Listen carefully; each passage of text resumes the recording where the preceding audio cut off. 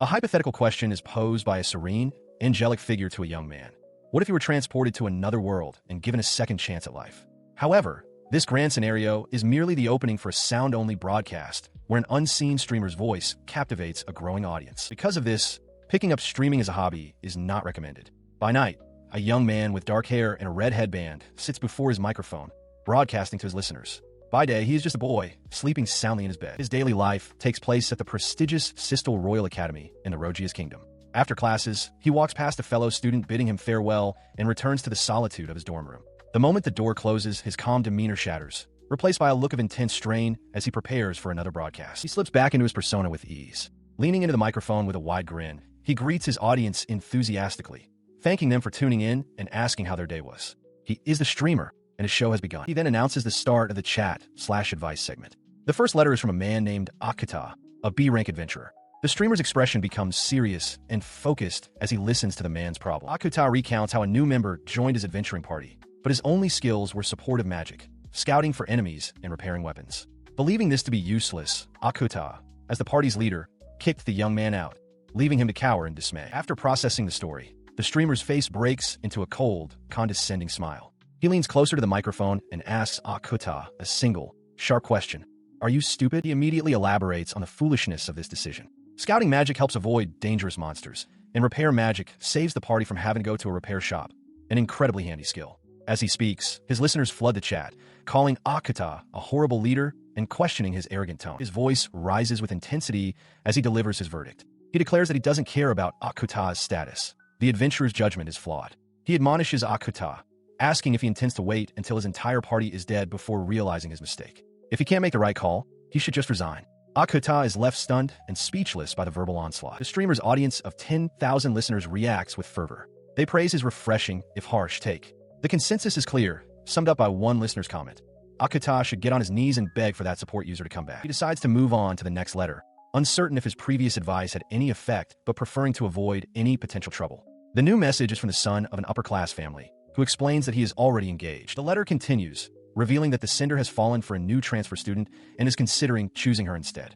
The message concludes with a shocking and selfish demand for the streamer to die, so the sender can marry the new girl, leaving Kanata utterly appalled. This outrageous sentiment causes an uproar among his diverse audience. In one home, a family listens in disbelief, shouting in outrage and questioning if the writer has any thought for his own family. Even royalty is incensed. A king, seated on his throne and flanked by guards, declares that this is not a matter to be dismissed lightly. The condemnation is universal, crossing racial boundaries. A group of demonic beings chimes in, advising the letter writer to first earn his fiancé's trust and to stop judging people solely on their appearance. Watching the stream, Rebecca's expression twists with jealousy. While a chat message mocks the streamer, she imagines herself confronting him, shouting that she wants a girlfriend too and calling him a dumbass, much to the confusion of Akuta beside her. His broadcast finished for the day. Kanata leans back with a sigh of relief and signs off, telling his audience he'll see them tomorrow. He holds a small device, wondering if this is how streamers felt in his previous life, admitting to himself that it was quite fun. As he sits in his room, the identity of the anonymous streamer is made clear. His real name is Kanata, and in this world, he's a transfer student. The next day at school, an instructor lectures the students. He explains that magic is fundamentally about imagination, demonstrating his point by conjuring a small, crystalline magical construct at his fingertips. Listening to the lecture among his classmates, Kanata reflects on his circumstances. He realizes that it has been some time since he was reincarnated into this world. He reflected on his past excitement upon discovering magic. In this new world, it had initially seemed wondrous, but now, surrounded by others who could also wield it, the novelty had faded. It was nothing special anymore. Kanata had quickly realized the potential of his power and, seeking to understand it, took the magic ranking exam. He obtained the prestigious rank S and enrolled in the Royal Academy, a school for the richest nobles and most powerful commoners. However, his presence drew the attention of a flamboyant, blonde-haired student who believed himself to possess unlimited power. This attention was not positive. Two other students cornered him, their expressions filled with disdain. One sneered that he wasn't welcome, citing his lack of family name, while the other bluntly told the pleb to beat it. His observation was stark and immediate. The nobles clearly did not like commoners. He understood that no matter how hard one tried, changing one's social status was nearly impossible in their eyes. He decided to handle the situation with disarming politeness for the time being. Clasping his hands together with a serene smile, he told them he wouldn't know the answer to their unspoken grievances and suggested it would be best to ask the teacher. The direct, yet passive, response left his bullies seething in frustration. The tense standoff was broken by the hurried arrival of a young woman, Maria Adarashisu, who ran onto the field, apologizing for being late. The blonde prince began to scold her, but Kanata interjected, telling the prince that if he had time to talk, he had time to perform. The prince glared back, incensed by the interruption. Ignoring the conflict, Maria turned to the teacher, thanking him for his kindness. The instructor waved off her apology, reassuring her that it was fine and no one was blaming her. He correctly guessed she had been busy helping around the house. The prince's attention shifted upon hearing the teacher mention Kanata's rank S achievement. With a confident smirk, he stepped forward, brushing back his hair and declaring that he would take the turn instead, striding past a nonplussed Kanata. He took his position before the practice targets, confirming with the teacher that he simply needed to aim fire magic at the target and that a fireproof seal was in place. He gave it his all. With a shout of fire, he unleashed a powerful blast of magic. After the prince's spell struck the target dead center, the teacher announced that they could allow one more person. He called out, "Today is Kanata's turn.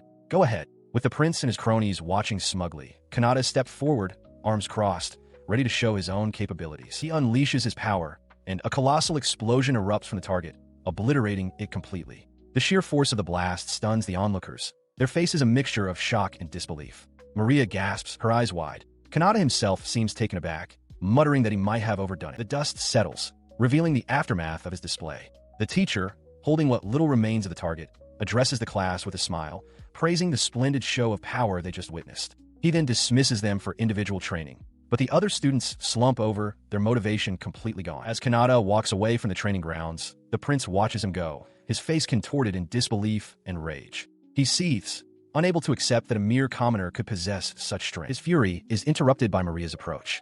She demands to know what the prince and his two companions are doing.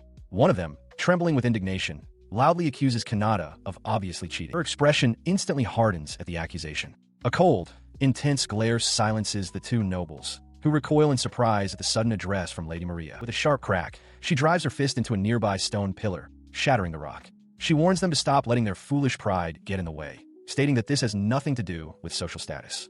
She explains that there's a certain quality possessed by people like him, a quality that allowed them to pass the exam. Meanwhile, as Kanata stands alone, another student approaches him. A young woman with elven ears calls out, startling him. She tells him his magic was amazing and that she was impressed. Kanata can only offer a quiet thank you in response. In the background, the prince and his followers bow respectfully to the elf girl, addressing her as Your Highness. She smiles warmly at his response, formally introducing herself. She confirms that she is indeed Lady Maria, a member of the royal family and also the youngest of the three princesses. She then begins to explain that he must be wondering why conflicts keep arising around social status. Kanata, however, is overwhelmed by the stares of the other students, internally wishing they could just get this over with quickly. He tries to dismiss her, saying it's nothing, but she runs a few paces ahead and turns back to him. She insists that he should hear what a certain Mr. has to say about the matter, her expression becoming serious. She winks, pointing a finger at Kanata as she offers a final piece of advice.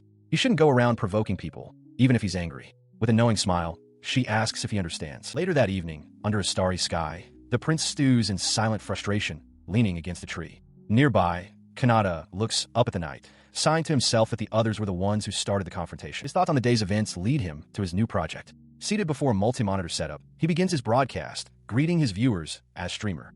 He asks how their day at work or school was, remarking that his equipment reminds him of a work terminal he acquired after enrolling here. He continues, explaining to his audience that he had to do a great deal of tinkering to upgrade the basic terminal into a proper personal computer. This was no simple modification. To create a platform akin to a streaming site, Kanata had utilized his limitless power.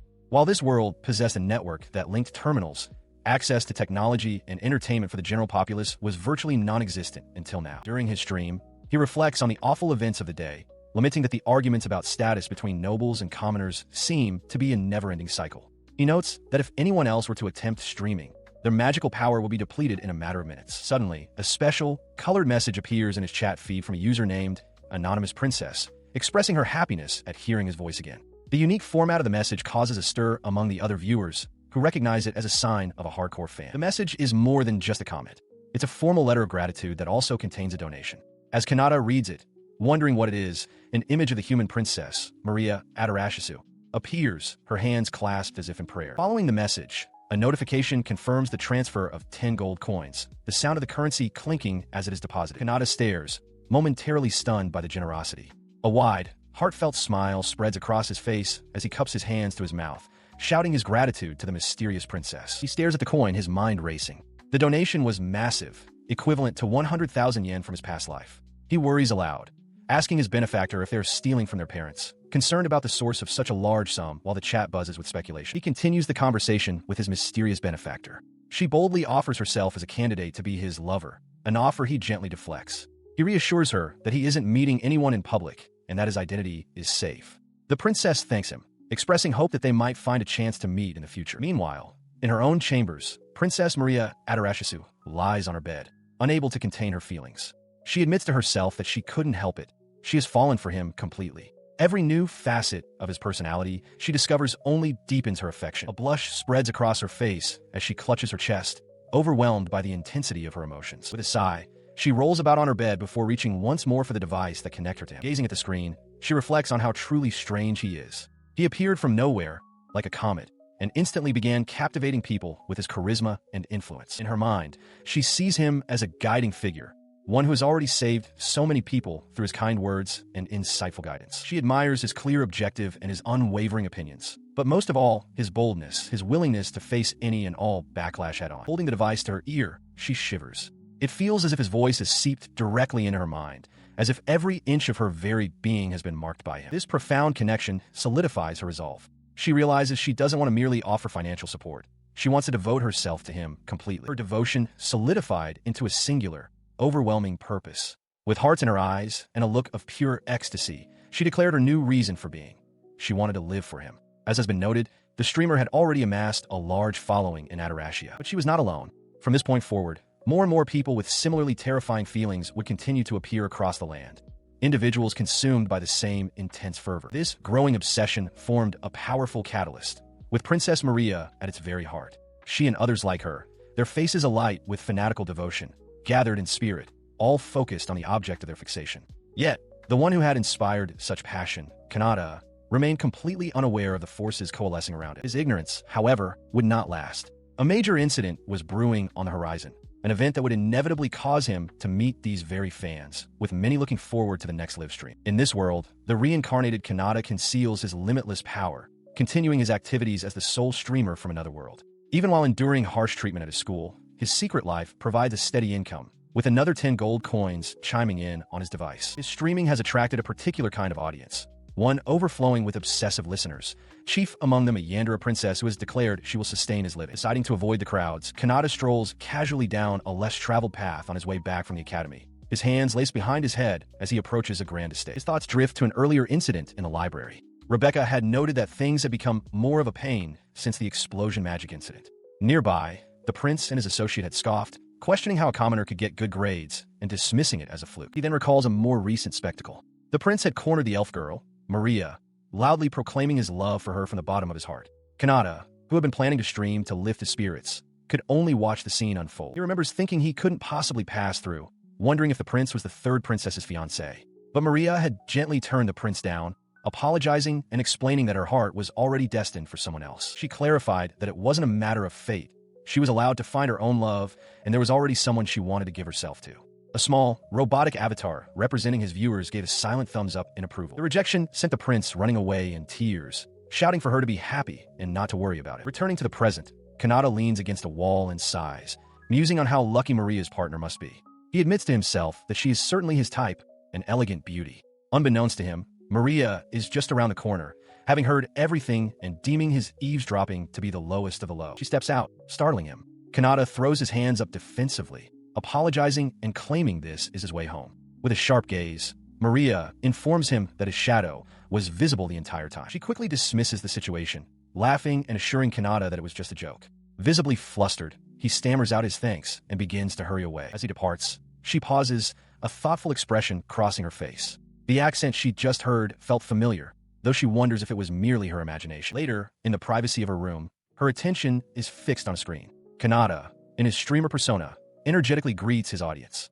With a look of pure excitement, she exclaims his name, revealing she had been eagerly waiting for his broadcast to begin. A chime signals a donation, and she is overcome with bliss, melting at the sound of his voice and declaring her love. A moment later, she snaps back to reality, surprised by the large sums of money being sent. She expresses concern for the other donors, suggesting they should prioritize themselves, lest she feel guilty for the system she implemented. Her demeanor shifts to one of fierce determination. She declares that she is the one who provides for the streamer and that she must now focus on the day's first letter. On the stream, Kanata reads a viewer's question aloud, pondering if living peacefully with demons is truly so bad, as conflict only leads to more suffering. He admits that he doesn't fully grasp the issue, acknowledging the common knowledge that demons are a race to be opposed. His words spark a flurry of reactions from his audience. Some accuse him of betraying humanity, while others note he has expressed similar sentiments before. The idea of good demons is raised, but it is clearly a taboo subject. Listening intently, Maria recalls that he had said something like this before, drawing a parallel between the prejudice against demons and the discrimination faced by slaves.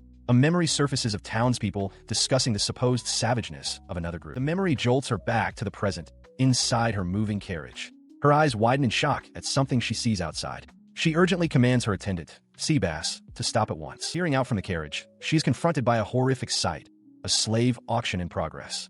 Caged individuals cry out in despair. One begs not to be looked at, while another, a young girl, pleads with the well-dressed lady, asking if she's her new master and promising to do anything to avoid being whipped. She stands frozen before the horrific scene, her attendant Seabass confirming her fears. It is indeed a slave market. He assumes her knowledge comes only from her studies and suggests they move on, but she questions him, her voice trembling, asking if slavery isn't a relic of the past. In response to her desperate plea to do something, Seabass can only admit his own powerlessness. He explains that powerful nobles and ministers still partake in the trade behind closed doors, making any legal reform nearly impossible. As Maria clenches her fist in frustration, he adds that he has heard of someone who offers guidance to those who have lost their way. Her expression hardens with resolve. She holds up her communication device, a familiar icon glowing on its screen, and realizes who Seabass must be referring to, the streamer. If she is truly serious about this, she concludes, then asking him for help might be her only option. The desperation of the enslaved is palpable. A man trapped in a cage wonders aloud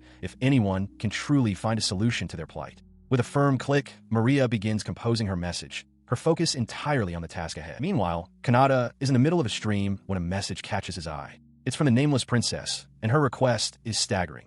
She wants to abolish the slave market. He expresses his shock that slavery even exists in this country, a sentiment that earns him mockery from other viewers. The princess's message continues, declaring that robbing people of their right to live freely is the ultimate evil. He continues speaking directly to the princess, his voice emanating from her device. He challenges her, suggesting that if she truly holds the status of princess, she should be the one to try and change the law, even while admitting that dealing with old regulations would be a difficult task. His words act as a catalyst. A fire ignites in her eyes as she declares her intention to go to her father, the king.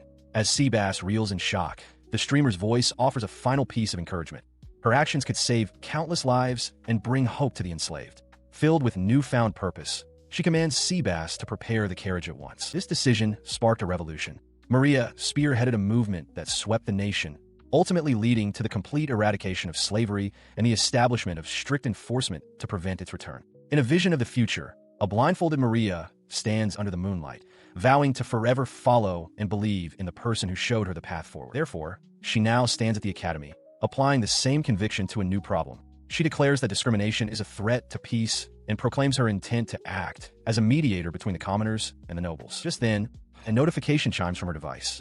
She glances at the screen, only to find the comments have devolved into a petty argument, with users bickering over who is most deserving of being with the streamer. The stark contrast between her grand ambitions and this trivial squabble leaves her utterly stunned and speechless. Her bewilderment quickly curdles into fury. She demands to know what the others are talking about, calling them trash. With manic intensity, she declares herself the most suitable person for the streamer, punctuating her claim with a flurry of donations. Her declaration is met with a hesitant response from the streamer himself. He admits he's flattered by the sentiment, but clarifies that he dislikes people who quarrel in public for all to see, labeling such behavior as a nuisance. His words strike her with the force of a physical blow. Tears well up in her eyes and stream down her face as a devastating realization dawns on her. The streamer hates her actions, and by extension, he must hate her. She quickly recovers from her despair, her expression hardening with new resolve. She declares that she understands and will do her best, vowing to get along with the others for his sake. As she makes this promise, the streamer muses aloud that getting along with demons is also important, idly wondering what the Demon King is like. His casual remark sends a shockwave through his audience. The reaction is immediate and overwhelming. His viewers, a diverse crowd of faces filled with panic and anger, erupt in a unified plea, begging him not to speak of such a topic. He remains completely oblivious to the uproar he has caused, having touched upon a great taboo of this world. Leaning back in his chair, he simply wonders if he will ever see a world where humans and demons can live together in peace. Elsewhere, the prince watches the stream, a smirk on his face. He finds the streamer's audacity interesting and resolves to start thinking more progressively himself. A powerful, Horned woman holds up a hand, dismissing a group of terrified adventurers cowering before her. She declares them boring and not worth the effort to kill, commanding them to return only when they have grown stronger. This confrontation took place sometime before Kanata's more controversial broadcasts. The adventurer Akata, defeated on the ground, recognizes a swirling vortex of energy as a warp portal. The horned woman taunts the humans, questioning if they could ever hope to fight against a power they would classify as SSS class. Her expression softens into contemplation as she clutches a pendant at her chest. She silently wonders why they must continue to fight for centuries on end, questioning if this is truly the right choice for her people. The moment of doubt passes. As she walks through a grand hall, two of her demonic subordinates gaze at her with reverence. One of them calls her Lady Shrauza, remarking that she is as strong and beautiful as ever. She continues on, musing that there is little point in questioning what has long been established as common sense. One of her attendants points out that the adventurers dropped something interesting. On the ground lies a small device with a cracked screen, displaying the face of a streamer. Lady Shrauza wonders who in the world this person could be. Later, a different subordinate, a bespectacled demoness named Kikiki, explains the device's function. She notes that while they don't have a signal in their current location, it is said to be popular to listen to him. Holding the device, Shrauza considers that it might be useful for gathering information. Having reached a decision, she turns to Kikiki and a small, floating familiar. She gives a direct order: go, and make something that will allow them to receive this signal. Kikiki eagerly accepts the command. Sometime after, Shrauza sits intently before a newly constructed computer terminal. Kikiki and the familiar stand by, watching her anxiously as the subordinate asks for her assessment. She suddenly stands from her chair with a sharp sound, startling another attendant. Shrauza declares that this endeavor will, at the very least, help her kill some time. She leans in close to the screen, her focus absolute. On the screen, the streamer asks his audience what they ate today, casually mentioning he had egg toast. Shrauza, who reveals she had meat for breakfast, is visibly stunned by the sheer mundanity of the conversation. She slumped over her desk, a blush of frustration on her face. She chided herself for even considering sending a message, convinced the streamer would never respond to someone like her. Despite her internal conflict, watching his broadcasts had become a comforting daily routine. She recalled her initial assessment of him as someone merely killing time, a perception that was rapidly changing. As she sipped from her cup, she pondered his true nature. She recognized the immense magical power required to broadcast one's voice across all directions and came to a startling conclusion. He was a human possessing more mana than even she, the Demon Lord. This realization made his next words resonate with shocking force. The streamer questioned the very reason for the conflict between humans and demons, declaring that war was meaningless as it only served to increase the death count. The sentiment struck Shrauza so profoundly that her cup slipped from her grasp. Her attendant, noticing her stunned expression, quietly asked if she shared the streamer's opinion. He continued, clarifying that it was just his personal opinion, but he felt that if their leaders would stop focusing on fighting, they could begin peace talks instead. Shrauza listened, utterly captivated. A faint, amused smile touched her lips as she covered her mouth, thinking him a fool. Yet in that moment, a profound shift occurred. From then on, Shrauza began to see him as a comrade. Her deep thoughts were then immediately derailed by a more pressing matter: what to have for dinner. Her newfound sense of kinship prompted her to action. She sent a massive donation, startling the streamer with its size. He expressed his gratitude, but urged the anonymous supporter to prioritize their own well-being. Unseen, Shrauza simply resolved to become his personal wallet. She reveled in her secret patronage, laughing with manic glee. Her delight was cut short, however, when a notification announced another large donation, this time from the nameless princess. Shrauza's joy instantly curdled into fury. When a subordinate cautiously asked if something was wrong, she snapped back that there absolutely was. Her possessive fixation was beginning to mirror that of a certain other princess. Her anger was momentarily forgotten as the streamer mused aloud, wondering what the Demon Lord looked like and asking his audience if they wanted to find out. He then seemed to pose a question directly to her. "You want to see me?"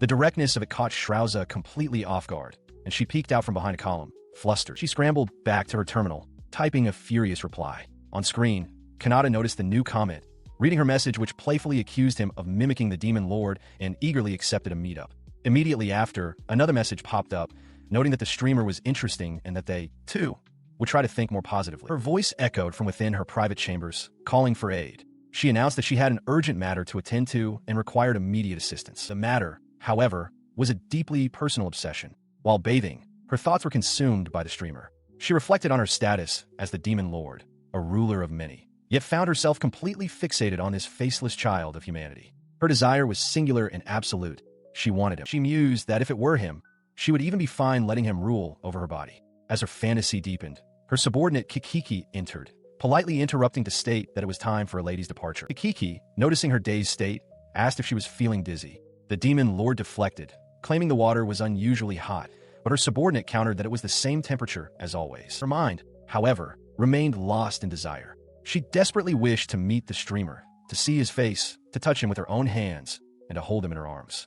She wondered what she must do to make such a wish come true. Her resolve hardened as she focused on her goal. She knew he resided in the human realm, and with a determined gaze, she vowed to offer everything she possessed as a demon lord to get to him. With her decision made, she took flight, a winged silhouette launching from the spires of her dark castle, questioning if he would, in turn, grant her everything she wished for. Her journey began not with the streamer, but with a show of force. She materialized before a terrified human king, a predatory grin spreading across her face as she announced it was time to begin. Meanwhile, far from the machinations of demons and kings, Kanata began to stir in his bed, stretching as he slowly woke to a seemingly normal morning. His quiet awakening was shattered by Zeus, who burst in complaining about the noise outside. He urgently shouted for everyone to look at the news. In a bustling castle town, the news spreads like wildfire. Citizens gather in the streets, clutching newspapers that declare a ceasefire.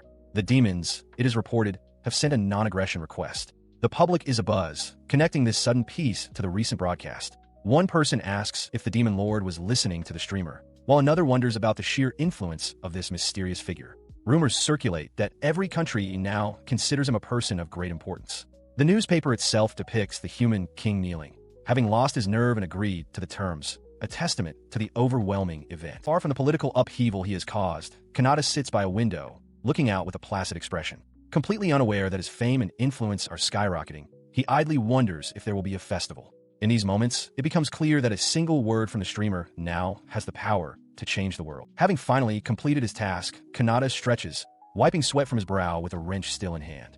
Announcing that he's starving, he decides to eat outside and promises to explain everything to his audience later. He steps out into a bustling town square, the sounds of a lively populace filling the air between the timber-framed buildings. Strolling through the crowd, he takes a large bite of some skewered food, marveling at how great it tastes. He muses that spending days outside isn't so bad, but his thought is cut short as he is suddenly splattered with sauce, prompting him to shout in annoyance at whoever spilled it. The commotion comes from a burly man with a shaved head aggressively confronting a woman in a hooded cloak. He yells at her to watch where she's going, pointing at the stain on his shirt and demanding she make it up to him. The woman apologizes meekly, but Kanata, watching from a distance, recognizes the situation as a classic scam. He observes that the scammer's tactics are particularly low and notes the absence of any soldiers nearby. He wonders with a sigh if this world is somehow testing him, pushing him to get involved. He considers that while dealing with such things is a pain, doing nothing would be worse. Steeling himself, he calls out to the thug, addressing him as Old Man. Kanata steps forward, calmly stating that the woman only bumped into him and questioning the man's extreme reaction. The thug turns his attention to Kanata, aggressively asking what he wants. With a confident smirk, Kanata cracks his knuckles and tells the man to let the woman go. In a flash, he seizes the thug's arm, effortlessly twisting it. The man cries out in shock, stunned that someone with such thin, stick-like arms could possess such power. Panicked, he quickly makes an excuse about being late for work and flees the scene. With the man gone, Kanata turns to the hooded woman, muttering that the scammer could have at least apologized. The woman looks up at him, her face still obscured by her hood, and asks what's wrong. She pulls back her hood, revealing a delicate face with large, light-toned eyes. She explains that his voice simply sounded familiar. Kanata is taken aback, wondering if she could be one of his listeners. The thought of a romance with such a cute girl crosses his mind, but he quickly dismisses it as a misunderstanding. She stands flustered, admitting that she could have chased the man away herself, but might have injured him in the process. Kanata urges her to go home before anything else happens, telling her it's all right.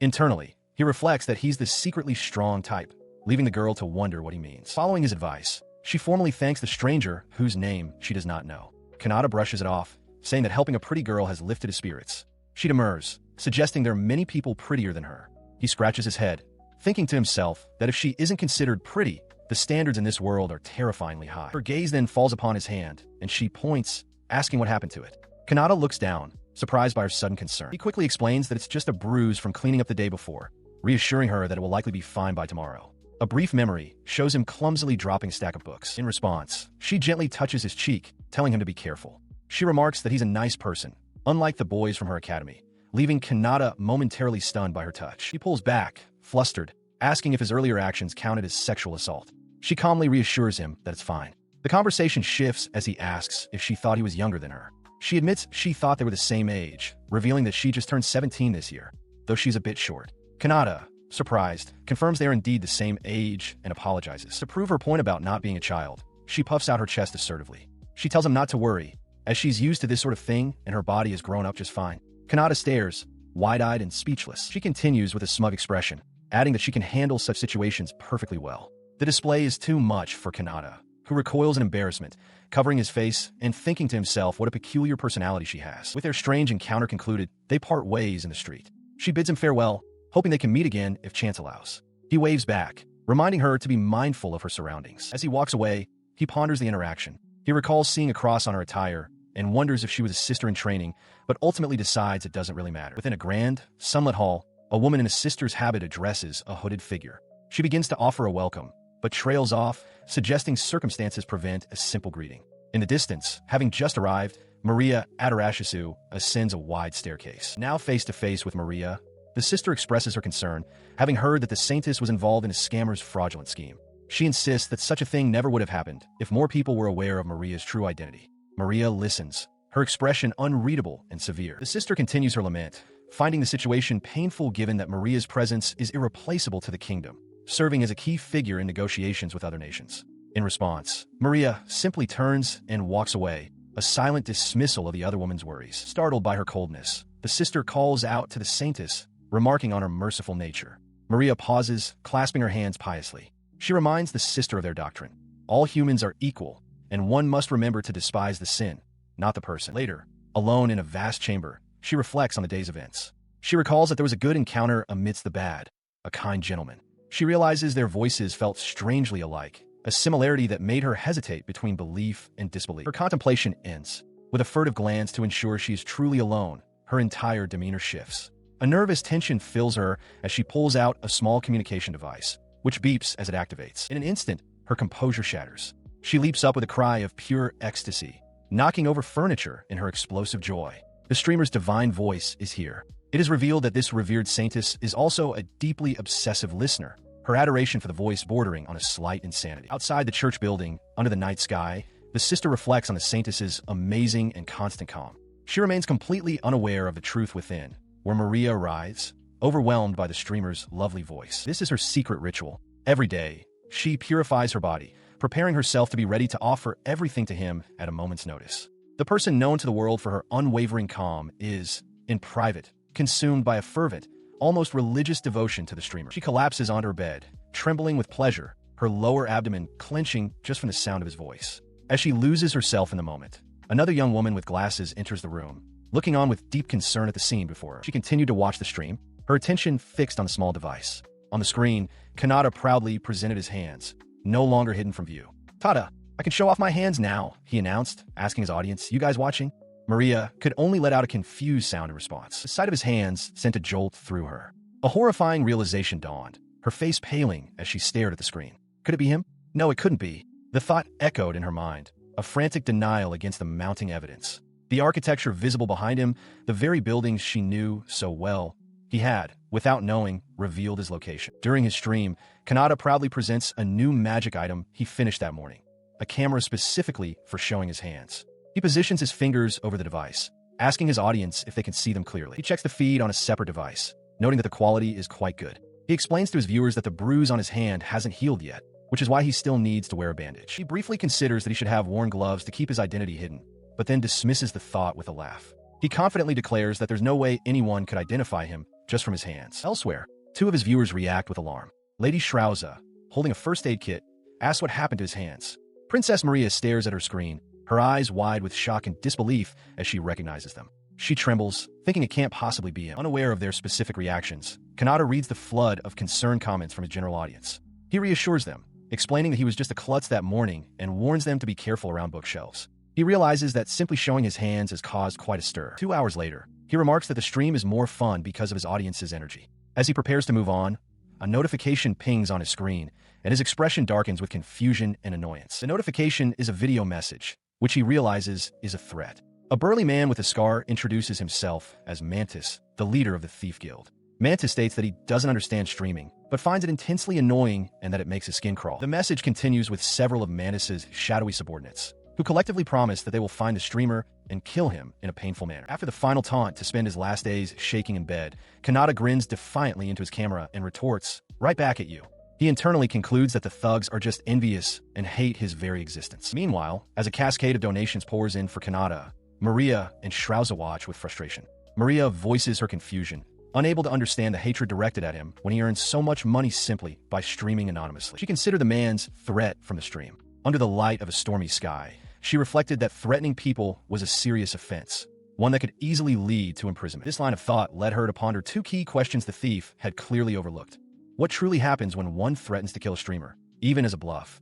And just how much power do his devoted followers actually possess? Hours later, the consequences began to unfold. In a desolate, rocky hideout, the members of the Thief Guild lay scattered and defeated amongst their broken weapons. From the carnage, a single figure fled into the night. Mantis, the guild's leader, gasped for breath as he scrambled away from the bodies of his fallen comrades. His frantic escape was cut short as he cursed his luck. He couldn't understand how they had found him, but before him stood a line of armored soldiers and, among them, the very streamer he had threatened. The sight drove him into a rage. He blamed the streamer for his humiliating retreat, screaming defiance as he brought his fist down, shattering the communication device that had started it all. His outburst was met with swift retribution. An unseen force sent him flying, and he cried out in pain as he hit the ground. A new figure appeared, calmly observing his fall and remarking that she hadn't expected a mantis to be so weak. The figure was Maria, now clad in the robes of a holy sister, a cross clutched in her hands. She chided the man on the ground for making things more difficult. Beside her stood the adventurer Akata, who dryly asked if she could avoid causing him so much trouble. Unseen by the humans, another pair watched from distance.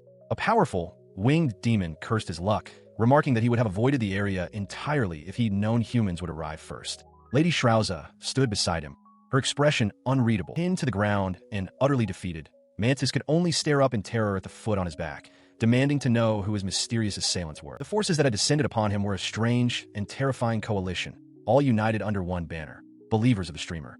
A horned demon lord, a serene woman of the cloth, and a stern elf princess all delivered the same verdict: judgment must be passed. Their subordinates, a powerful warrior, a cheerful woman, and a stoic swordsman, were ready to carry out the sentence: death. Among them, two figures stood over the terrified thief. The woman dressed as a nun declared that they were passing an emergency judgment. Her companion, the swordsman Akata, seethed with rage, questioning how such a hopeless fool could even dare to think of killing their target. Defeated and broken on the ground, the thief could only watch as the two demons who had been observing from a distance flew away. He realized with dawning horror that they, too, were believers, less zealous than their superiors, perhaps, but still part of the same insane flock. From his vantage point, this outcome was both self-earned and deeply unfortunate. It served as a stark, painful example of just how terrifying the online world could be. A few days later, at the academy, the prince read a newspaper article with a smirk. The official story reported that the royal knights had successfully hunted down the notorious thief, Mantis. He remarked on their impressive work. He was not the only one to hear the name.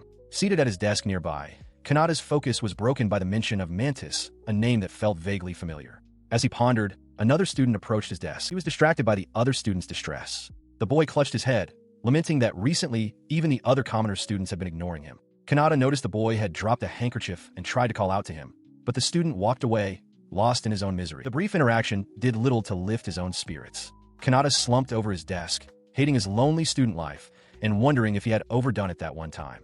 In the background, other students chattered, mentioning that the teachers were in an important meeting. His melancholy was interrupted by the classroom door sliding open. A teacher entered, instructing everyone to take their seats. From his desk, another student glanced over at Kanata, noting how lifeless he appeared. The teacher stood before the class and made an announcement. Though it was sudden, he explained that a certain person would be joining their class temporarily. The news sent a wave of excited murmurs through the room, but Kanata could only look on with a weary, troubled expression. As Kanata sat stunned by the teacher's announcement, the subject of the discussion made her way down the school corridor. However, this was no ordinary transfer student. She was a person of the utmost importance to the capital, one who held a close relationship with the royal family. Until this moment, she had never revealed her face in public, but she had decided to make an appearance for the sake of her own future. Back in the classroom, the prince issued a stern warning to the students, telling them not to try anything rude. With a sharp gesture, he then permitted the newcomer to enter, a development that left Kanata utterly bewildered. The girl stepped into the room and greeted the class. She introduced herself as Alfana, explaining that despite her youth, she held the position of saintess. The revelation sent a shockwave through the classroom, leaving Kanata and his peers speechless as the new student gave a playful wink. At the academy, Kanata rests his chin on his hand, contemplating the news. He correctly surmises that rumors of the saintess transferring into the S-class are spreading like wildfire, with other students already rushing off in excitement to catch a glimpse of her. His prediction proves true as the classroom erupts into chaos. A large crowd of students swarms Alfana's desk, calling out to her and marveling at her beauty. From his seat, Kanata watches the scene unfold with a knowing look, having anticipated this exact reaction. One of the female students manages to get Alfana's attention, asking why a saintess would transfer to this particular academy. Alfana gives a playful wink and touches a finger to her chin, thoughtfully replying that it is for something akin to societal observation. She then amends her statement, adding that she has another, true goal in mind. Kanata overhears this, his expression turning serious as he considers her words. His mind drifts to what little he knows about the title of saintess, recalling time spent in a library, poring over books to learn everything he could about this new world. He remembers the texts explaining that a saintess is a rare individual chosen only once every few decades, a person possessing immense mana and a worthy personality. This figure holds authority over the entire church, excels in diplomacy, and maintains a close relationship with the royal family. Alfana herself confirms this, mentioning she is friends with Princess Maria. The pieces click into place for Kanata. He realizes that the girl he ran into before was this very transfer student. He muses that, given her power, she would actually be a better fit for the SSS class, not just the S class. He grimaces, recalling their first encounter and how he treated a simple, lost civilian. A wave of relieved sweat breaks out on his face as he thanks his lucky stars that she forgave him for his earlier behavior. As Alfana sits at her desk, a confident young man approaches. He introduces himself as Zickert of the Landauer House, a student from the SSS class. Noting that Princess Maria is absent on official business, he offers to guide Lady Alfana around the school in her stead. Alfana seems taken aback, offering a hesitant greeting. Her hesitation vanishes in an instant. With a cold, dismissive expression, she questions his audacity in calling her by her name without permission.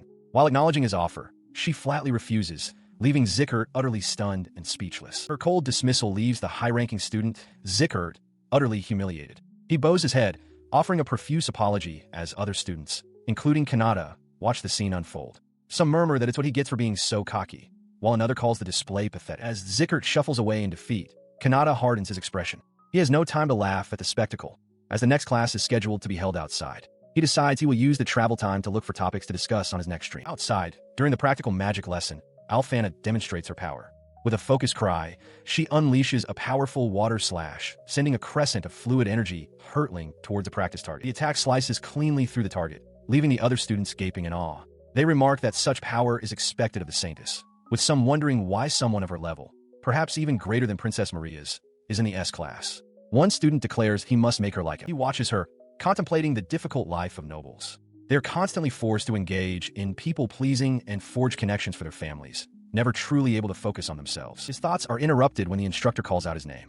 The teacher directs Kanata to go to the starting point for his turn, and Kanata acknowledges with a simple gotcha. As he walks past the line of students, Alfana steps close to him. She leans in and whispers a quiet message of encouragement directly to him. Please do your best, good sir. Her unexpected proximity and personal encouragement send a jolt of shock through Kanata. He freezes, his mouth agape, as she calmly turns and walks away. He remains stunned for a moment, processing what just happened. He can't believe she not only noticed him, but also spoke to him. As he stands there flustered, Alfana continues on her way, hiding a small, satisfied smile. The brief interaction ignites a fire within him. Now filled with a powerful new motivation, Kanata strides confidently toward the starting point, determined to show off. Zeus observes his friend's sudden change in demeanor, remarking that being so motivated is a good thing. He takes his stance, determined not to overdo it like last time. Focusing his energy, he unleashes a water slash, a controlled jet of water that slices cleanly through the air toward its target. The blast strikes the target dead center. The teacher, observing from the side, nods in approval, murmuring, nice shot. However, not everyone is impressed. Zickert and his companions watch with disdain. One dismisses the display as the same old trick, while Zickert scoffs, questioning what a filthy peasant thinks he's doing and calling him as annoying as ever. Kanata hears their jeers, but resolves to ignore them, remaining unbothered. Their words, however, do not go unnoticed. A cold, sharp voice suddenly rings out, demanding to know who just uttered the words filthy peasant. The voice belongs to the elf princess, her expression radiating cold fury. Kanata looks on, startled, as she declares her disbelief. She had heard from Maria about such behavior, but had dismissed it as a joke, shocked to find that nobles who insult peasants actually exist within the academy walls. Her intense aura immediately silences Zickert's group. They recognize that the magic they've just witnessed is nothing like their own brute strength. It was refined and perfectly controlled. A horrifying skeletal figure materializes behind the elf princess as she commands them to learn some shame.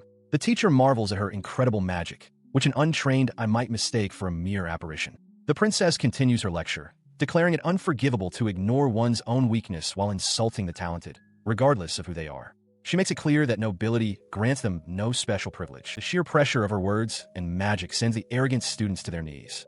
Kanata, bewildered by the scene, wonders if he somehow angered them further.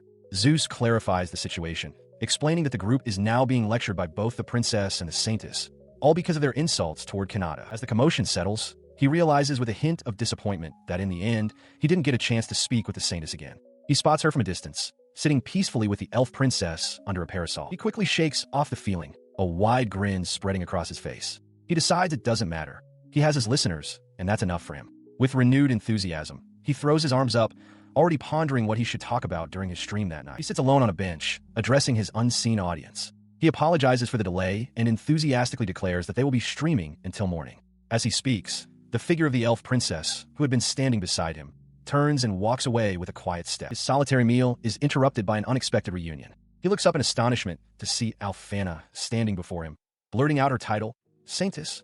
Alphana smiles, but her eyes are sharp as she notes that he seems to have had a prior guest. The realization dawns on Kanata, his face contorting in shock as he understands she saw who had just left. Kanata had been exploring the school grounds when his path led him to an ornate structure. There, he spotted the girl known as the Saintess, Alphana, standing alone. He watched her for a moment, a small, thoughtful sound escaping her lips. His quiet observation was cut short as she suddenly turned and grabbed him by the lapel, her expression intense. She announced their reunion, addressing him formally as good sir, leaving Kanata completely flustered. She pressed on, asking if he remembered her as the girl he met in town.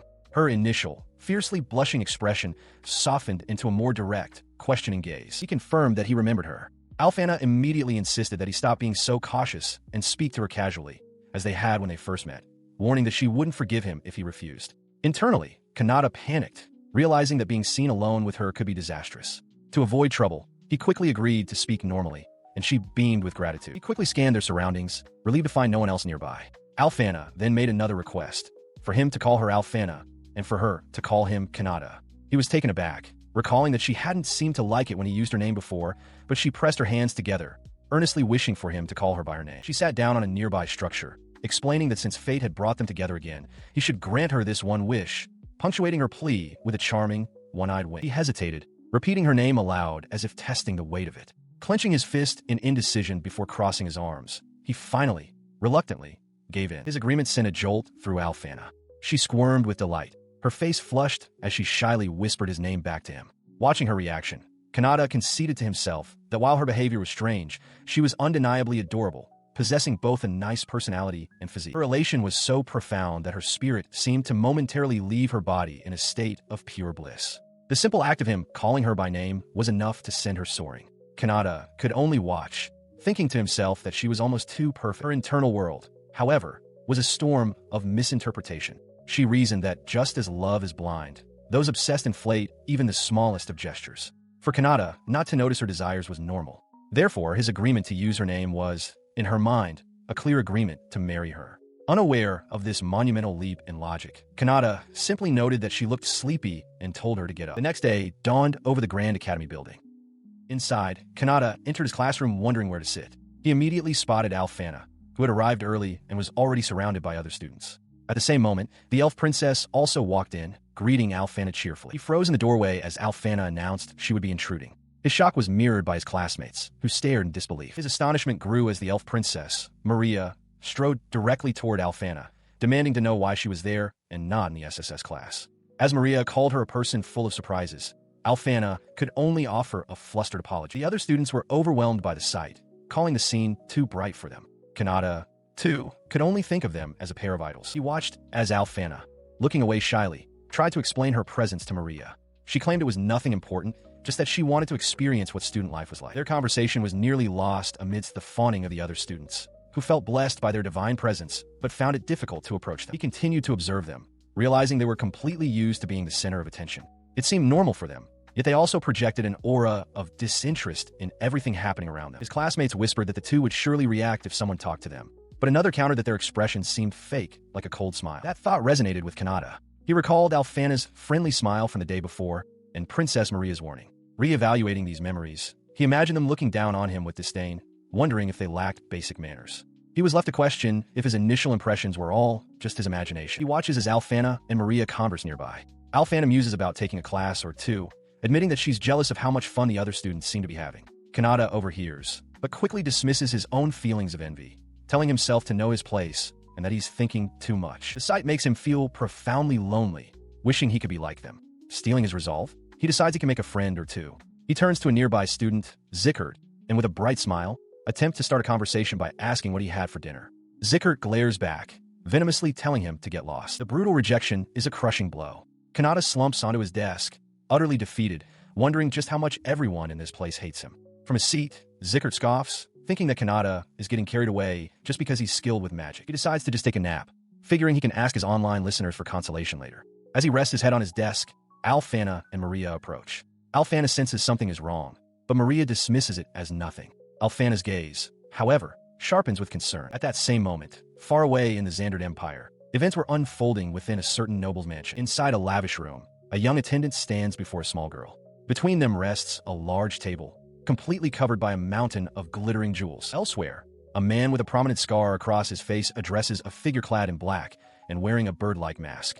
He informs the operative, whom he calls Crow, that an anti has appeared and that they have a mission. Crow accepts, clenching a gloved fist as a device in their other hand cracks under the pressure. A man with a prominent scar over his eye smirks, advising his associate to be patient. But the associate, a figure cloaked in black and hidden behind a plague doctor's mask, is all business. With arms crossed, the assassin known as Crow demands to know his target. That same name echoes in Kanata's mind as he looks out over the school grounds.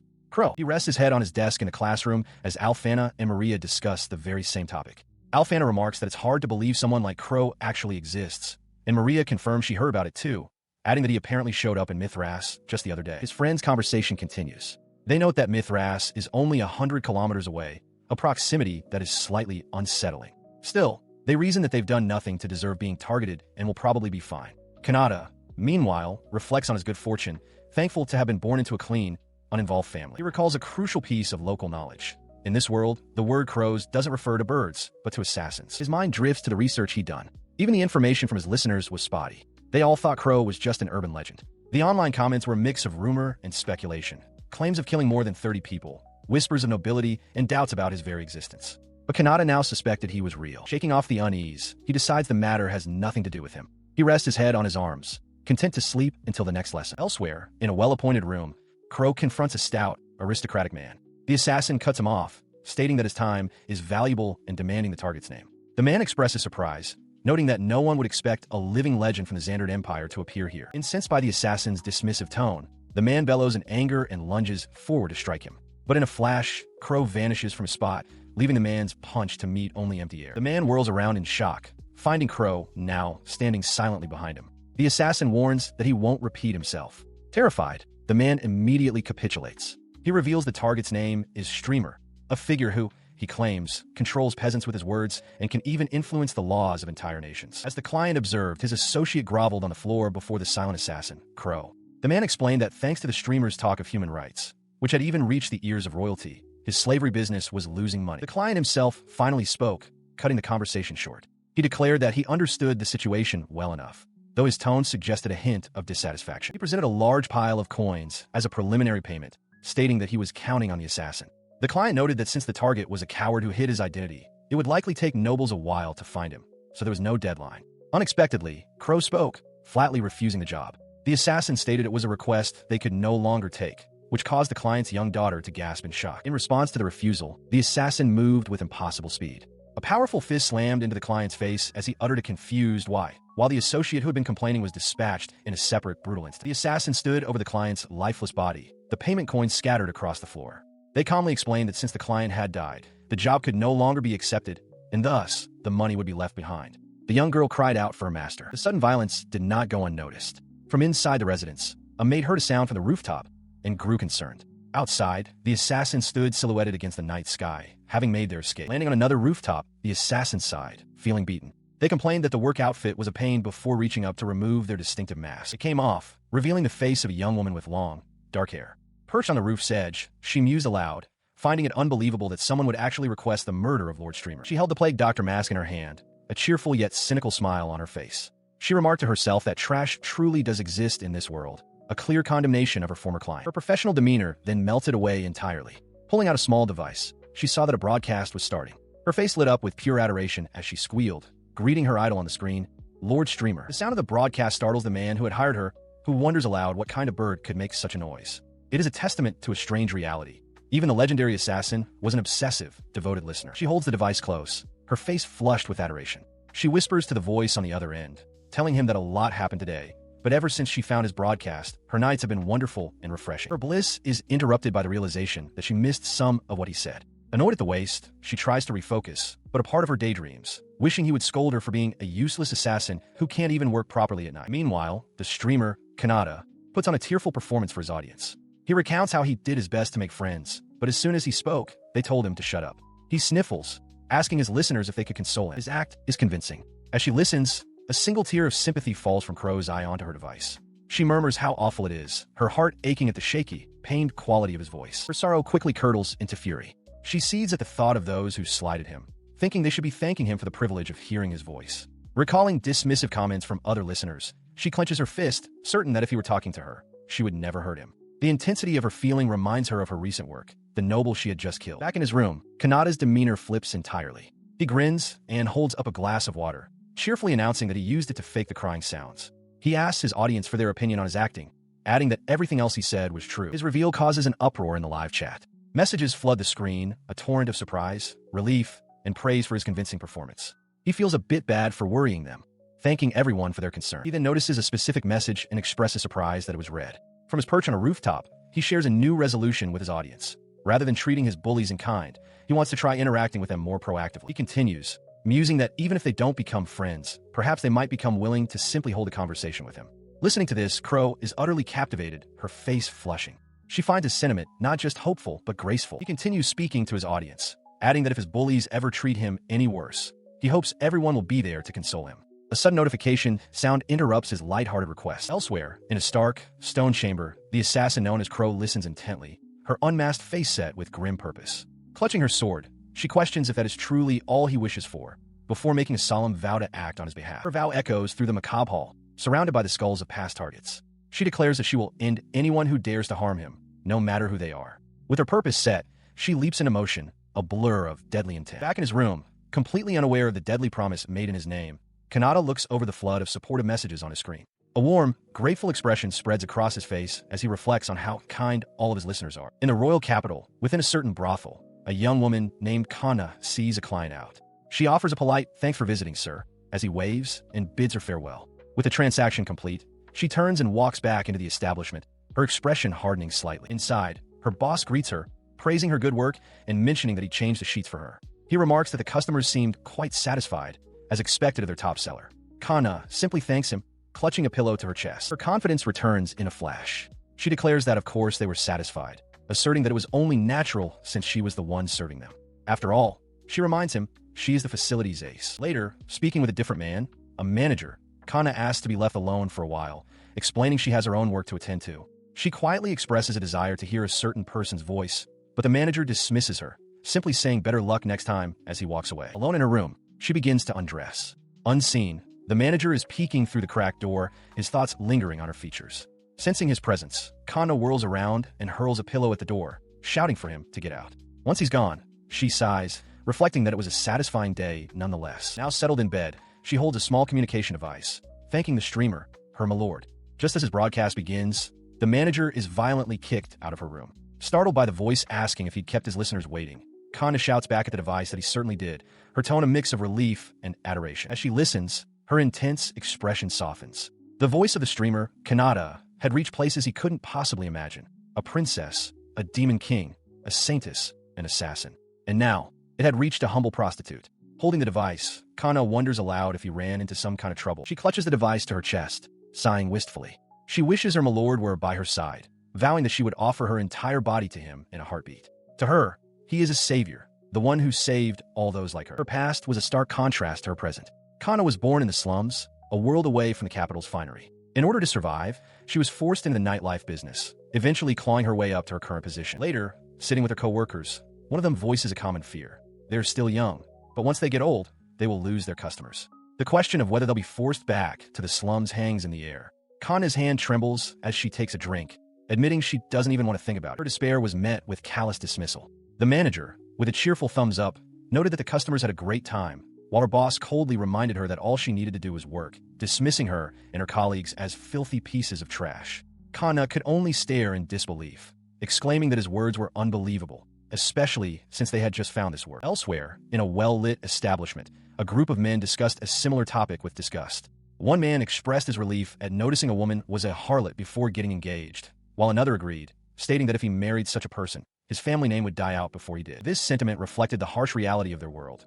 Prostitutes' social standing was abysmally low, and they were often treated as less than human, like rotten food. Amidst this, Kana gently helped the drunken co-worker, suggesting it was time for them to go home. As they returned to their quarters, the manager, attempting to lift their dampened spirits, suggested they try to forget about the unpleasantness by tuning into the streamer's broadcast. He announced that it was just about to start. Gathered around the viewing device, they watched as the streamer, Kanata, began his broadcast. He admitted to being a bit of a clean freak and mentioned seeing something that shook him, which prompted a laugh from Kana and the others.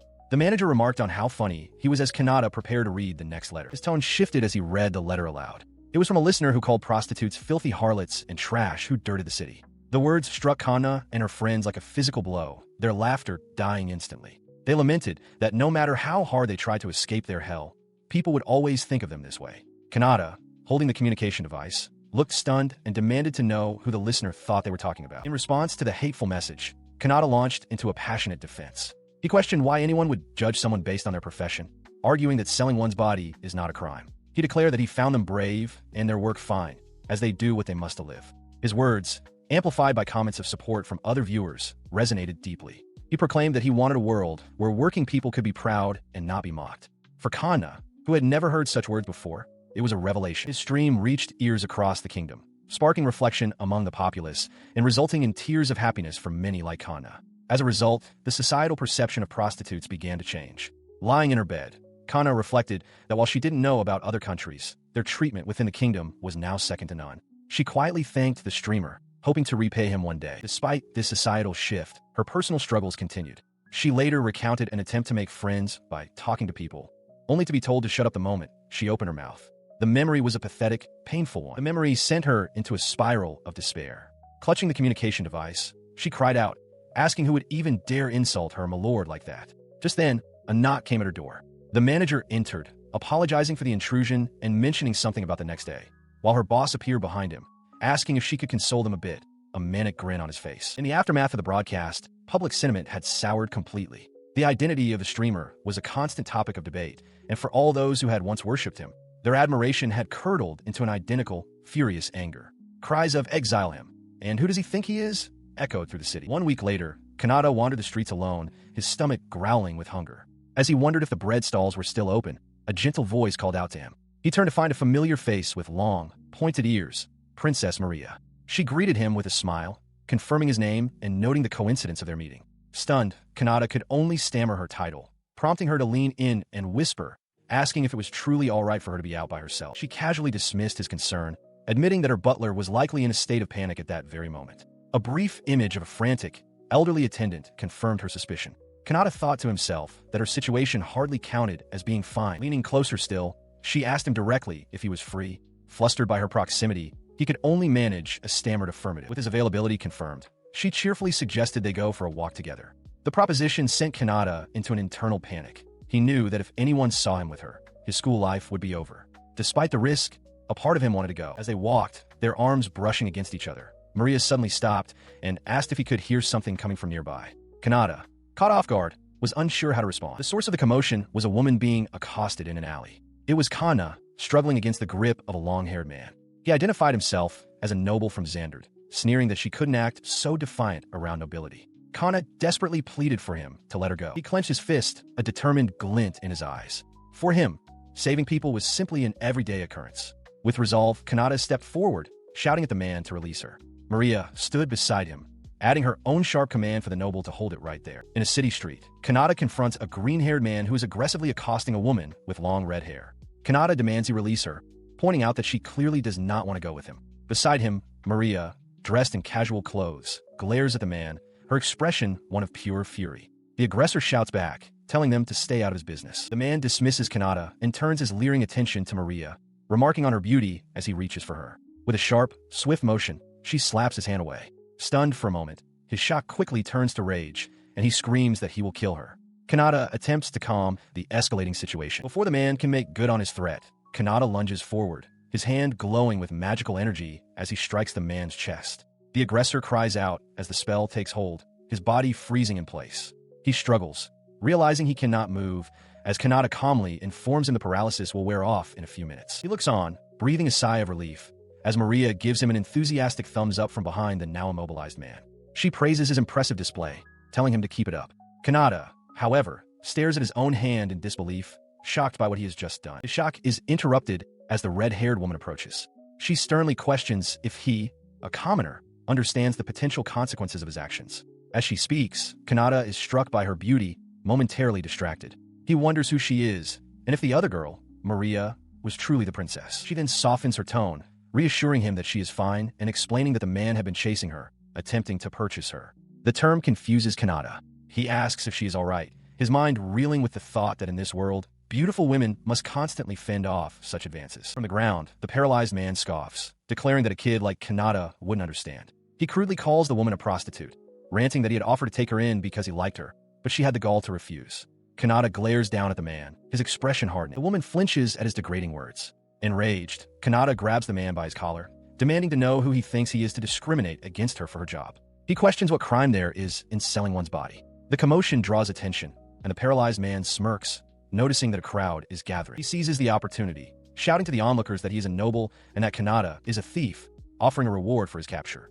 Kanata is stunned by the false accusation. Just then, Maria steps forward calmly and asks the noble if he is an idiot, revealing that she was the one who called the people over. She winks at Kanata, apologizing for the delay. As the paralyzed noble curses her, she explains to Kanata that she informed the arriving city guards about a brave student saving a woman from a perverted noble. With a pointed look towards the armored figures, she adds for clarification, to be precise. She reveals her authority with a calm smile, explaining to the stunned onlookers that the man being arrested is not just any noble, but a pervert. The woman Kanata saved looks on in shock as Maria's identity is declared for all to hear.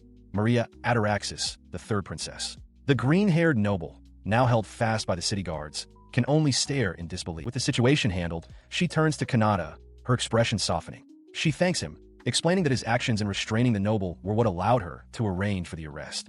In the distance, the guard can be seen leading the disgraced man away. He watches them depart, remarking that the matter is finally settled and that patrols in the area will likely become stricter. As Maria prepares to leave, one of the guards informs her that they will seek her counsel on such matters in the future. Just then, the red-haired woman approaches him. She expresses her gratitude not only for his help, but also for affirming her and her line of work. To his surprise, she gently takes his hand. As she holds his hand and asks for his name, he stammers that it was nothing, all while discreetly showing his hands through his streaming device to reassure his audience. He tells her his name is Kanata. She introduces herself as Kana, stating she's a good judge of character. She hands him a small, carved token, instructing him to show it at the reception of the brothel where she works. It will grant him immediate access to see her. Announcing she has to get to work, Kana leans in close to the stunned Kanata. She whispers a provocative offer. If he's ever tired or needs to let out some stress, she'll help him, free of charge. With a final wave, she departs. Before he can process the offer, Maria appears suddenly at his side, her face uncomfortably close. He yelps, startled by her proximity, as she coolly remarks that Kana seems to be a very sharp woman. He agrees with her assessment. Noticing the setting sun, they both acknowledge it's time to head home and bid each other a safe journey. But as he turns to leave, Maria grabs his arm, her expression one of clear annoyance. She demands to know why he didn't invite her to walk home together since they take the same path, telling him to cover for her if any students see them. Internally, however, she blushes, thinking that her beloved Lord Streamer would have surely escorted her, drawing a line between the boy beside her and the persona she admires. As the city guards drag the disgraced noble away, his face twists in fury. He screams that he was humiliated, vowing that the commoner brat who caused this is different. Nearby, a man with sharp features and reddish-brown hair listens intently to the outburst, a bead of sweat trickling down his temple as he processes the noble's rage. Walking away from the commotion, Kanata sighs, muttering that dealing with them will be a pain, though he insists he has nothing to do with it. Maria walks silently beside him. The man who had been listening now smirks with satisfaction. He has all the information he needs. A commoner living in the capital named Kanata. While streaming, Kanata contemplates the influence of his own voice, posing a hypothetical question to his audience. What would they do if he declared his intent to conquer the world? The response from his most devoted listeners is immediate and absolute. One vows to offer him all the countries she has conquered. Another promises to use her power to reset the world to zero, making him its new ruler. A third pledges to take care of anyone he wishes, offering him everything in her power and the world itself. He laughs nervously, dismissing his comment as a joke and noting that he isn't actually interested in world domination. He reminds himself to be more careful with his words, recalling the online conflicts he used to cause. Messages of unwavering support continue to flood in, with listeners telling him to do his best and that his voice brings them happiness.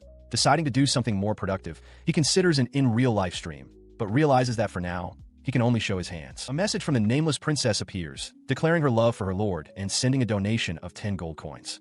Caught in the moment, Kanata replies that he loves her too.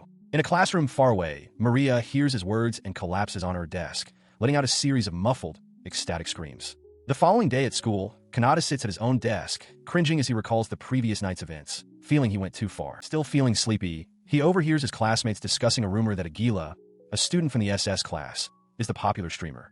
Maria and her friend debate the topic. The friend points out that Agila is a noble, whereas the streamer claimed to be a commoner, concluding that he must be lying. Kanata listens quietly, internally resolving to expose the impersonator on his next stream. Later, he scrolls through comments online, noting the speculation about the streamer's identity and wondering how he could prove the truth without revealing he's a student. His curiosity about the impersonator grows. As he walks through the school, he spots a group of noble students, including the prince, and feels a surge of irritation. Elsewhere, the Saintess Alfana looks at her own device, prompting a young girl beside her to ask if something is wrong, though Alfana dismisses her concern. His resolve hardens.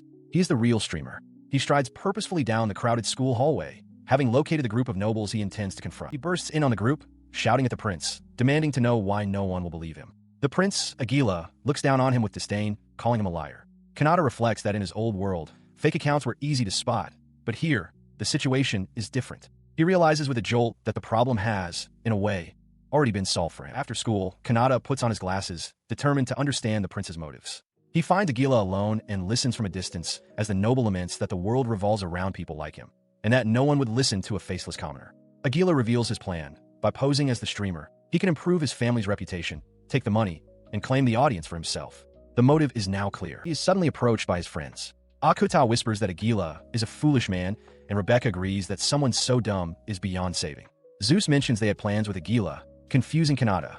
Rebecca then turns to him and whispers, asking if he happens to know of Lord Streamer. Kanata freezes, stunned by the direct question. A flashback to 3 minutes prior shows the group finding Kanata. Rebecca reveals that she is a fan of the streamer, and Zeus expresses his surprise that she is too. Alfana then quietly admits that during her few moments of rest at the church, just hearing Lord Streamer's voice calms her heart. Back in the present, Rebecca whispers to a flustered Kanata, asking if he and the streamer are one and the same. He is saved from answering when the focus shifts to Maria, who internally fumes that everyone is obsessed with the streamer, calling them cultists. It was this obsession that led her to observe Kanata's actions, and she now feels bringing her sword was the right call as his sins worsen. In the present, she is flustered, realizing that both Princess Alfana and the Saintess Rebecca are also listeners. When Alfana asks if she truly minds Kanata's actions, Maria can only stammer in response. She regains some composure, declaring that while she cannot forgive Agila, she also cannot forgive anyone who tries to sabotage another. Rebecca then turns the question back to Kanata, asking for his opinion. He suggests that even the streamer wouldn't want Agila to face harsh punishment, especially if he reflects on his actions. Rebecca points directly at him, pressing the issue. Before he can respond, a shadowy claw of immense power bursts from the ground, seizing Agila and yanking him into darkness. The group stares in shock at the empty space. Kanata cries out, wondering where he vanished, while Alfana confirms Rebecca's suspicion, stating she felt the power of an evil presence. In an instant, Agila finds himself on a desolate, lightning-scarred courtyard before a towering, dark castle. A horned woman, the demon Lord Shrauza, stands before him and asks if he is the streamer. Her muscular subordinate expresses doubt, noting that Agila's mana is too low to be the genuine article. Her expression darkens into a terrifying snarl as she looms over the petrified noble. She hisses that he dared to use the name of the one she loves, and for that sin, he must be prepared to pay the price. Agila can only let out a shriek of terror as she closes in. Meanwhile, back in the school garden, Kanata and his friends are still reeling. Rebecca expresses concern that it's not wise for a princess to get involved, but Alfana reasons that if a demon was responsible, they likely kidnapped Agila to confirm the rumors about the streamer. Kanata is taken aback by their sharp analysis. Their speculation is cut short as the demon Lord Shrauza materializes before them, casually holding the unconscious and battered form of Agila. She remarks on how embarrassing the situation is.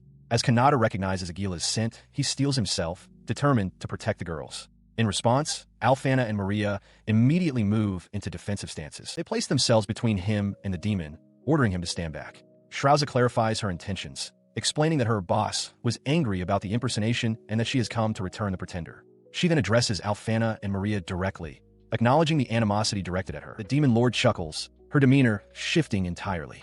She reveals that many demons, including the Demon Lord herself, are avid listeners of the streamer's broadcasts.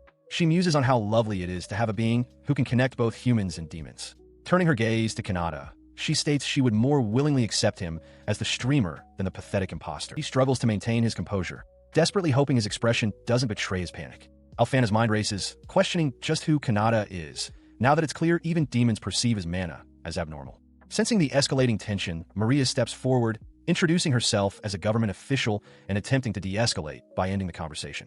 Shrauza simply smiles, amused by the young lady's intervention. She departed in an unknown spheroid, leaving the group behind. While Princess Maria went to report the incident, Alfana slumped against Kanata, utterly spent from the day's events.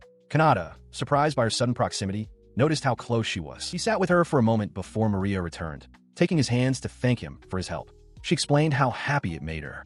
Kanata, flustered, thought to himself that any man would protect a woman, but found the praise overwhelming. Though he couldn't see Alfana's face, he could still hear her soft breathing as Maria looked at him with admiration, telling him he was truly wonderful. A few days later, the consequences of the encounter became clear.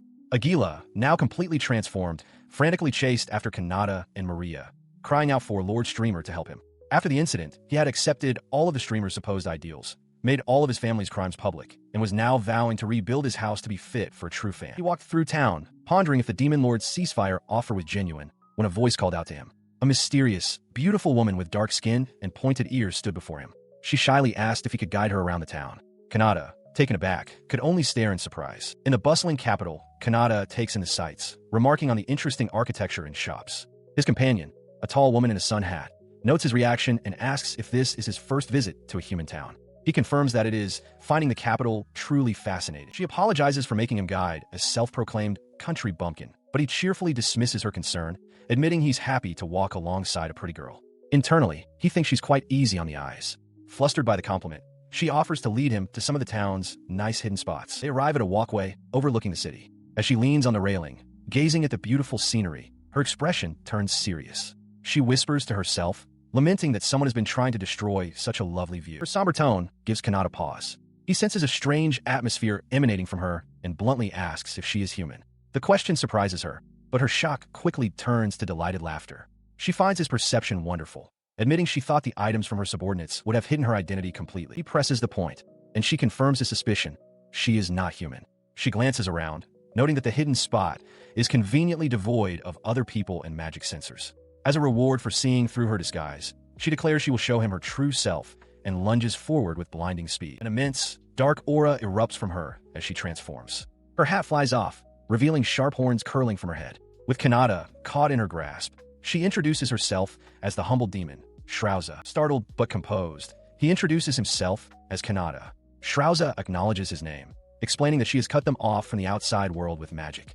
In this isolated space, she states, he is the only one who can perceive her. She then asks for his thoughts on demons. Kanata recalls being asked this before and gives his honest opinion. He believes that despite the long history of conflict between demons and humans, it would be better if they could get along. He argues passionately that if someone dies in war, demons would surely grieve just as humans do. His words strike a chord with Shrauza. She agrees, confirming that demons do shed tears for fallen comrades. Praising his insight, she suddenly places a hand on his chest, not to attack, but to sense his power. She is stunned, exclaiming that he possesses a wonderful amount of mana, far greater than her own. Kanata realizes with a shock that she, like him, can see the waves of mana emanating from others. Shrauza seems momentarily flustered by this revelation, but quickly accepts it. In an instant, the dark barrier vanishes, and they are back on the walkway, with her human disguise restored. She dismisses her intense monologue as a personal hobby and takes both of his hands, looking at him earnestly. She asks if he agrees with her that, just like this, humans and demons should walk hand in hand. She considers his words, expressing a quiet hope that their goal can be achieved. Kanata affirms his agreement, stating with conviction that although the path will be tough, he believes they can definitely do it. His earnestness seems to amuse her. She recalls how he spoke of a peaceful future if they could coexist, a future she now hopes to witness. Her reaction leaves Kanata flustered, wondering if he misspoke. She then mentions another person who shares his views, a streamer. With a hint of excitement, she confesses to being a fan, explaining that this streamer's words were what changed her perspective. He had advocated for peace talks over conflict, a message that resonated deeply with her. Surprised, Kanata asks if this streamer is well known even in the demon world. She confirms his popularity, though she notes that the more stubborn elders are not swayed. Suddenly, she leans in close, startling him, and enthusiastically invites him to visit her world, promising she can get him in if they go together. After they promise to meet again, Shrouza vanishes in a burst of energy, bringing Kanata's unusual day off to a close. Back in his room, Kanata reflects on the day's events. He realizes he never suspected Shrouza's true identity, musing that no one in the human realm even knows the Demon Lord's true name. Deciding to end his stream a bit earlier than usual, he advises his viewers to get some rest before climbing into his own bed, exhausted from his unexpected role as a tour guide. He falls into a deep sleep, but his rest is not destined to be peaceful. Hovering silently above his bed is a mysterious figure clad in a dark coat and a plague doctor's mask. The intruder, Crow, observes the sleeping streamer and lets out a soft, ominous laugh. Kanata's day, it seems, was not over after all. A few days ago, a contract was struck. A young woman with reddish-brown hair confirmed to the plague-masked assassin, Crow, that she was the client this time. With a sinister smile, she asked if Crow remembered a certain man. The target was Kanata, the one she called the perverted noble who had been sent back to his home country because of Maria and Kana. Her request was simple. She wanted his head. Her face twisted with rage as she recalled the public embarrassment, vowing never to forgive him for making a fool of her. Crow accepted the job, noting from the file that the target was just a plain commoner in the capital. The job seemed easy. The target simply had poor luck. The client laughed, filled with vindictive glee, and told Crow she was counting on him. In the present, the true identity of the assassin is revealed. A young girl, the real Crow, lands silently on a city rooftop. She remarks to herself that it has been a while since she last visited this place. With her objective clear, she decides to begin her mission by gathering intelligence. Just 1 hour later, her reconnaissance was complete. It had been surprisingly easy. Her findings painted a picture of a kind young man. A student who had helped a woman from a pervert, saved his sister from a scammer, and was a regular customer at a local bakery. She conceded that he seemed like a good person, making the job feel painful, but she resolved that she had no choice but to proceed. Standing in a shadowed alley, she wrestled with her thoughts. The grim possibility of having to sell drugs again crossed her mind, but she pushed it aside, determined to continue her work as Crow. Her mind drifted to him, the streamer, an existence she knew only from across the screen, who had given even a doubtful assassin like her a reason to live. She saw a kinship between them. The streamer hid his true self, just as she, a young girl, hid behind the persona of Crow. This perceived similarity fostered a parasocial bond. Though she had only known of him by pure coincidence, as a fellow townsfolk, she never expected to grow so fond of him. Her thoughts mimicked his streaming style, as she mused about the rare jobs in this world. She recalled listening to his streams countless times, having fallen completely under his influence. During one such stream, he had brought up the topic of assassins, asking his audience if they knew of those who lived by such a trade. The subject was dark, and she was shocked that the person she admired was so well-informed about her world. He continued, acknowledging that assassins are feared, scorned, and used as convenient tools for crime. They hide in the darkness to eliminate their targets. Then, he dropped a bombshell. He thought they were pretty cool. From his point of view, the people in that line of work were interesting. The unexpected praise left her utterly stunned and speechless. Her heart fluttered. She adored him, finding his gullibility endearing. Shaking herself from her long reverie, she focused on the task at hand. She had arrived at the target's house. To her surprise, a window was carelessly left open. As she prepared to slip inside, she whispered a silent apology. "Forgive me, Kanata." She entered the room, only to find Kanata awake and tying on a headband. He turned, startled by her presence. Before she could make a move, he announced it was time for his stream to start. With a swift kick, he sent her flying back out the window, casually stating he needed to close it so no one would hear. The would-be assassin was left outside, stunned, as her target began his broadcast. He began his stream, completely oblivious to the figure just outside his window. But in that moment, whether through an assassin's keen eye or the profound intuition of a devoted listener, Crow realized the truth. Kanata and her beloved streamer were one and the same. Her professional instinct screamed that she couldn't let him notice her, not even for a moment. She resolved to not even blink, even if she started bleeding. Yet, the fan within her was overjoyed, thrilled to finally see him in person and listen to his stream live. As she grappled with her conflicting emotions, Kanata casually asked his audience for any food recommendations. Elsewhere, Prince Aguila chuckled to himself, remarking that he'd heard the assassin Crow was quite brutal and imagining she was making her targets suffer immensely. The reality, however, was far different. Crow was blissfully enjoying what she considered her first live, public recording session, hanging upside down just outside the window. Inside, Kanata's attention was drawn to a message from the nameless princess. This continued without rest nor sleep. Even the legendary Crow eventually grew tired. She had stayed in Kanata's room, watching over him until exhaustion finally claimed her. He slept peacefully, only stirring slightly in the night. His eyes shot open, and a scream tore from his throat. A small, unfamiliar girl was standing right there in his room, a faint, unsettling smile on her face. Leaping from his bed, he pointed a trembling finger at the intruder. "Who are you?" he demanded. "Why are you here?" But to his question, Crow seemed to have a different priority. More so than the failure of her mission, she was simply happy that Kanata had finally seen her. With absolute, unwavering confidence, she prepared her answer. She gave a cheerful wink. "It's a pleasure to meet you, Lord Streamer," she began, declaring herself to be a normal, unsuspicious person. Kanata could only stare in disbelief before roaring back. "And you think I believe that?"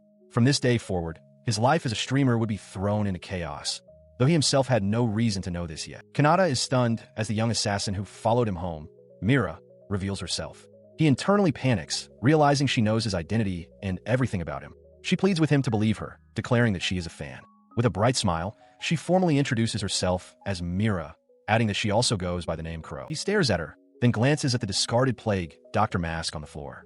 He hesitantly asks if she is the bird, the legendary assassin. Mira cheerfully confirms that it's her, a fact Kanata finds utterly unbelievable. His mind races, questioning why such a notorious figure would sneak into his room to watch him sleep. With unnerving intensity, she repeats her reason. It is because she is his fan. Kanata realizes with a grimace that this conversation is going nowhere. He wonders aloud if he is the cause of her troubles, and she immediately confirms it. This strange turn of events is nothing like his previous life. Misinterpreting his distress as rejection, Myra's expression hardens. Stating that she understands, she bids him farewell and draws her short sword. As she moves to end her own life, Kanata lunges forward, shouting for her to stop. She ignores his plea, calmly stating that she will die now as she presses the blade to her throat. He grabs her, frantically demanding to know what is wrong with her and if she was truly trying to die. She replies with chilling simplicity that it is because she caused him trouble. He orders her to put the sword down. Her expression remains unnervingly placid. She explains that if he thinks of her as a nuisance, then she clearly has no value as a living being. The declaration sends a shock through Kanata, whose heart pounds in his chest as he collapses to his knees. He remains on the floor, utterly overwhelmed. He realizes her obsessive mindset is so extreme, far beyond any label he can think of, that the sheer weight of it makes him feel like crying. Struggling to process the situation, he runs a hand through his hair, admitting to himself that this isn't what he wanted and that he can't think straight. He acknowledges that, in a way, her current state is his fault. He grabs a glass of water and takes a quick drink to steady his nerves. Turning back to the kneeling girl, he issues a simple command. For now, she is not to die. He adds, with grim practicality, that cleaning up the blood if she cut her head off would be a pain. He kneels before the young assassin, addressing her by her true name, Mira. Exasperated, he questions her state of mind, but she misunderstands his concern, offering to take her life somewhere else. He quickly clarifies that her location is not the problem. In response, she leans in close, her expression earnest. She points out that he is now the only one who knows her true name and then asks a chilling question. Since he knows her identity, does that mean she will now be killed? He remains unconvinced, doubting she is the infamous assassin at all and demanding proof. After a moment's thought, she boasts of her skill in presence concealment, but then her train of thought derails. She furiously asks who else might be targeting him, offering to eliminate them immediately. He realizes with a sigh that this conversation is going nowhere. To demonstrate her skill, Mira suddenly vanishes from sight. Kanata stands alone in his room, utterly baffled. He looks around, searching for any sign of her, noting that he felt no magic whatsoever, and concluding her disappearance was not the result of a spell. He stares at his own hands, trying to comprehend what just happened. A disembodied voice, Myra's, calmly states that she is standing right in front of him as a faint, shimmering distortion appears over his hand. A subtle touch from the unseen girl. Suddenly, she materializes, her hands pressed against his chest. Startled by the contact, he yelps an apology. She reassures him that it's fine, her face beaming with joy as she explains that simply being touched by her lord brings her happiness. He, however, is overwhelmed by a mix of embarrassment and exhaustion. Regaining a sliver of composure, he questions why she has reappeared in his room. She begins to explain her reasoning with a confident smile. Her explanation leaves him slumped on the floor in disbelief. She cheerfully states that while her actions could get her killed, the result, being close to him, makes her incredibly happy. He can only stare, horrified by the twisted logic of this world. He cautiously asks if this means she no longer plans to kill him. She reacts with explosive certainty, shouting that she would absolutely never harm him. In fact, she declares she would rather protect him and is now targeting the very person who hired her in the first place. Her declaration causes her to pause, recalling that her original mission was, in fact, to kill him. She begins to curse the client who gave her the order. The scene shifts to a later time, where Kanata sits at a desk in a classroom, wondering when his lessons will end. Outside the window, Mira watches him intently, marking the second day of her new life as a stalker. Elsewhere, the consequences of Myra's defection become clear. Amidst the wreckage of a room, a figure in a plague doctor's mask sits stunned, a teacup still held in their hand.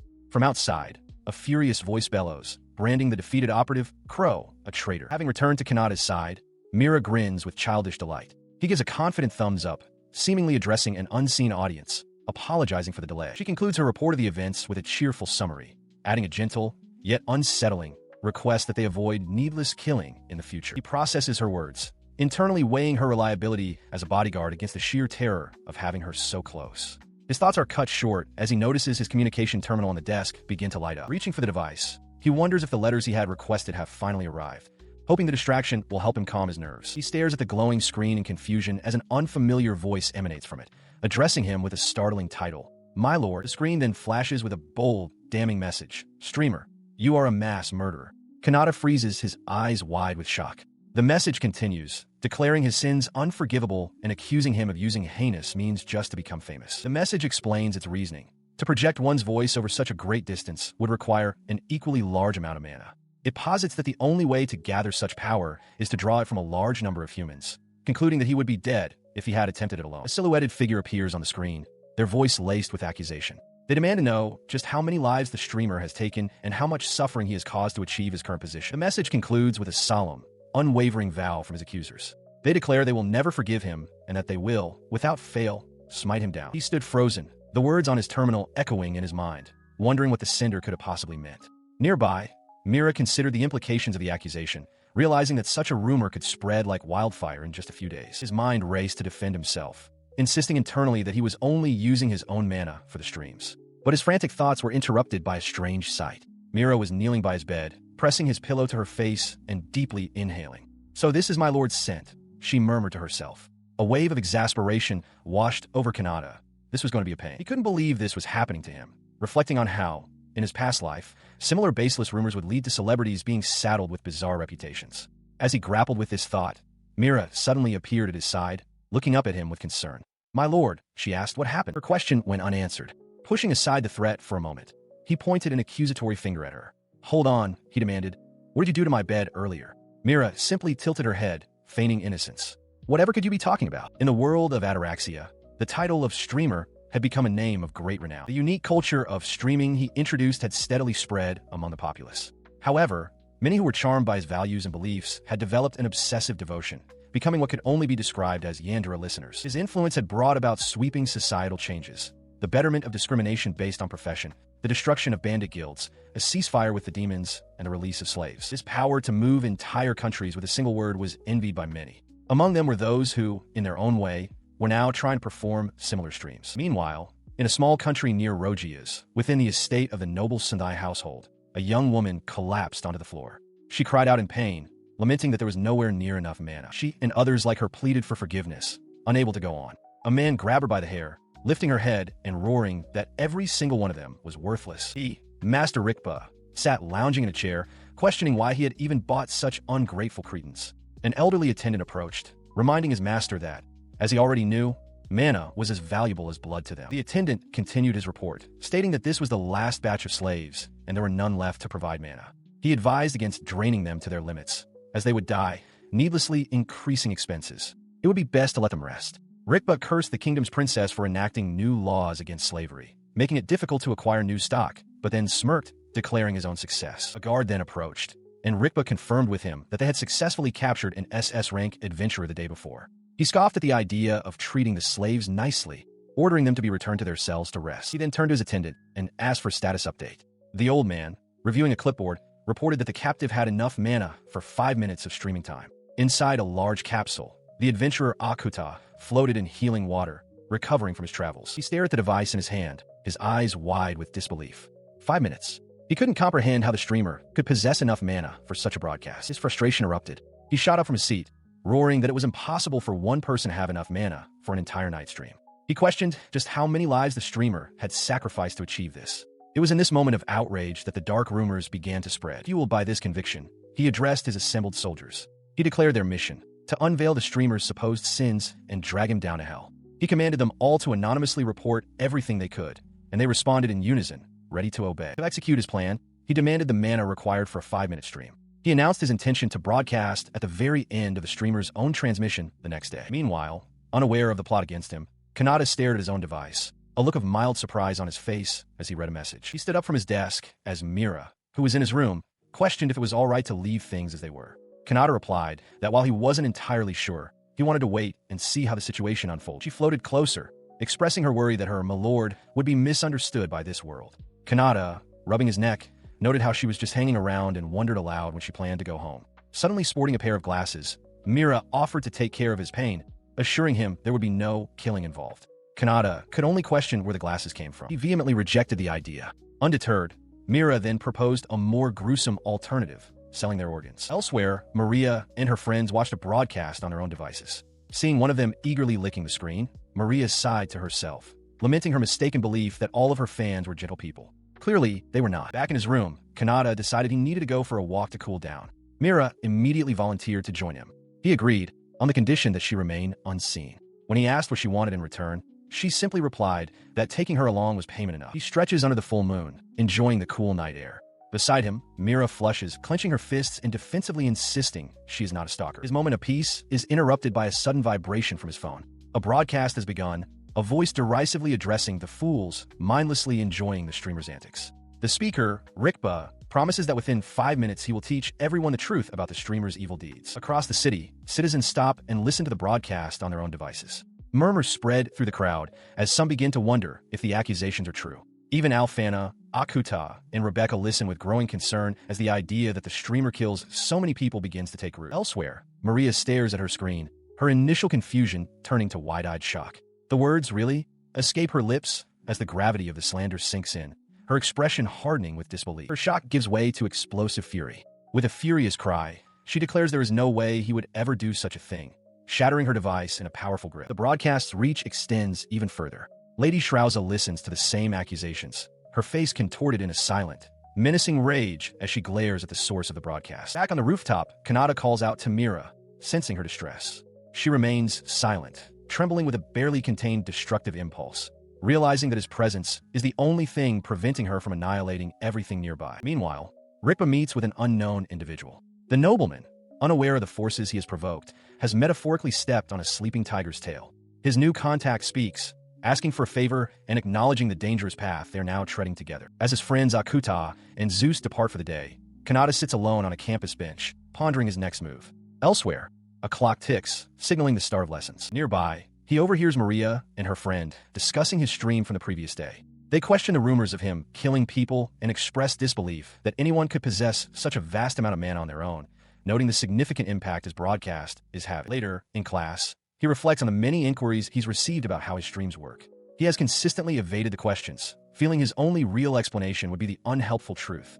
He could do it simply because he is who he is. He possesses a unique power, a gift from his reincarnation, infinite magical energy. This allows him to cast high-level magic repeatedly without concern for mana consumption and renders him immune to energy-draining abilities. However, it also means that a moment of carelessness could result in him drastically overpowering everyone around him. He resolves that it's best to keep this ability a secret to avoid complications. As long as he can continue his streams, he is content. Walking through the school halls, he worries that conspiracy theories about him might be escalating. Suddenly, he is startled by the abrupt appearance of the assassin, Mira. She apologizes for the delay. She presents him with a letter, stating she did her best to gather the information he needed.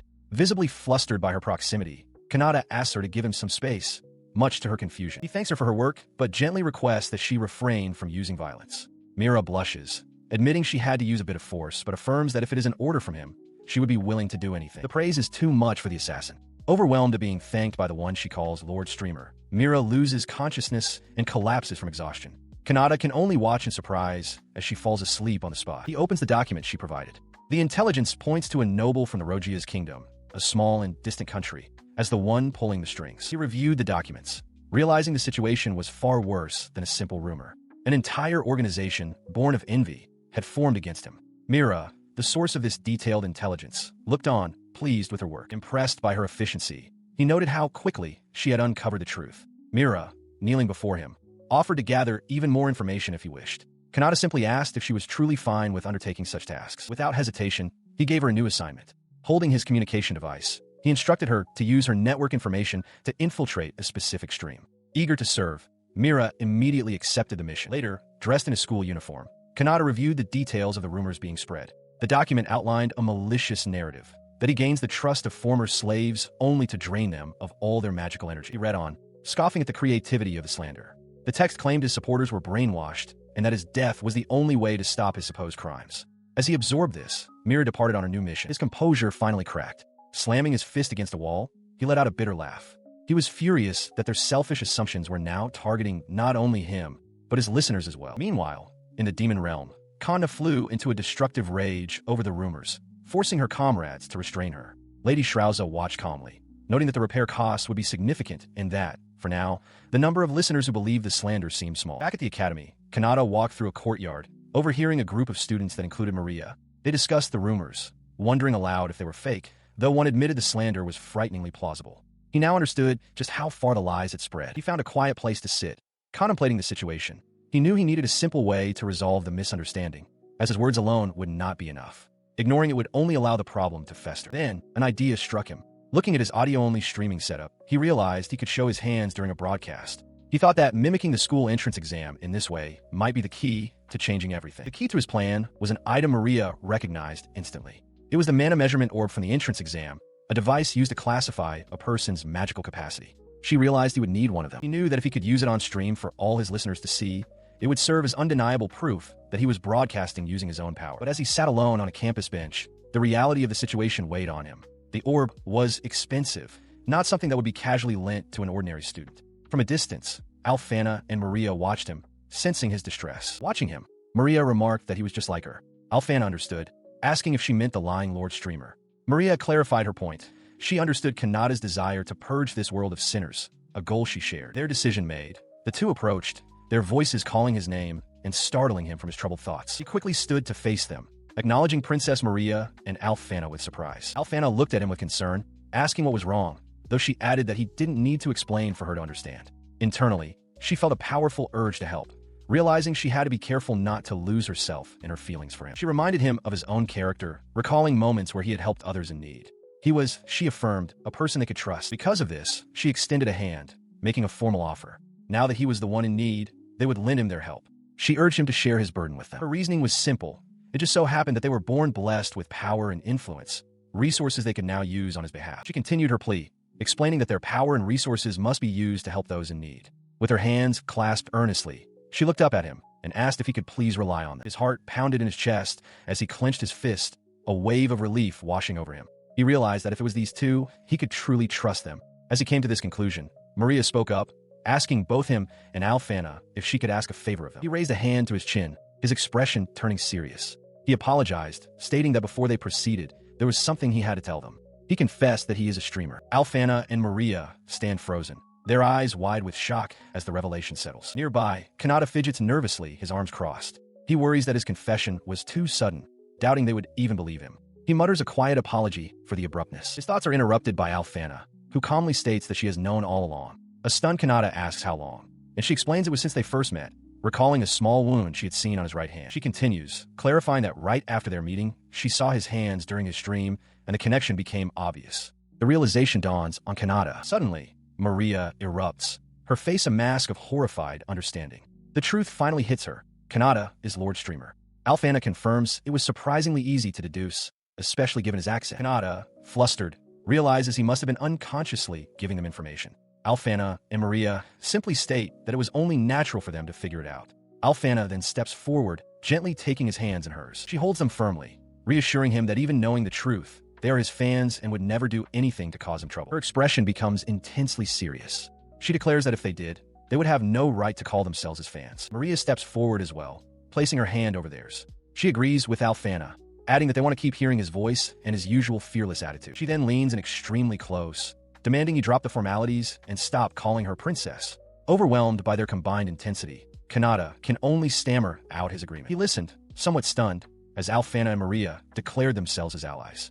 Alfana, reminding him of her status as a princess and a priestess, offered to grant anything he desired. He could only manage to acknowledge them by name. As they each took one of his hands, he reflected on the fact that even though they knew his identity, neither of them had leaked his secret. They had kept it safe. He knew he could trust them, yet a strange feeling crept over him. Their demeanor felt different from usual, almost unnervingly intense. They leaned in, their faces unnaturally close as they stared at him. A wave of panic washed over Kanata as he glanced around, worried that someone might see or overhear their conversation. Alfana, with a confident wink, revealed she had anticipated his concern and had already cast a spell to ensure their privacy. Relieved, Kanata thanked her.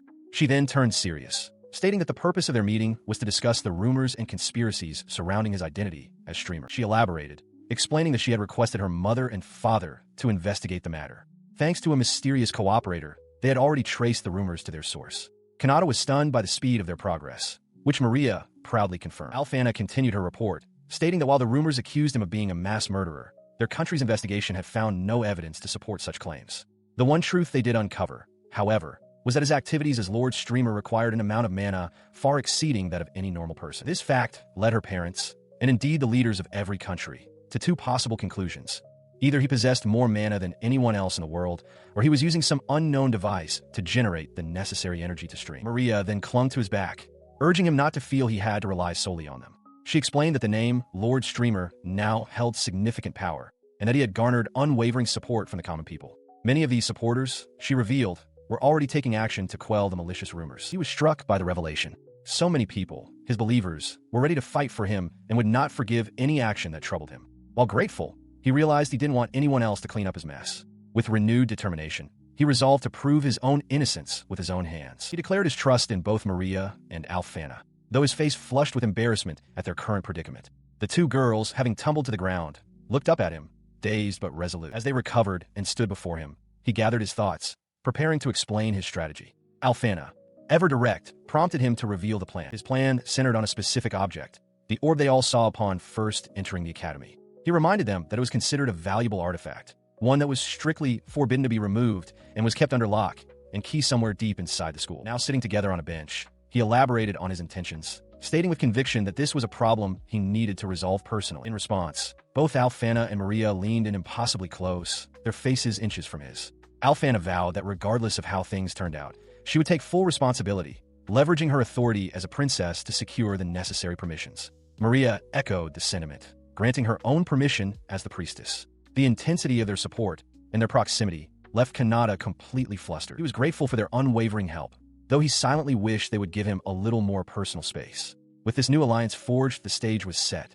Streamer and his believers had finally joined hands to combat the rumors, and his next move would be revealed very soon. Outside the school building, with classes concluded for the day, Kanata turns to Alfana and Maria. He carries a broken computer monitor, thanking them both for their help and expressing confidence that he can get things ready for tomorrow. Having settled their preparations, he confirms the details of their operation. The plan, he states with a determined grin, will begin at 6 in the evening tomorrow at their designated meeting place. Both Alfana and Maria affirm that they understand. Later, a knock sounds at the door. Maria opens it, looking up to see who has arrived. It is Alfana, who strides into the room with a severe expression. Maria asks what is wrong, but Alfana's attention is fixed elsewhere as she asks if this is about Lord Kanata. Maria confirms it is, and the realization strikes Alfana with the force of a physical blow.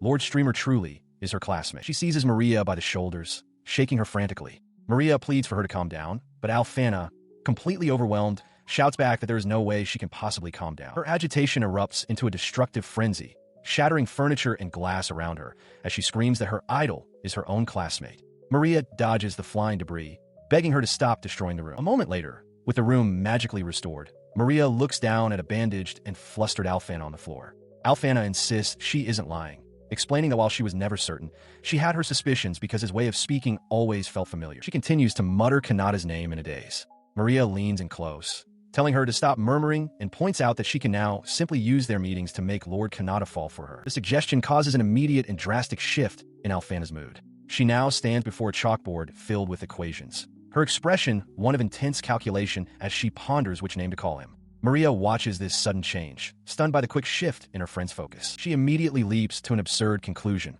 her mind racing with plans for a wedding ceremony. Since they know each other's identities, she reasons they are practically married. Maria, looking on, dryly points out the flaw in her logic. Her thoughts manifest as a brutish, aggressive version of herself, who roars that she will be Lord Kanata's bride, not Maria. While the real Maria chuckles at the joke, a distant Kanata warns her that Alfana becomes unhinged when she invokes her authority as a princess. The aggressive fantasy fades, replaced by a chillingly serious demeanor. Alfana pokes Maria sharply, warning her not to cause any trouble for him at school, making a clear distinction. There, he is Lord Kanata, not Lord Streamer.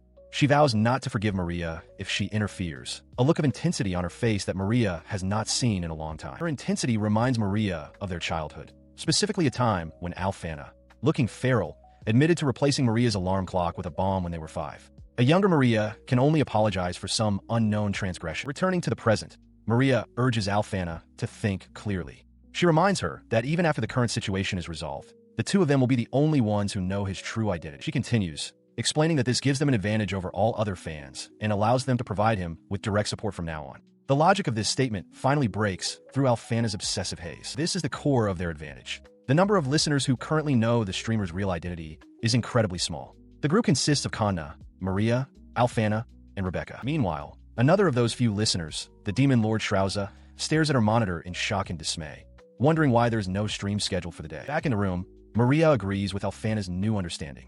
They will support him from the shadows in any way they can, ensuring the world doesn't discover his secret. Alfana clenches her fist, her resolve hardened. She declares that this is how true fans who know the truth should behave.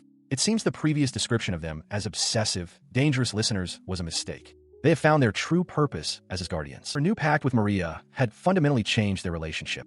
They were more than just fans now. This new alliance was sealed with a firm handshake. Maria declared them friends and allies, united in their goal to support Lord Kanata. Alfana enthusiastically agreed, her expression bright with shared purpose. It appeared to be a moment of wonderful friendship between two young women. But beneath this veneer of camaraderie, a fierce rivalry burned, symbolized by the spirits of a dragon and a tiger. Alfana silently vowed that she would become Kanata's favorite, while Maria was equally determined to be his undisputed number one. Their claims were rooted in their history with him. Alfana asserted she was the first to recognize his talents, but Maria countered, boasting she was the first in the world to know the streamer's true identity. Any notion of simple friendship was a misjudgment. They were now driven by a possessive, all-consuming fervor. Returning to the matter at hand, Alfana held up a small device. She noted that Lord Kanata was busy preparing for the coming revolution and wouldn't be streaming. Confirming that Maria was as much of a fan as she was, Alfana proposed a plan: to use his archive streams to raise their morale for the next day. Her eyes glinted with approval. Maria agreed it was a good idea, adding that with no classes scheduled, simply bracing themselves would be insufficient. The competitive spark reignited instantly. Alfana asked which archive stream Maria had in mind. Maria accepted the unspoken challenge, confidently specifying the stream where he conducted a question-and-answer session while affecting a cool demeanor. As they prepared to watch, the device played a recording of Kanata's voice, a charismatic and playful invitation echoing from the small speaker. "Say, you guys, how about you all become mine?" Followed by a lighthearted laugh. As his voice filled the room from the small device, all restraint vanished. Maria, fist punching the air, roared her adoration for Lord Streamer. Alfana, overcome with emotion, contorted on the floor, joining the chorus with a fervent cry of "We love you." Having lost all need to hide their feelings, their passionate screams echoed through the night. From Kanata's perspective, the plan is set. Maria and her friends confirm their meeting for the following day at 6 in the evening. He clenches his fists, filled with anticipation. Even if it's all a misunderstanding, he can't wait for the special stream tomorrow to resolve it. To do that, however, he must first prepare. His preparations hit an immediate snag. A teacher stands guard at the school gate, adamantly refusing to let any students out at this hour. Kanata realizes that, as a normal student, he has no hope of convincing the man to let him pass. He wonders if there is anyone who could get past the guard. As the thought crosses his mind, Mira suddenly appears, clinging to his back. Startled, he asks how long she's been there, but she simply replies, "Did you call?" Now being carried through the night sky, he looks up at his companion with a determined grin. Mira asks what he needs from the capital so late, and he explains that there's a certain adult whose help he requires. He arrives on a rooftop where Kanna has been waiting. She tells him she's ready to get down to business, but a flustered Kanata quickly clarifies that's not the reason for his visit. He urgently requests an introduction to someone who can make an outfit for him quickly, offering to pay any amount. He stresses that the person must be discreet. Understanding immediately, Kanna assures him not to worry and promises to write a map for him right away. With Mira now sleeping on his back, he spends the entire night visiting various shops in the capital, including an armor smith. They continue their errands until the sun dawns, with only an hour left before the scheduled meeting time. He finally arrives at the location Maria specified, a grand, castle-like structure. He stares up in disbelief, wondering if they can really borrow such a place for a simple stream. Inside, dressed in a finely made suit, he expresses his satisfaction with his ally's work. He inspects his new, detachable streaming camera and prepares for the broadcast. Just as he thinks he's ready, a knock sounds at the door. He bids them enter, knowing the real challenge is about to begin. He finds himself with Alfana and Maria, both of whom are trembling with nerves. He reminds them that they didn't have to show up, but they protest, insisting that their presence will make it less likely for anyone to discover he's a commoner. This situation was the result of their meeting the previous day, where he had considered revealing himself. During that conversation, he had realized his proposal would expose him as a student living in the school dormitories. Alfana confirmed that she had already deduced as much just by looking at his hands, much to his dismay. In response to his predicament, Alfana offered a solution. He could use her secret villa for the stream. She assured him it was a place so perfectly concealed that even her parents were unaware of it, a place that people wouldn't notice even if they were looking directly at it. She explained that this was possible due to her magic as a saintess, which wards people away by causing them to simply not care for the affected area. This magic was so effective that it had once confounded even seasoned adventurers, who sensed something was amiss but couldn't identify the massive castle before them. Alfana promised to modify the barrier so he could see it. Maria then proposed combining her own magic with Alfana's, creating a space where they could stream freely without any fear of their location being tracked. Kanata could only marvel at their abilities. Maria clarified that while her magic was a sacred inheritance she couldn't betray, she would make an exception for him. Immediately after, both she and Alfana latched onto him, shouting that they had to accompany him to open the villa and ensure he wasn't discovered. Overwhelmed, he finally agreed. Back in the present, standing within the villa's lavish interior, he felt the magical energy shimmering from the walls and resolved to thank them properly later. His thoughts were interrupted as Mira appeared, gave him a swift thumbs up, and then vanished from sight. He realized with a start that she had only pretended to leave before. Perched comfortably outside, Mira sipped a drink. She had somehow bypassed Alfana's powerful magic and decided to stand guard, ensuring Kanata could stream until he was satisfied. Across the city, Kanna stared at her device, a worried expression on her face as she wished Kanata good luck. Elsewhere, a crowd had gathered to watch the broadcast, their anticipation mixed with skepticism. Akuta and Zeus stood among them, speculating that the streamer would likely make an excuse and fail to appear. Meanwhile, in the demon realm, Lady Shrauza watched with a confident smirk, declaring her belief in the streamer. Her subordinates were less certain. One noted that he was different from other humans, while another questioned if he was a threat. They all agreed to watch what they assumed would be his final stream. Back in the concealed villa, as a clock chimed the appointed hour, Maria turned to Kanata. She informed him that it was time. Alfana stood nearby, watching silently. He acknowledged them, confirming that they should proceed as planned. Taking a steadying breath, Kanata admitted to himself that he was nervous, but resolved to enjoy this moment, the world's first evolution of live streaming. While he prepared, his adversary, Prince Aguila, stood before a massive, expectant crowd. He proclaimed that no matter what excuse was made, this would be the streamer's final broadcast. Aguila demanded that the streamer expose his true self, his hands, and his awful voice for all to see. Unmoved by the prince's public threats, Kanata clenched his fist. He gave a final instruction to his companions, telling them to act if they saw any opening. As the stream went live, a wave of collective shock rippled through all who were watching. From Kanna to Lady Shrauza, from Prince Aguila to the king himself, a single, unified cry of disbelief erupted. The source of their astonishment was the figure who appeared on screen. It was not an unmasked commoner, but the streamer in his full, helmeted persona, greeting his listeners and asking if they had been waiting for him. His confident greeting echoed out to the world. And just like that, the curtains began to fall on what would be called the short-lived legend of Streamer. On screens across the land, the masked figure known as the Streamer makes his grand entrance. He greets his audience, asking how he looks, but stating they'll have to forgive him for not showing his face. His unique manner of speaking and moving captivates his viewers, including Akuta and Zeus, who watch in utter amazement. Elsewhere, Lady Shrauza watches the broadcast with fierce determination. She wanted to prove her own innocence against certain allegations, and so she decided to do a slightly different kind of stream this time. In another room, Kanna thrashes about, equally engrossed in the event. The source of the controversy sits upon a throne. Prince Aguila recounts the situation, explaining that recently, a certain country has been alleging that the streamer commits mass murders in order to conduct his broadcasts. He watches the stream himself, his expression twisting with contempt. Finding the whole affair a pain, he cannot ignore people who treat others like criminals based on mere guesses. He interprets the streamer's words as a threat, sneering as he wonders if he's being challenged, before shouting at his own viewers, calling them idiots. His guards stifle their laughter at his outburst, quickly offering apologies. On the broadcast, the streamer complains that due to the recent troubles, he can only sleep at night, which he finds incredibly annoying. He then shifts his tone, announcing to his audience that today, he will show them exactly how his streams work. But first, he intends to introduce his accomplices, asking for the camera to be handed to him. The live comments scroll rapidly, filled with viewers' excitement and demands for him to prove his innocence.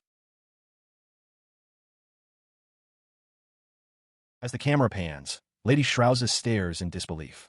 Someone helped him? Someone other than her? On the screen, she sees two figures who, according to the streamer, came from afar to assist him. The two young women step forward to address the puzzled audience. One introduces herself as Maria Ataraxis, the third princess of Rogias. The other reveals she is Alfana, more famously known as the Saintess. They explain that they are both fans and ask the streamer to let them join, a request he agreed to. Watching on her device, Kana realizes with a start that these two are tough rivals.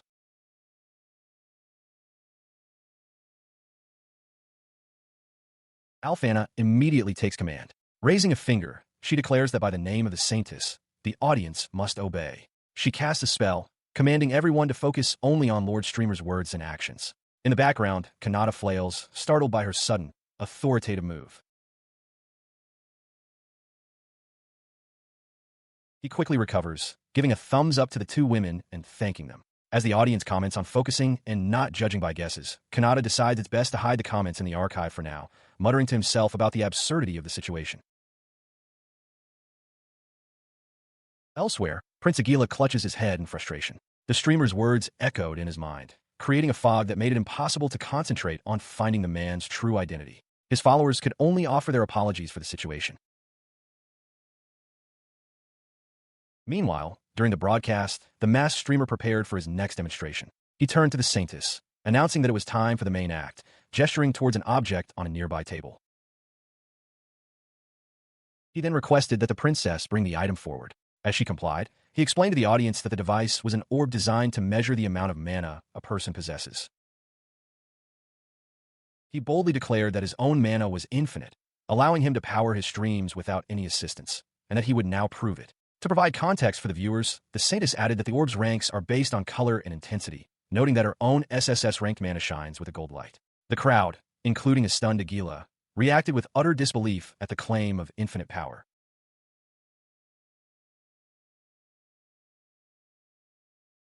The plan had been formulated the night before. Kanata, without his mask, had explained his intention to pour mana into the orb. He acknowledged that some might dismiss it as a trick, which the saintess agreed was a risk with such a simplistic method.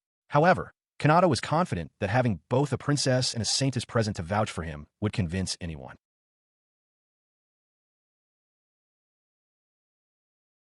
Returning to the live broadcast, he warned his audience not to look away. With a determined expression, he reached for the orb, stating that he was committing to the demonstration.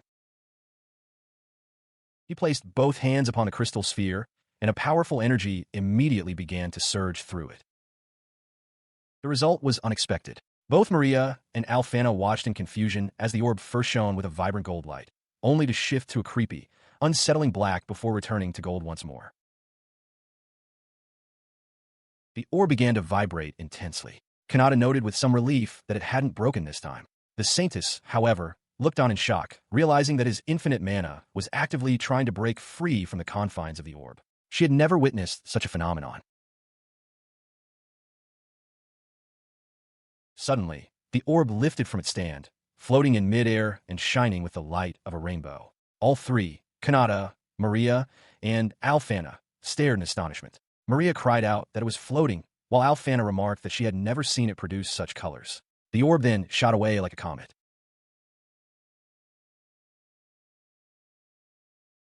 He scrambled onto the roof, shouting into the night sky as the orb flew away. "Get back here! Where's it going?" Realizing he couldn't catch it alone, he rushed back inside, grabbing both Alfana and Maria. He apologized for the haste, asking them to help him out. Alfana, startled, quickly agreed. He then sprinted towards a balcony, leaving his streaming equipment behind. His phone, still mounted on its tripod, tumbled to the floor, the live feed capturing his frantic departure as his audience watched bewildered. Across the world, viewers reacted with shock and confusion. Demons wondered if it was an accident. Royalty and commoners alike were urged to look outside at the insane spectacle. Students stared at their screens, questioning what could have surprised the streamer so much, while others looked up at the sky in disbelief. The strange light in the sky elicited varied responses. The assassin Mira looked up, stunned by the sight. The demon Lord Shrauza found it both beautiful and unsettling. In a dimly lit room, Kana watched, remarking on how frightening and fleeting the phenomenon was. Stepping out onto the balcony, Kanata and the two women gazed up at the source of the commotion, a vast, shimmering curtain of light painting the night sky. Alfana recognized it, explaining that it was like an aurora. Maria, unfamiliar with the term, could only ask what that was. She held the now-dull mana orb in her hands, a thought beginning to form. The orb, its power seemingly spent, slipped from her grasp and fell as the aurora continued to dance over the city rooftops. She then voiced the realization that was dawning on everyone. The overflowing mana hadn't just disappeared. It had poured out of the orb to perform a miracle. This aurora, she declared, was not limited to one country, but had spread to others, serving as undeniable proof of the streamer's infinite mana. Her words resonated with the public, who now saw the event not as an accident, but as a divine miracle. They began to wonder if the streamer was some kind of divine messenger. However, in their awe, they overlooked one crucial point. The king and his advisors, however, did not miss it.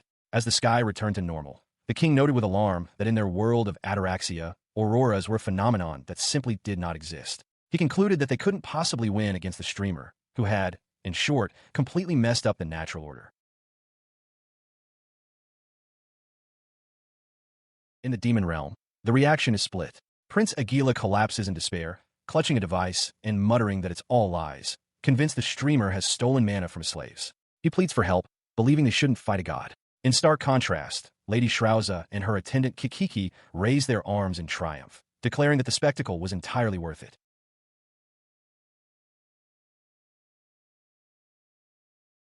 The sentiment of awe echoes far and wide. The populace is utterly convinced that the night sky was purposefully crafted by the streamer. They hail him as a being who can control the heavens, a supreme ruler of the skies.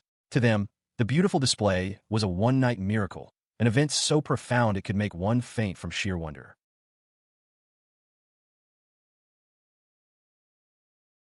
This fervent adoration is directed at a bewildered Kanata.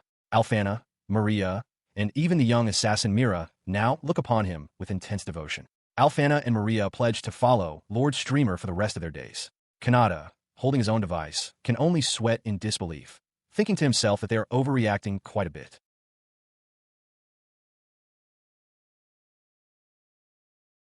Throughout the capital, the excitement is palpable. Citizens wave flags bearing the streamer's symbol, eagerly wondering if he will broadcast again today. The king, standing beside a noblewoman, observes the scene with a placid smile. He remarks that he is glad to have lived long enough to witness such a thing, as the aurora was like a divine miracle, marking the birth of a new legend.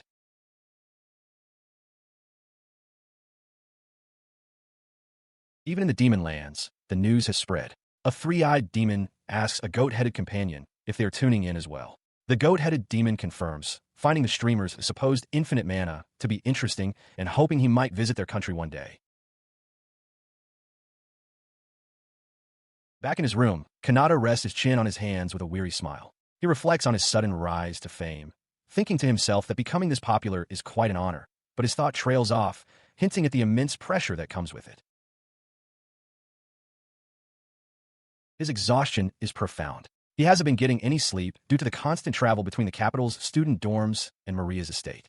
As he tries to rest, his peace is shattered by the excited shouts of students just outside his window, marveling at how the streamer's divine miracle lit up the sky and begging him not to deprive them of sleep during their breaks.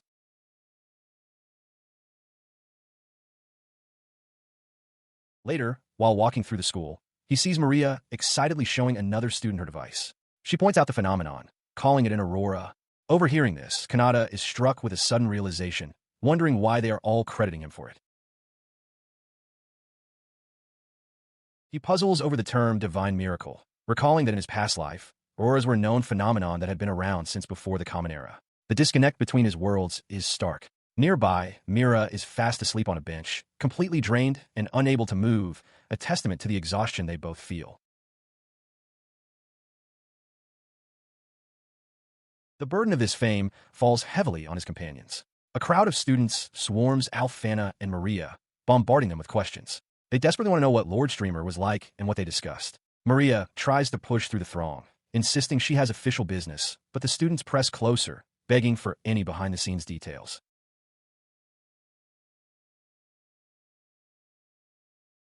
She looks out the school window, adjusting her glasses. With classes about to begin, she reflects on her debt to her friends, resolving to find a way to thank them properly. Waving to someone outside, she bids them farewell until the following week.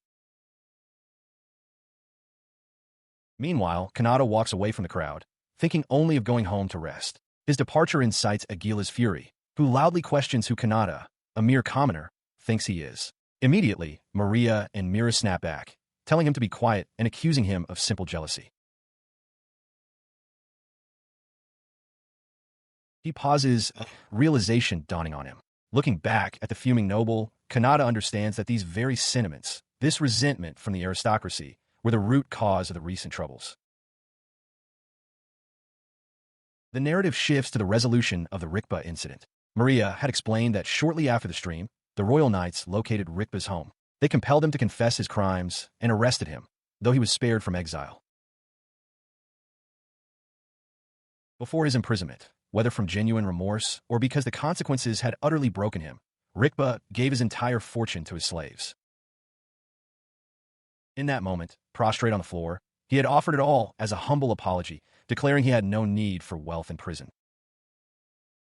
However, a flashback reveals the truth. An hour before the knight's arrival, Demon Lord Shrauza held Rikba's head in her hand. She mockingly praised his apology, explaining that her talented subordinates found a bug like him with ease, noting his security was pathetic compared to the streamers. Returning to the present, Kanata walks alone, contemplating his next move. He decides he must urge his listeners to be more measured in their judgments to prevent such chaos from erupting again. He also mulls over the mixed reactions to his new hairstyle. As he walks, Alfana joins him. He sighs, admitting to her that he feels he was the cause of it all and must be more careful with how he handles things from now on. Alfana greets him formally, noting his exhaustion. Just as she points out that he also uses magic, Mira appears suddenly, her face inches from his. She whispers intently, asking if his earlier thoughts mean he is considering an end to his streaming. In response to her question, Kanata puts on a brave face, declaring that despite the recent unwanted attention, he will continue his streams as usual. He vows to make sure both he and his listeners can enjoy them, all while protecting his identity. Nearby, Alfana expresses her relief, admitting that she and Maria had been worried. Flustered by their concern, Kanata thanks them for the support and quickly departs.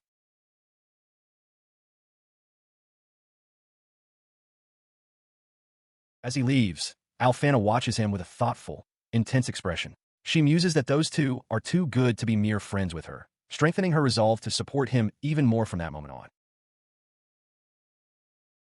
Later, he returns to his room, announcing his arrival into the seemingly empty space. Wondering where Mira could be, he dismisses the thought that she would be waiting for him, only to look down and find her prostrated on the floor. With her head bowed, she loudly asks how she might be of assistance.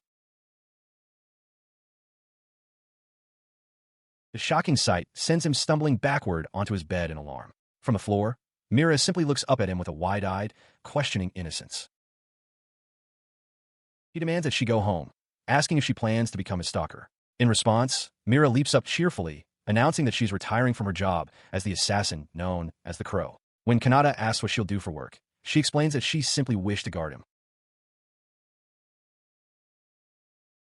Her reasoning leaves him utterly baffled. He questions her logic aloud, wondering why she would say things that pique his curiosity. The absurd situation makes him briefly imagine his late father watching proudly from heaven. He tries to ignore her, turning his attention to a news feed on his monitor which reports that the disappearance of Crow is being credited to the streamer. He silently hopes the situation doesn't escalate further, but Mira persists, pleading for him to let her become his official, publicly known bodyguard. At that very moment, Maria arrives home from her duties, looking weary but singularly focused on seeing Kanata. Spotting him down the hall, she calls out his name and begins to run towards him with excitement. Her joyful approach comes to an abrupt halt as she witnesses a shocking scene. Kanata is dragging Mira by the hand, calling her an unemployed weirdo. Unfazed, Mira proudly proclaims that he is mistaken and that, from this day on, she will be Lord Kanata's bodyguard.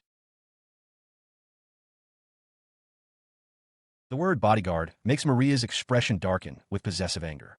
As Kanata tries to deny Myra's claim, Maria steps forward, her voice laced with intensity. She declares that if he likes smaller guards, then she would be the best choice. In the background, Alfana watches the confrontation unfold. Meanwhile, outside the school gates, Kana noticed the commotion. The noise was unusual, prompting her to wonder if Kanata was once again involved in helping someone. As she considered this, a mysterious, dark-skinned woman with pointed ears adjusted her sun hat, deciding to take a look for herself. This newcomer seemed to recognize Kana, identifying her as the saintess and priestess. Kana, for her part, mused that Kanata might be surprised by her unexpected visit. The woman approached, and Kanna, looking puzzled, asked if they had met before. The stranger simply stated that the flame war had been resolved. Back with Kanata, the situation had only escalated. Mira declared that she and Maria were already his bodyguards, much to Alfana's shock. This, however, was merely the beginning, as Kanata was once again becoming the center of everyone's attention. From an unknown vantage point, the figure known as Crow observed these developments. They acknowledged that the streamer would not stop moving forward. At the same time, Kanata reflected on his own progress, realizing that by starting to vlog, the possibilities before him were now infinite. He tried to block out the escalating argument between Maria and Alfana, covering his ears to avoid reality. Ignoring their bickering about manners and status, Kanata resolved that he simply had to become even bigger to handle it all. High above, in a celestial realm, an angelic figure watched over the scene with a joyful smile. She was the one guiding Kanata, blessing his future. The concept of reincarnation was a special one for him, and she was observing from heaven. She then cleared her throat, a hint of embarrassment on her face. The idea of heaven seemed to amuse her. The goddess admitted she had been watching him the entire time, finding his antics entertaining. She found him truly interesting, confessing she hadn't expected him to use the mana she gave him for streaming. Despite a particular line he used about the goddess, she was eagerly looking forward to his stream that night, revealing At's shirt emblazoned with his face. Back on the ground, Kanata sighed in exhaustion. He announced to the assembled group of women, Maria, Alfana, Mira, and a newly arrived Kanna and mysterious elf, that he was wiped and needed to go home to prepare. They all watched him depart. He turned to leave, prompting an immediate, unified outcry. Lord Kanata, Alfana, and the dark-skinned elf woman called out in unison. Kanata, echoed Mira, the elven princess Maria, and Kanna, their voices a mixture of disbelief and desperation. Even the demon Lord Shrauza seemed taken aback by his sudden departure.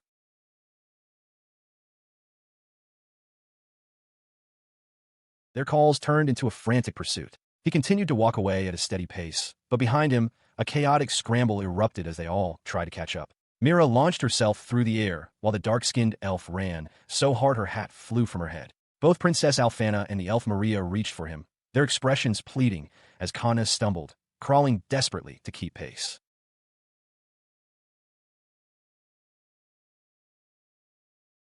Seated on a bench before a large church, Kanata looks bewildered, pointing to himself as he processes a single question.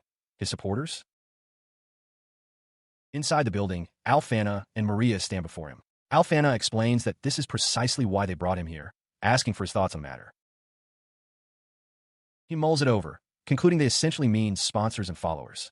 Alfana confirms this, adding that while it has been a week since the Aurora, most people are still completely fixated on it. She elaborates that the court artists are already competing with one another to create his likeness. Maria chimes in with a wink, suggesting that while pictures are fine, tangible goods that people can hold and touch would be even better. The idea of merchandise catches Kanata by surprise, as he thought it would take much longer to reach this point. Alfana and Maria eagerly lean forward, declaring their intent to invest if he creates goods, explaining it's a way to expand belief in him, their Lord Streamer. He seems hesitant, asking if they're certain, considering their own duties.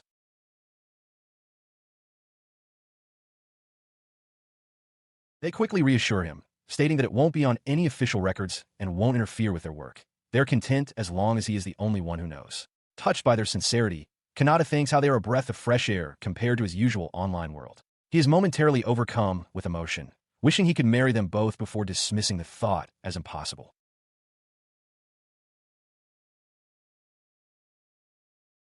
It was a fortunate rejection. Had he granted them permission, their already intense devotion would have grown even stronger, and a dark fate might have befallen him. Returning to the present, Kanata walks with the two women, cheerfully wondering what kind of merchandise they should create first. As they agree it will be fun, he suddenly stops short, his eyes fixed on something ahead. Before them stands a massive statue of the goddess, now desecrated with At's shirt bearing Kanata's face. Alfana explains that it appeared this morning, and they couldn't find the culprit. As Kanata expresses his shock, wondering who would do such a thing, Alfana internally declares victory. Maria watches them, a thoughtful expression on her face.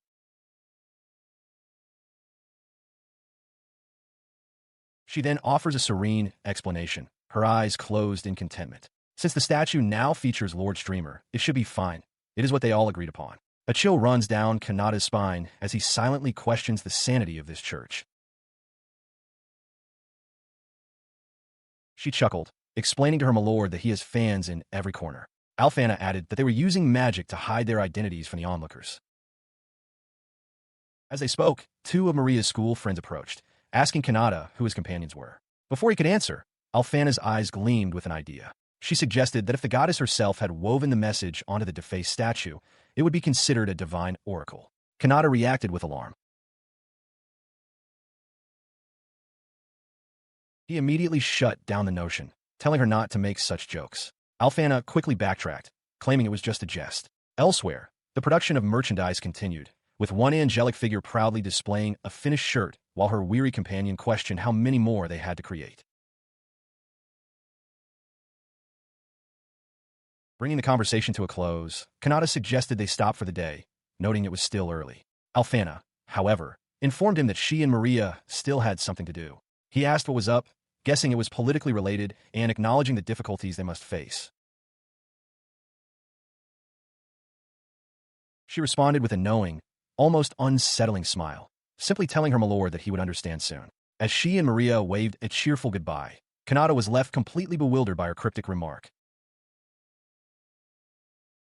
Later, walking alone through a bustling part of the city he rarely visited, Kanata found the change of scenery refreshing. His attention was drawn to a large crowd gathered in front of a particular store, and he wondered what was happening. Suddenly, his heart leaped into his throat as a girl appeared out of nowhere, casually munching on a snack. She pointed towards the shop, asking if he'd like to visit the new store that had just opened. He clutched his chest, startled by her abrupt arrival. He recovered enough to scold her, calling her Mira and demanding to know how long she intended to lurk around. He reminded her of his instruction to find her own place. He then softened his tone, acknowledging that she had been a great help during the assassination attempt and had done well not to leak his identity. Mira looked up, surprised by his words. He then gently admonished her, stating that being a stalker is bad. Mira, now sitting forlornly in a cardboard box, meekly agreed. Kanata observed that she didn't seem to want to return to her home country, but she insisted she would try to find a place of her own there. Her resolve crumbled in an instant. With tears welling in her eyes, she looked up from the box and pleaded for him to pick her up. The plea struck a chord with Kanata, who recalled his mother's warning about picking up strays. Despite being moved, he tried to steel himself, but Mira was already overwhelmed with emotion at his perceived kindness. He was walking through the city with Mira when he recognized a familiar building ahead. It was the brothel Vinity, the establishment where Kana worked. Nearby, two men stared in their direction, exclaiming in shock at what they saw. A voice suddenly called out his name, and he turned to see Kana herself, greeting him warmly.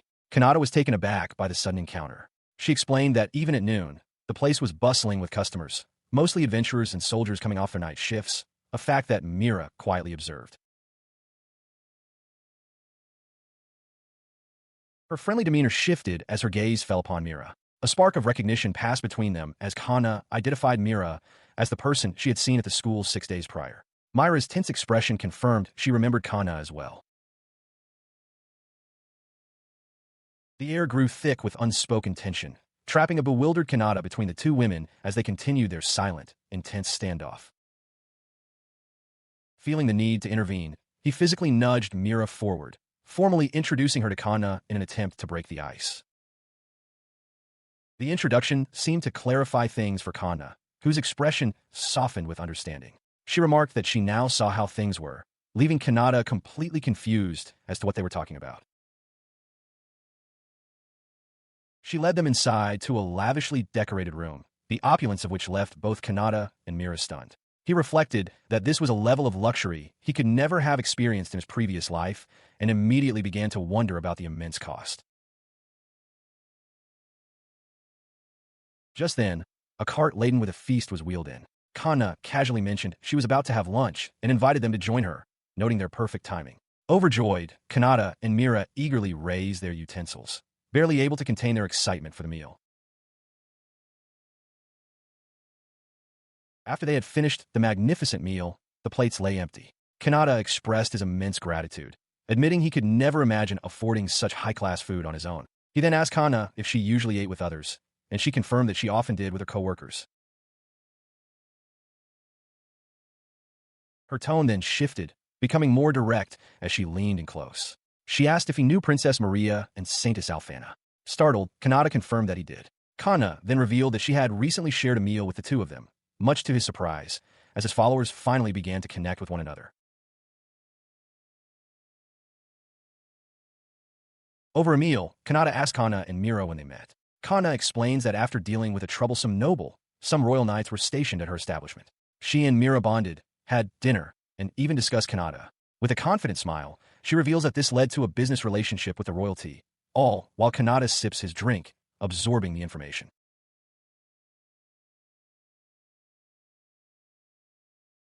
She then declares her intention to create a group to support him as a streamer.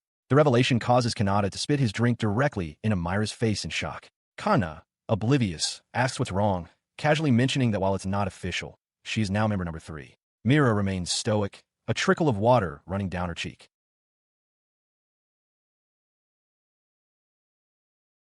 He stammers, asking Kana to wait and questioning the talk of a fan club. A brief memory surfaces of Alfana, excitedly telling Kana about making merchandise. Back in the present, Kana confirms it, her expression softening as she reaches a hand toward Kanata. She confesses that his words saved her, declaring him the most important being in the world to her.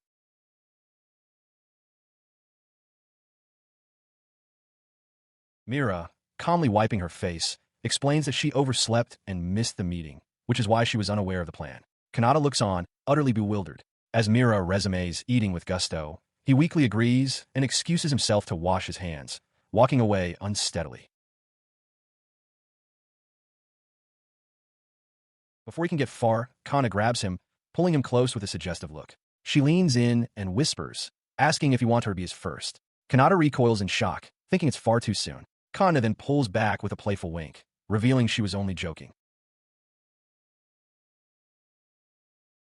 Sometime later, the trio departs from the establishment. They thank Kana for the meal, and she invites them to return anytime. Kanata reflects that their time together, though brief, was enjoyable. As he wonders what to do with the rest of his day off, he notices Mira has vanished, guessing she must be looking for a house. Just then, a hooded figure appears before him and Kana under the night sky. The figure greets them and introduces herself as Alfana, the founder of the streamer support group. Inside a nearby church, the hooded Alfana discusses matters with Kana, who find her formal tone unusual. Alfana states that the meeting's theme is to create an environment for the streamer to grow. For now, she explains, they only need members who are already in the know. As she speaks, a swirling vortex of dark energy forms behind her, catching her attention.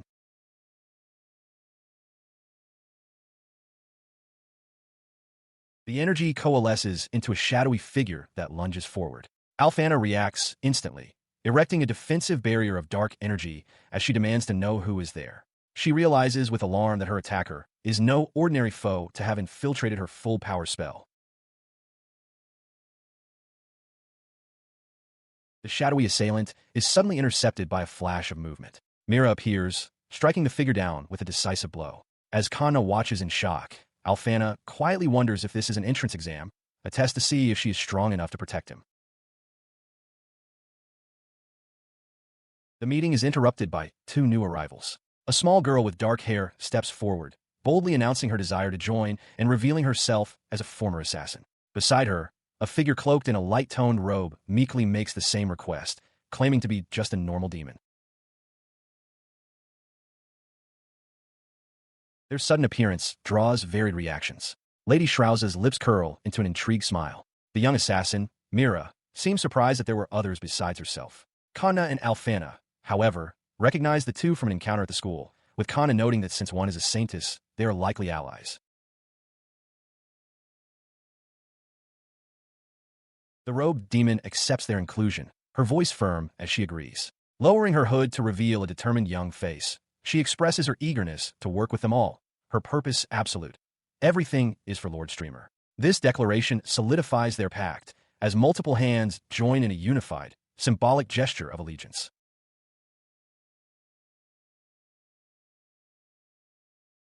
Elsewhere, unseen observers take note. An angelic figure remarks that things have become even more interesting, musing with Lady Shrauza that Streamer becomes famous, too, would be a fitting title for this new chapter. Far away, completely oblivious to the fanatical following he is gathering, Kanata soaks in a hot bath, enjoying a great day off.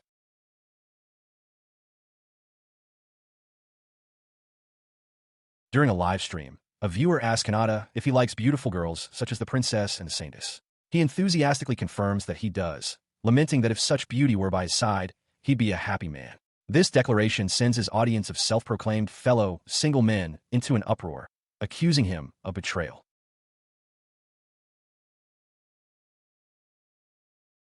Meanwhile, at the academy, both Princess Alfana and the elven Lady Maria are absent, reportedly due to fevers. In their separate quarters, they both overhear Kanata's broadcasted confession, reacting with stunned, blushing silence to the news that they are his type. The day's combat training begins for the remaining students. A teacher explains the rules. The uniforms they wear are enchanted to block outside magic, and the badges on their chests will break if they receive what would otherwise be a fatal wound. The objective, he clarifies, is to break the opponent's badge. The first match pits a sneering student against a large, bald classmate. The bout is over in an instant. The muscular student shatters his opponent's badge with a single, contemptuous strike, declaring the display pathetic as he crushes the broken emblem in his hand. His victory secured, the bald student immediately turns his attention to Kanata. Believing he can act with impunity while Alfana is away, he mockingly challenges the peasant to a fight. The crowd murmurs, but Kanata calmly accepts. As the teacher signals the start, the challenger wastes no time, unleashing a powerful torrent of fire. The spell screams towards Kanata, but just as it's about to make contact, it vanishes completely, much to the attacker's shock. He reveals that he erected a magical wall, a defensive technique he recalled from reading fantasy manga in his past life. Though he was anxious about testing it, the successful defense confirms his talent. With a confident look, he announces that it is now his turn. With a simple, two-finger gesture, Kanata unleashes a focused blast of power. The attack strikes his opponent's chest with pinpoint accuracy, instantly shattering the protective badge into a shower of fragments. The muscular student collapses, his uniform singed but his body unharmed, a testament to Kanata's amazing control. The teacher observes, frustrated that the established norm of noble superiority persists despite such displays. From the sidelines, Aguila watches with a disdainful expression. Kanata, however, feels secure, believing he'll be fine as long as he has Maria and Alfana.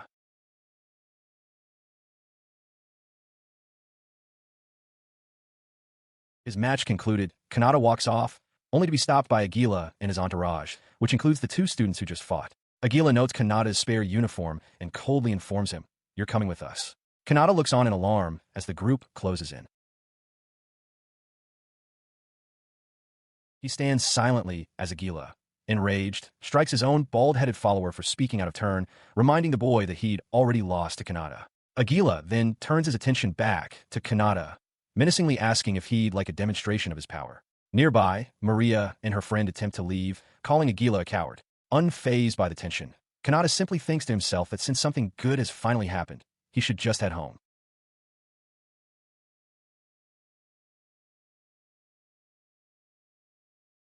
As he contemplates leaving, the world suddenly halts. Aguila and his followers are frozen mid-sneer, their movements suspended in time. Kanata, however, is unaffected. He looks around the silent classroom, a wave of confusion washing over him as he realizes everyone is completely still. His bewilderment deepens when he sees a white dove flutter past the window, the only other object in motion. As he watches it go, a serene voice speaks from directly behind him, remarking how rude it is for lowly humans to dare touch him, declaring such an act a sin. He turns to see a towering angelic figure, flanked by other celestial beings. She explains that even if they are inferior, those who follow him are different. Kanata stares, a flicker of recognition in his eyes as he tries to place her voice. His gaze then drops to her shirt, which inexplicably features an image of his streamer persona.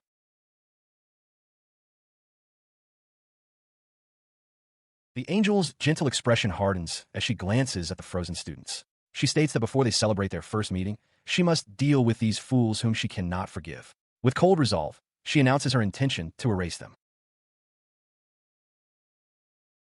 With her judgment passed, a sharp pop echoes through the silent room. The angelic figure gives a cheerful, winking smile. Kanata, now inexplicably shirtless, can only stare in utter shock, his mind reeling from the impossible sight of his own streamer identity emblazoned across her chest. With a cheerful expression and a series of popping sounds, the angelic figure announces that this is a pain and she will handle the rest in one go. Below, Kanata stares in disbelief at the now empty space where his classmate stood, utterly confused about what just happened and why she would do such a thing. He points an accusing finger at her, his voice filled with dawning horror as he declares that she is the one who brought him to this world 17 years ago. The goddess calmly confirms his accusation. The realization hits him fully. This was the being he had mentally berated. He has so many questions, but his immediate instinct is to suppress them. He can only ask what she means as she elaborates on her philosophy. She explains that even if someone disappears, a new one will simply replace them. Seated gracefully, she continues, stating that even if the entire world were destroyed, it would be remade and everything would return to normal, an easy solution in her eyes. Kanata is appalled by her casual disregard for existence.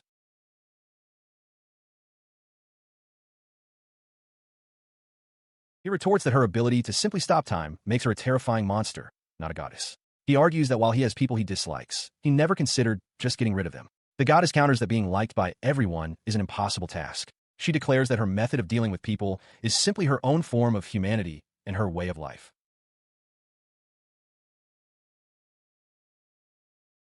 She continues, noting that some of his followers are extreme, which didn't help her case, but now she understands why he tries to interact with the noble students. With a knowing wink, she says she now sees the type of person he truly is, leaving Kanata to nervously ask what she plans to do next. In response, she pulls him into a gentle embrace, telling him not to worry. She clarifies that her earlier statements were merely hypothetical. She only wanted to confirm how he would react. Kanata is left flustered and wide-eyed by the sudden physical contact. He pushes her back slightly, stammering as he questions why a goddess would wear such modern-looking clothes. She proudly explains that she made them herself and even put them on her own statue in the church. The biggest revelation follows. She is his oldest fan, a listener, who has been observing his live streams since the very beginning. Kanata is struck completely speechless.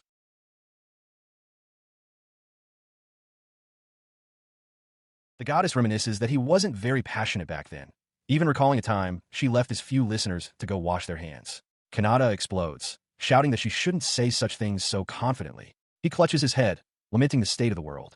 She retorts that if a goddess like her is strange, then the world itself must be strange, prompting a hasty apology from Kanata.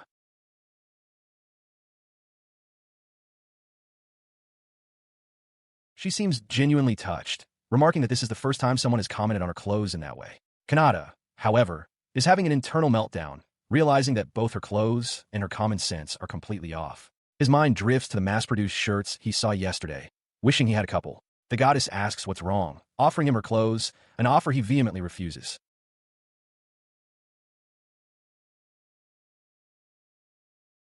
The goddess begins to float upwards, explaining that today was an exception and she normally cannot interact with him so directly. Her prolonged presence in this realm risks destroying its very balance and concepts, a tremendous pressure for her to bear. As she starts to fade, she casually mentions that her friends have been talking about him lately, leaving Kanata stunned as he watches her disappear.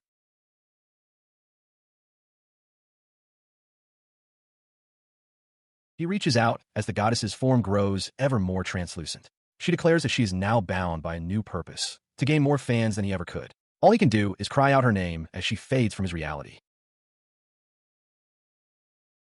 With a final, cheerful wave and a simple "see ya," she vanishes completely. A brilliant flash of light consumes his vision, and in the next instant, he is thrust back into the familiar chaos of his classroom as a nearby student screams. The jarring return leaves him sweating and disoriented, his mind reeling. He can only come to one conclusion. This world is completely insane. 3 days pass, but the memory of the encounter remains as vivid as ever. His thoughts are shattered by a commotion. Aguila and his 2 followers are on the classroom floor, writhing and apologizing frantically. The prince screams for the agony to stop, crying out that his body feels as if it's being torn apart while a teacher looks on, utterly baffled. Watching the bizarre spectacle, Kanata wonders at the sudden, drastic change in their attitudes. They won't even look at him now. Elsewhere, in her own realm, the goddess observes the scene on a monitor. She muses that things have been tiring on her end, and that doing this now feels like a duty. Her solitude is broken by the appearance of a second figure, a dark-clothed version of herself with a stern expression. This newcomer asks if she is looking at that world again. The angelic goddess, lounging comfortably, confirms that it is, of course, her very reason for living.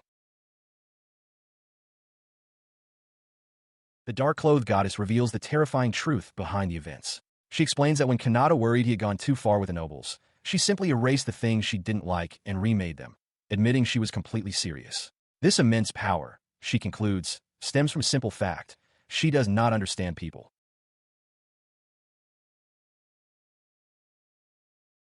In a flash of searing energy, the muscular demon's subordinate is engulfed by a powerful attack.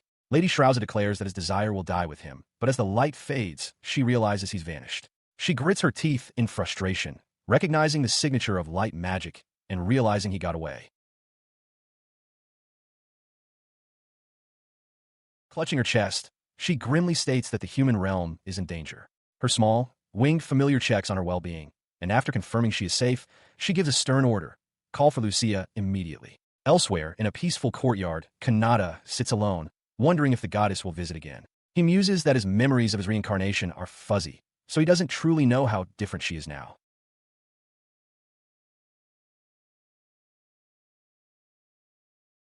His quiet reflection is shattered as Alfana and Maria suddenly press themselves against either side of him. Flustered, he asks why they are so close, and they both reply that they believe this is normal for friends.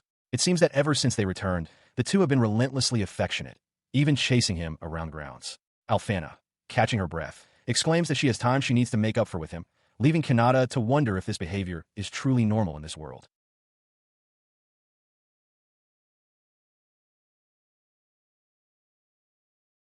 Later, Alfana proudly presents a sample of new merchandise, a badge featuring Kanata's streamer avatar. She reports that they should finish production even before the clothing line is ready. Kanata looks on in shock, realizing his outfit will become widely known. A promotional image shows Kana modeling the new look with a badge attached to a bag.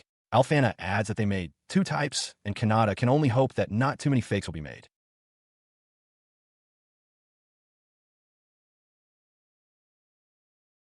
He tells them it makes him happy to know they trust him so much. In response, Alfana and Maria lean in with intense expressions, declaring that no lowlife could ever hope to replicate his charisma. Alfana then excuses herself for official duties, promising to see him the next day. As the group says their goodbyes, Mira suddenly appears behind Kanata, startling him. He whirls around, asking why she's there and questioning if she used a spell.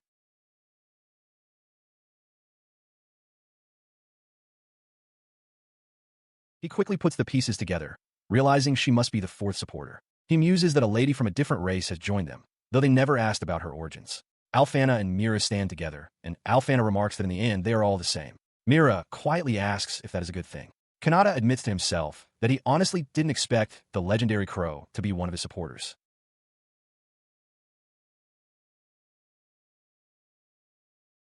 As Mira sits quietly on a nearby bench, Kanata wonders aloud why his warding spell isn't working. Alfana provides a simple explanation. Mira has enough power to oppose his mana, and that's all there is to it. He considers this, then asks if it means Mira is weaker than her.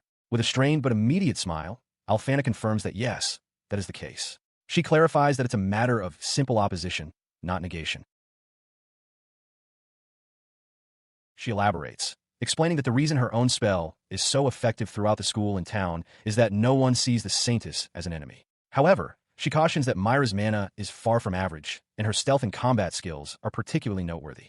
Hearing this, Kanata realizes he probably shouldn't rely on his warding spell too much.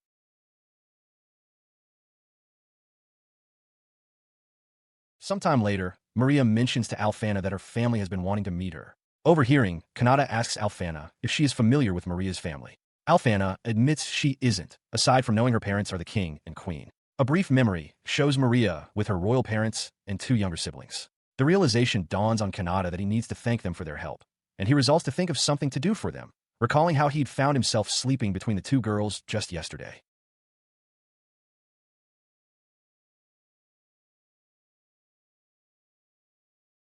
He assures Alfana that he intends to offer her the same support eventually, but she replies that his sentiment alone is wonderful enough. Nearby, Mira watches them, her expression firm and resolute.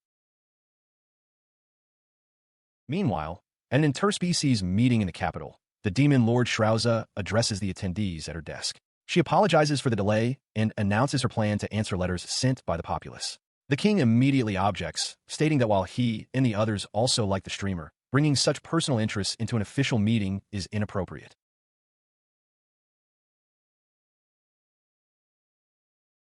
His concern is met with excitement from others at the table. As the king clutches his head in worry, another attendee cheers, excitedly claiming that the first letter from the king who loves vegetables is his. Shrauza, however, is consumed by her own frustrations. She laments that the meeting is supposed to last for several days, preventing her from hunting Lega. She clenches her fist, resolving to do her best, while counting on someone named Lucia to handle things in her absence. Back in his room, Kanata is streaming when a message appears from a viewer who claims to have donated money to support him. He stares at the screen in shock, recognizing the name as the scammer from before.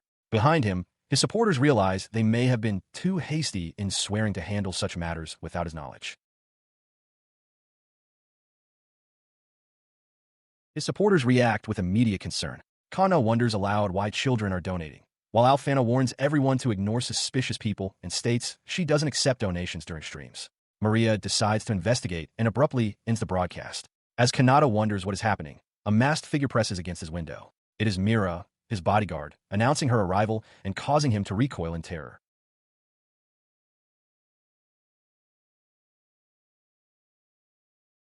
The issue of the fraudulent donations has escalated to the highest levels. At the meeting, the king pleads with an exhausted Shrauza, explaining that they are too distracted by the scammer to focus on the agenda. Shrauza considers the widespread chaos such scams could cause. Acknowledging that demons are specialists at tracking people, she proposes a deal to King Ataraxis. She will find the culprit in one day if he lends his assistance.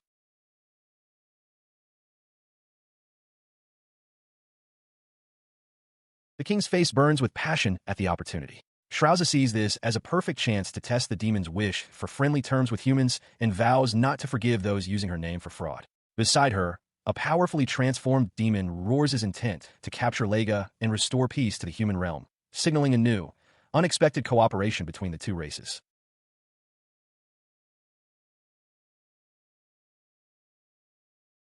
Under the light of a full moon, a man named Max, a normal citizen, cackles with glee as he pours a bag of coins onto a table. He can't believe how much money he's received for doing so little. All he did was act like he knew the famous streamer, and the donations poured in without question. He revels in the bliss of his successful scam.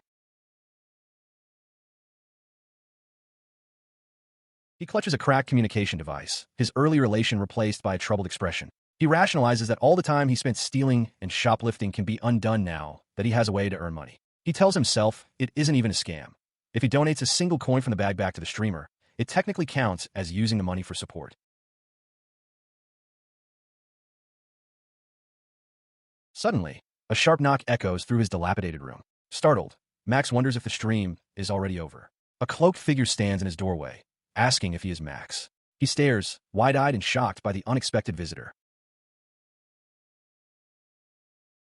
The figure throws back her hood, revealing a stunningly beautiful woman with long, dark hair and pointed ears. Max is completely taken aback, unable to comprehend how such a beauty could exist in this country. As he stumbles backward in disbelief, she offers a playful, knowing smile. She closes the distance, her voice a seductive whisper. She teases him, asking if he fell for her smile earlier and followed her. Flustered and blushing, Max finds himself cornered as she leans in, her face inches from his, asking if he's excited and what he plans to do with her. He stammers, completely captivated. She tells him she can't get enough of his husky voice. As he tries to guess what she wants, his lips, his body, his love, she leans in to whisper directly in his ear, interrupting him with a single chilling desire. I want it, your heart. Her alluring facade shatters. With a vicious grin, she plunges her hand deep into Max's chest. Blood erupts as she mockingly asks him to donate to her, reminding him that he took from Lord Streamer's fans. She declares that what was taken from him should now be taken from him. Max can only scream in agony. Nearby, Kanata observes the scene, his expression serious. He notes that the air is too sweet, making him feel as if he might lose himself. The woman, now revealed to have small demonic horns, stands over the fallen Max and addresses Kanata, asking how her skillful method differed from that of Night. She sits casually beside the unconscious body, a smug look on her face. Kanata asks if she really killed him. She scoffs, calling the idea stupid. She explains that she simply lured him and put him to sleep. In other words, he's seeing a dream where she's slowly dragging out his heart. Her full demonic nature is revealed as large, bat-like wings unfurl behind her. Kanata understands, remarking that this must be how succubi fight. He admits he thought a demon would be more violent, musing that Lord Streamer would have wished for a peaceful resolution. The succubus cheerfully agrees. The succubus explains that the demons are already trying to adapt to Lord Streamer's ideals, becoming good fans. She adds that Lord Shrouza herself has instructed them to avoid unnecessary conflict. In response, Kanata thanks the succubus for her help and suggests they work together again if they meet. As she departs, leaving the unconscious scammer on the ground, Akuta arrives in full armor, asking if Kanata found his target. Kanata confirms, and they prepare to leave. Elsewhere, the demon lord, Lady Shrouza, contemplates her connection to Lord Streamer. She reflects that powerful demons like herself can perceive the mana of others, meaning she could easily identify him. However, she states that their pride as his fans prevents them from doing so, and she eagerly awaits a coincidental meeting one day.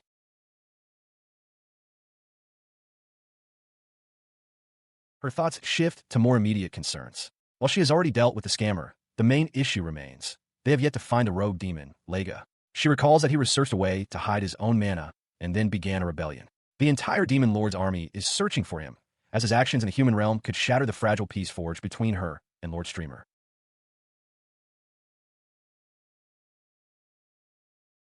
She sighs, noting that Lega sustained severe injuries and will be unable to fight for some time, making this the ideal window to capture him. As she considers this, a hand presents her with a message. Unfurling the paper, she reads the message from Lucia. It informs her that Lucia is currently in a meeting within the capital and cannot leave. The letter elaborates that Lucia has compiled a list of every settlement in Ataraxis under the pretext of capturing the scammer, and requests that Shrouza also conduct a search. Enraged by the implication, Shrouza crushes the letter in her fist, declaring that she can protect the capital on her own. The focus returns to Kanata, who is now with Mira. He acknowledges that, as a result of the recent incident, countermeasures against such crimes are being strengthened in every country. Unseen by them, on a nearby rooftop, the assassin Crow stands beside the injured demon Lega, observing that someone else has already reached their target location. Mira, however, is focused on her own objective. With a determined blush, she clenches her fist, resolving that next time she will act as Kanata's personal bodyguard, apprehend the criminal herself, and earn a pat on the head as a reward. As if her thoughts were heard, Kanata pats her on the head, thanking her for being a great help, even though she wasn't his bodyguard. He then asks Mira if she could assist him with an experiment, explaining his plans to move to a new stage as a streamer. Flustered, Mira processes his request as Kanata excuses himself, promising to return for her thoughts.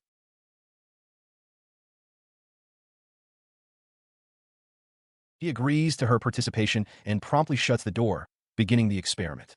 Moments later, Mira collapses to the floor, her hands pressed against the ground as she pants heavily. Her face is flushed, and she struggles to catch her breath. That was a close call, she thinks, realizing that even for a former assassin, this experience was something entirely different.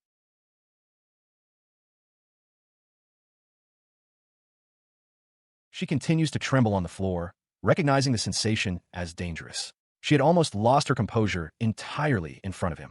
Nearby, Kanata examines his hand, which seems to have a faint aura around it. He wonders aloud if the experiment worked, hoping that she liked it. With the recent scamming incident concluded, the king, accompanied by a beaming Alfana, formally addresses Kanata. He identifies him as the streamer and expresses that it is an honor to finally meet him. The king chuckles, remarking that the brief meeting was well worth it. He then turns his attention to the masked figure of Kanata, noting that he heard he was awake until 4 in the morning. In the background, 2 young children jump with excitement next to Alfana. As they proceed, Kanata is suddenly confronted by the sight of a grand, imposing structure. He stares in awe, wondering what this place is, while a nervous Alfana stammers that the honor is all hers. From a high vantage point, Alfana gazes into a vast hall where her parents, the king and queen, are seated, awaiting their arrival. The king explains his intentions to Kanata, stating that as the saintess, he could not let the incident pass. He decided the best way to thank Maria was by meeting her little siblings. Internally, Kanata panics, admitting to himself that he never expected to meet the king in person. He finds himself seated between Kana and Alfana, silently questioning why they always position themselves so close. Kana leans in to whisper that Alfana is right, and that he doesn't need to be so formal, at least not in this setting. Suddenly, the 2 royal children rush forward, pleading to speak with him. The king tries to apologize for their outburst, but they shout that it's unfair. Alfana watches the chaotic scene with a fond smile, murmuring her affection for her father. When Kanata asks if they are Maria's siblings, they eagerly confirm. The boy proudly introduces himself as ours, while the girl, after biting her tongue in her excitement, shyly says her name is Fine. He smiles at them, complimenting their names. Reaching out, Kanata gently pats both ours and Fine on the head, much to their surprise and delight. The king laughs, assuring Kanata that the gesture is fine. The children then make a request for him to perform the introduction from his streams. Obliging, Kanata clears his throat and prepares to begin as the 2 children watch in anticipation. He begins his performance, launching into his signature opening for his 2 biggest fans. The effect on the royal children, ours and Fine, is immediate and profound. They stare in wide-eyed wonder, completely captivated by the streamer's energy. The dazzling light of his persona washes over the entire throne room. The king and queen physically recoil from the overwhelming display. Maria, however, remains composed, observing the chaos with grim satisfaction. She internally notes that while the castle residents' mental fortitude is strong enough to withstand him for now, it will be some time before they can form a proper support group. Deciding the demonstration is over, she tells Kanata it's time to go to her room.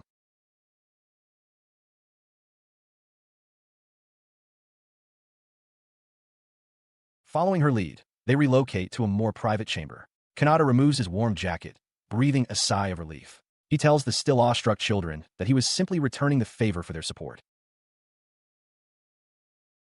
Meanwhile, outside the castle walls, a different kind of excitement builds. A massive crowd, including the adventurers Akuta and Zeus, gathers in the city streets for the release of limited edition goods, exclusive to only 3 countries. The demand is so overwhelming that a standard release is postponed. Instead, an advanced sales lottery is announced, with postcard from the Kingdom of Ragas, the Principality of Bandai, and the Demon World as the prizes, attracting far too many customers.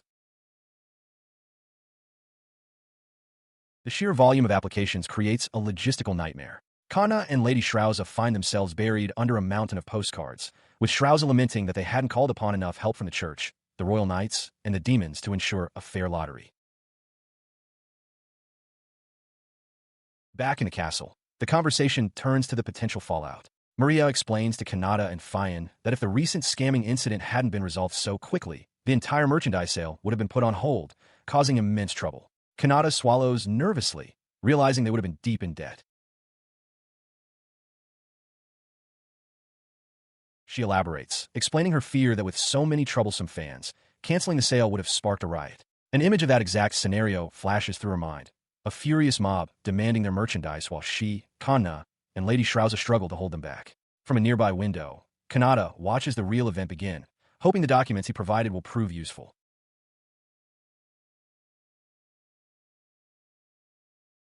To prevent such chaos, firm measures are taken at the sales venue. A woman from the church, a cross on her forehead, takes charge with a megaphone. She instructs the crowd to line up properly to avoid injury, warning that any troublemakers will be forcefully removed. Beside her, Akuta echoes the command. A notice reveals that sales in the demon world are on hold until Lega is caught, prompting a furious hunt for the demon.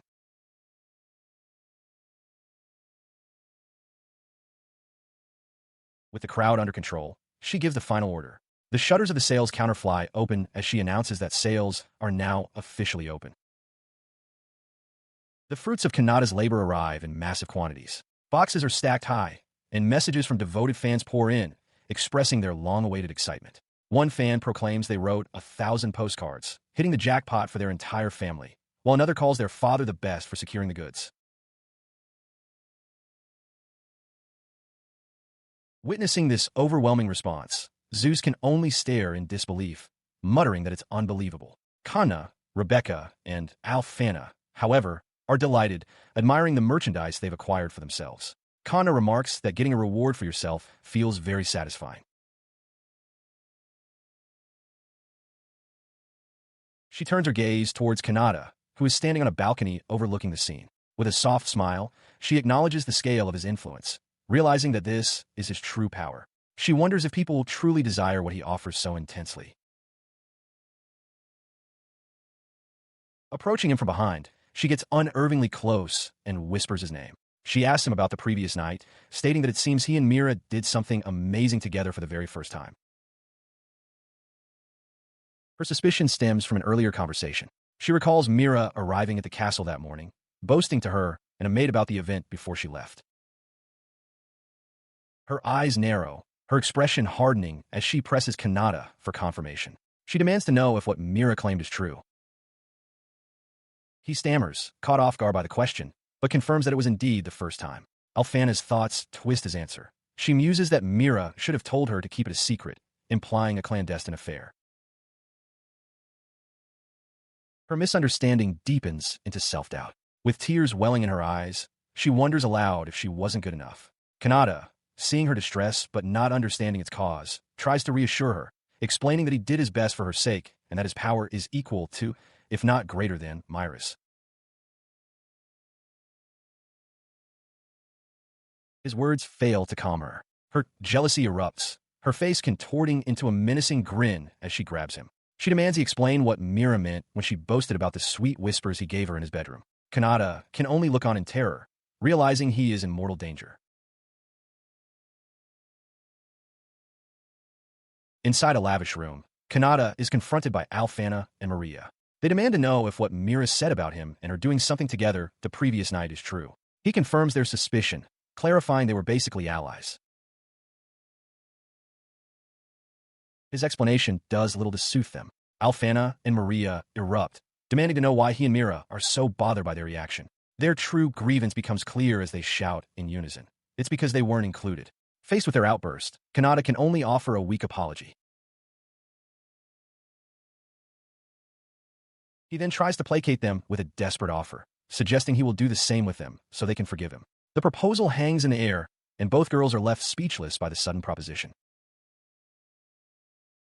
Alfana is the first to recover, admitting she doesn't like not being first but agrees to the arrangement. Maria quickly concurs, adding that compatibility is important and it's not as if Mira is the most suitable partner anyway. Seeing their acceptance, a flustered Kanata tells them to come to his room later that night, promising to get ready. As they leave, he thanks them.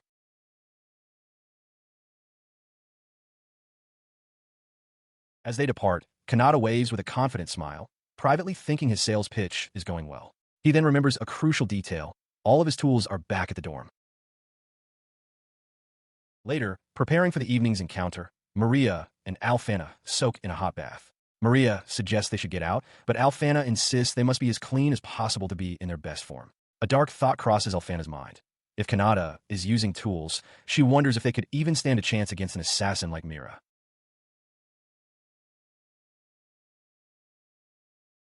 She shakes off the dark thought, grabbing Maria's hands to bolster her courage. Alfana declares there is nothing to be afraid of and that they should march forth together. Maria, her own resolve hardening, agrees that they must take the initiative. Their resolve solidified, the two stand together, now fully dressed. Though their hands tremble with nervousness, they share a look of mutual understanding and agreement before making their way to his room. Upon their arrival, Kanata greets them with unexpected energy. He strikes a dynamic pose, announcing that it's time to begin the ASMR experiments and that he's going to get a lot of data thanks to them. Stunned, the two girls can only stare in confusion. Mira, who is already present, voices their shared bewilderment, asking what is going on. Kanata explains that as a streamer, he wanted to test out some new content. The angelic figure, observing from above, clarifies for herself that according to his past life, ASMR means autonomous sensory meridian response, noting that he has once again thought of something interesting.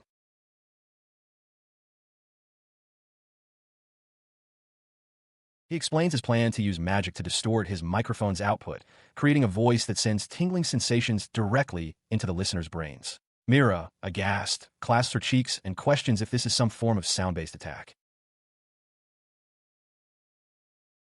Her reaction prompts him to clarify his reasoning. He recalls that a while ago, both Maria and Alfana had complimented his voice, which sparked the idea for this experiment. Now, composed, Mira accepts the situation, agreeing to participate as his bodyguard. To begin the test, he asks Mira for her terminal's identification number, which she provides without hesitation. From his desk, Kanata announces he will start a private stream, just for her. Mira, surprised, asks if such a thing is possible. The experiment commences. Kanata mutters that the initial result isn't quite what he wanted, but apologizes to the girls for the delay, admitting he's been eager for this too. Deciding the first tests are insufficient, he resolves to modify the signal even further, unleashing a powerful wave of energy that causes Mira to cry out in astonishment. The amplified effect leaves all three girls reeling. Alfana describes the sensation as his voice reaching directly into her brain, finding it frightening. Maria agrees, confessing that if she listened any longer, she feels she would go insane. Mira can only stammer that it was something like that. Despite their clear distress, Kanata grins, apologizing but insisting it's for data. He urges them to endure it for just a little longer as the three girls are overcome by the intense, overwhelming sensations. With his test subjects collapsed on the bed behind him, he strokes his chin, musing to himself. He admits he doesn't know much about ASMR, but recalls that things like eating sounds or sweet whispers are supposed to be popular. He observes their prone forms, noting that their reactions are quite good. He reflects on his original goal for developing this technology, to make everyone happier, but the current scene suggests a far more potent and perhaps different outcome. He then approaches the bed and leans over the exhausted Alfana, asking if there is anything she wants to say. Weakly, she asks if it can be anything at all, and he confirms that it can. Looking up at him with a dazed expression, she simply breathes his name. Kanata smiles warmly, thanking her for helping and going along with his experiment. He clears his throat, holding up a script he prepared from the previous day. With a determined look, he instructs the girls to recite the words he has written. He then begins the next phase of the experiment, speaking their names directly into his terminal.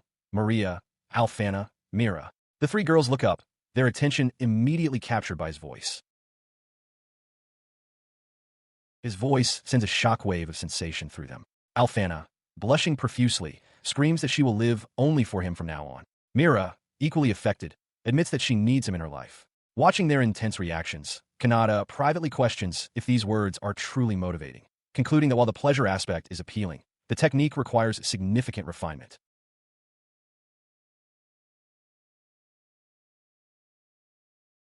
Still reeling from the experience, Alfana and Maria cling to one another.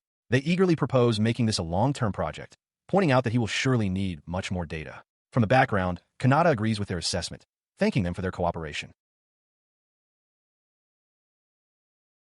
With the experiment concluded, he walks away with Alfana and Maria, realizing that viable ASMR streams are still a distant goal. Once they are a safe distance away, Maria checks to ensure they are alone. Alfana, completely drained, confirms it and confesses that she is at her absolute limit, unable to even muster the energy for a simple barrier.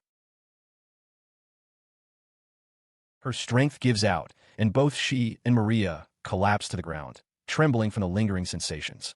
Maria reflects on the experience, a power both terrifying and wonderful. She questions whether it's safe to release upon the world, concluding it would be best if they kept it to themselves for a little longer.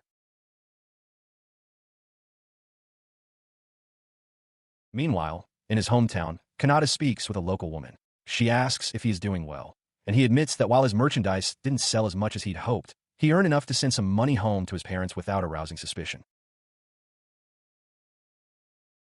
This peace is destined to be shattered. In just a few days, a powerful demon will attack his hometown. The scene flashes forward to chaos. Villagers flee in terror from a monstrous, spiky appendage as Kanata and his party fight desperately against the unseen threat. In a sun-drenched field, a tall, well-built woman named Mesa wipes sweat from her brow, leaning on her tool after a hard day's work.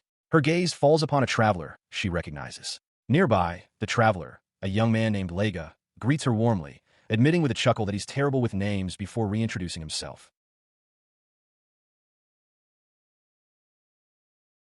Later, sitting with his arm in a sling, he asks Mesa about her own injuries, expressing his belief that they should all be healed by that night. He reflects on their recent past, recalling with an embarrassed laugh how they were nearly killed on a mountain near the village just a few days prior. His expression softens with sincerity. He confesses that he had been desperately trying to escape from bandits, but since meeting the villagers, he has felt truly happy. Mesa listens thoughtfully, revealing that whenever she sees him, she is reminded of her only son. She explains that her son, Kanata, is about the same age, and she often worries if he is doing well at school. Lega offers a reassuring smile, certain that her son must be fine. Just then, Mesa's husband calls for her to join him for lunch. She thanks Lega for his concern and departs. Once alone, Lega's friendly facade crumbles. He shudders as the spectral image of a monstrous demon looms over him, a whispered voice branding him as worthless in the eyes of God. His face twists into a vicious grin as he anticipates the full recovery of his mana by nightfall. A memory of being bloodied and broken flashes in his mind, and he silently seethes, blaming a woman named Shrauza for being stuck recovering in such a disgusting place. His eyes, now glowing with malice, scan the village. He dismisses Mesa's husband as a filthy creature with too little mana to even be a snack, deciding his death is of no consequence. His gaze then settles on Mesa and the others. He decides that to start the night, he will eat, destroy, and kill everything. That evening, the unsuspecting villagers gather around tables laden with food. They raise their cups in a toast, cheerfully congratulating Lega on his recovery and declaring a celebration. The festive mood shatters. As the villagers mockingly call humans idiots, an old man shouts for Lega to be quiet, but it is too late. A sickening crack echoes as Lega's body begins to violently contort and transform. The transformation completes, revealing a towering, horned demon. The villagers stare in abject terror, one crying out about a broken ceasefire. Lega lets out a guttural roar, confirming their worst fears and announcing that despite their idiocy, they're all going to be his dinner. He surveys the fleeing villagers, deciding who to devour first. But his meal is interrupted. A woman, Mesa, stands defiantly with a farming hoe, telling the children to run while she buys them time. Her husband rushes forward, placing himself between her and the demon, challenging the monster to fight him instead. The demon scoffs, wondering aloud how many seconds the man will last.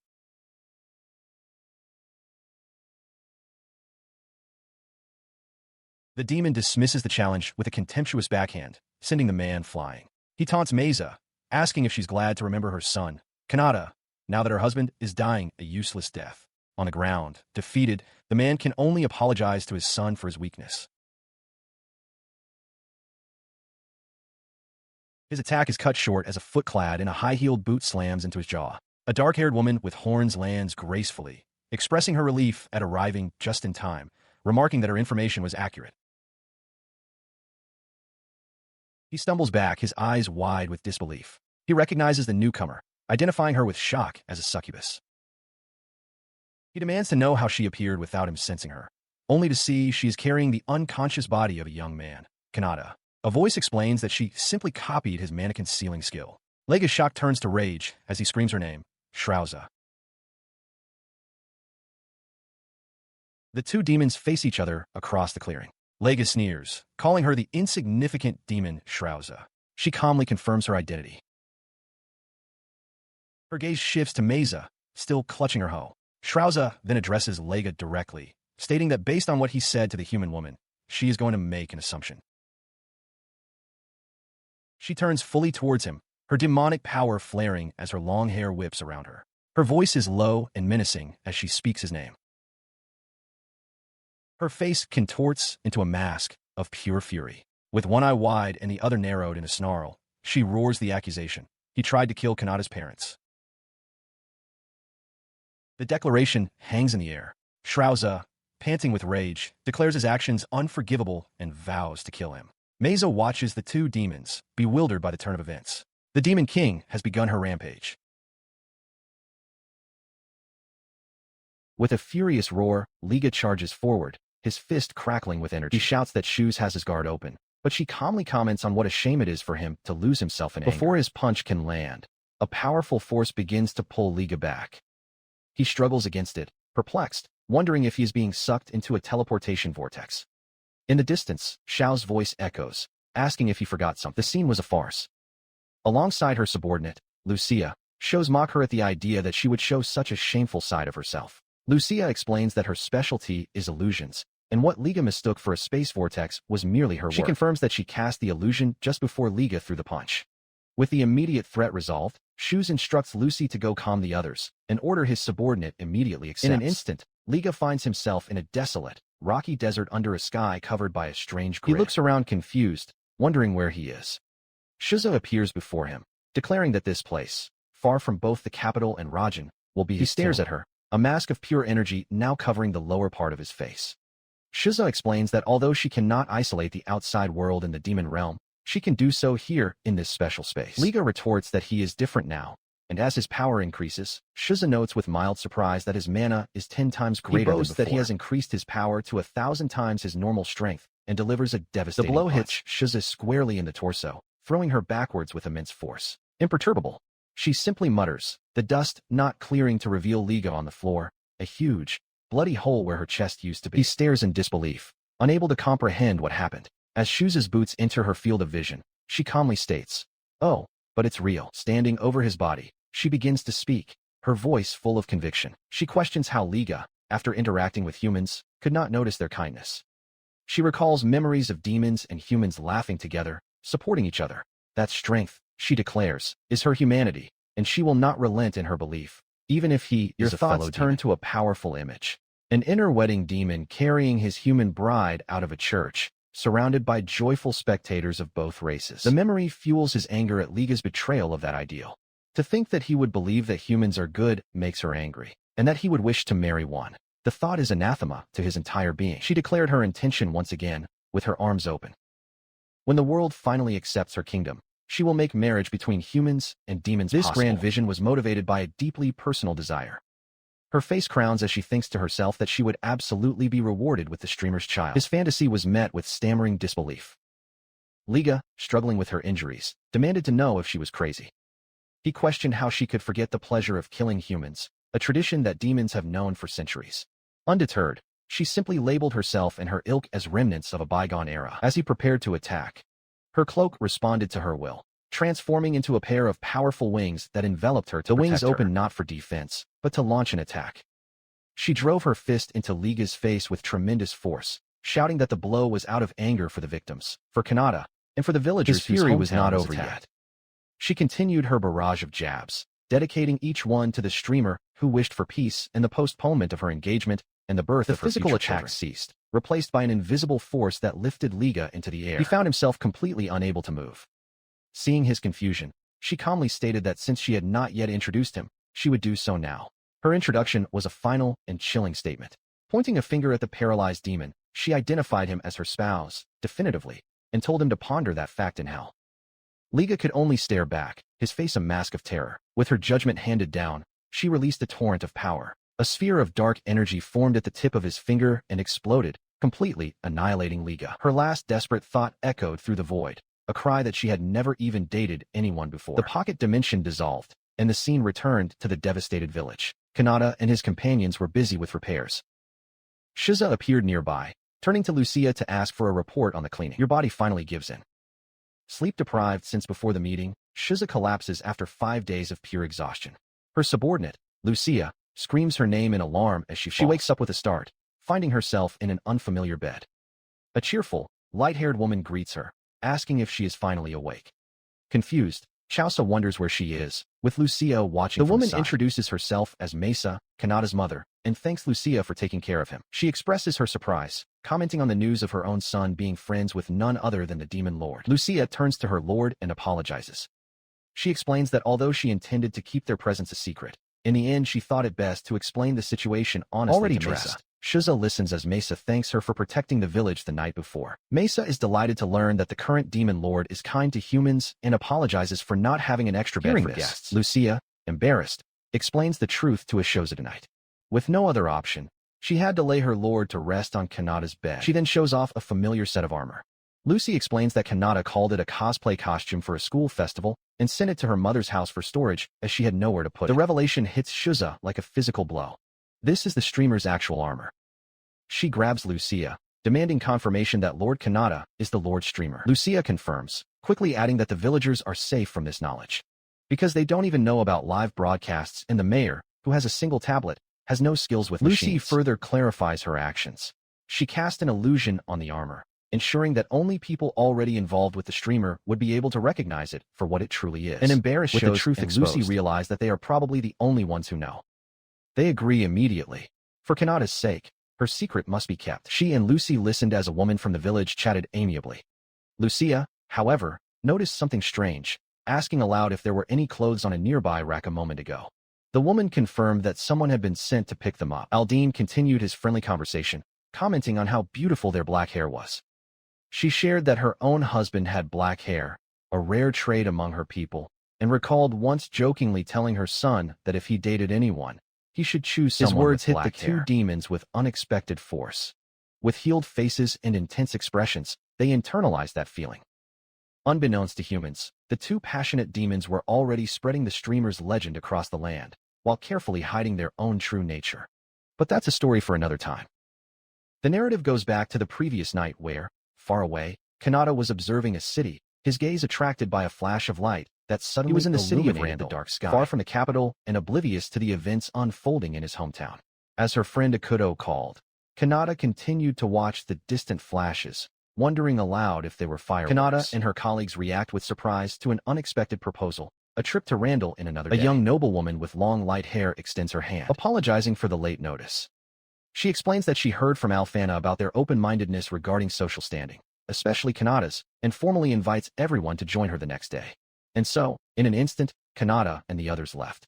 At 8 in the morning, they were already in the air in a magnificent carriage pulled by snakes. Later that night, Kanata sits at his desk, realizing that he doesn't have any broadcasts scheduled for the next 2 days, which makes the trip perfectly timely. Upon arriving in Randall, Maria wonders aloud why Alfana isn't with them, before remembering that, like the sanctity of the capital, her situation is complicated. Elsewhere in the group, Kanata whispers to a colleague that this Paris is famous for its magical items, which could be very useful for her broadcasts. Upon hearing this, another girl finds the situation with the holiness quite romantic. Kanata, however, dismisses the idea, stating that they can't do much to change her circumstances and should simply move on.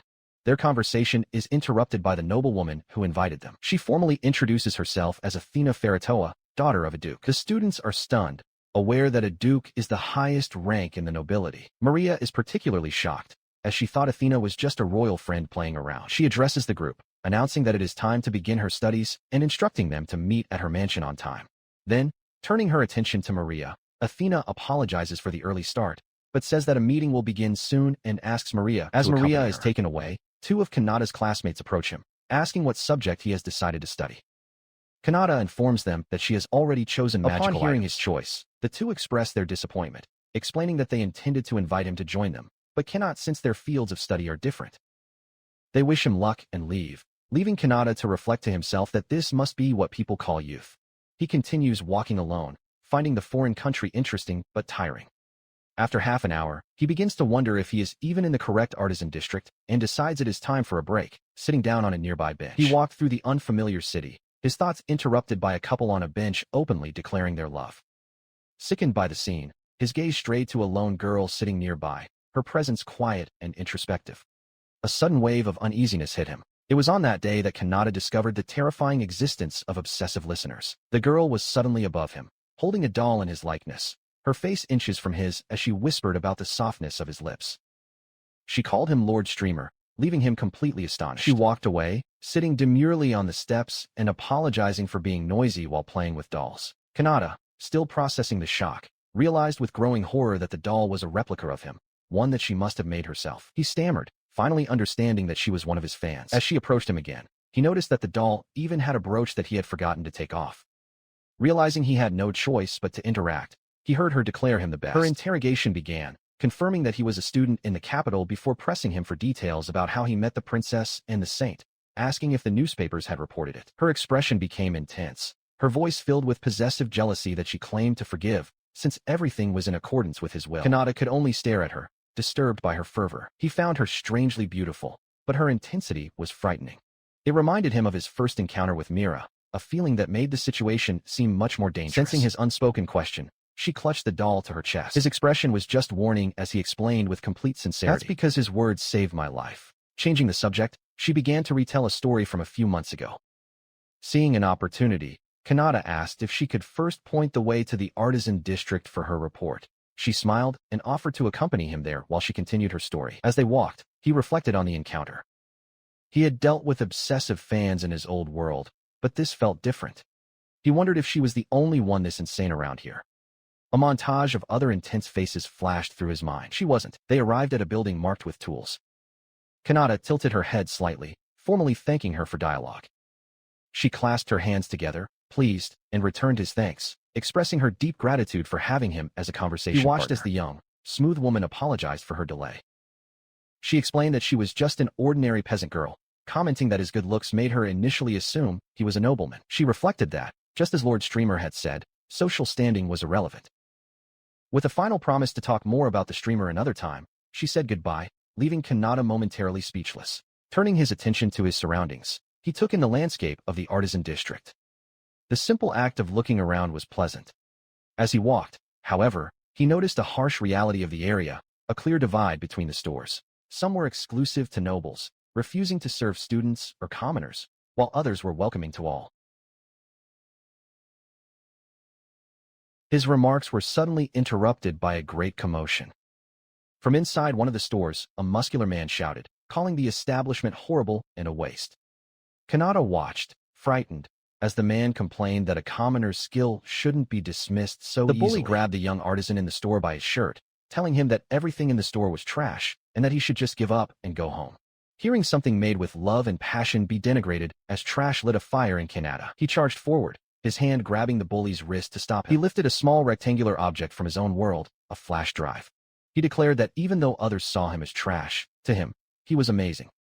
The bully, enraged at being challenged by a brat from the capital, retreated angrily, ready to attack. But instead of fighting, the man suddenly fled in terror. He apologized profusely, promising never to return and begging for forgiveness as he escaped. Kanata stood still, confused, not understanding what had just happened. Before he could reflect further on the matter, the young craftsman ran up to him, his eyes wide with admiration. He exclaimed that the way Kanata made the man run away was insane and asked if he was okay.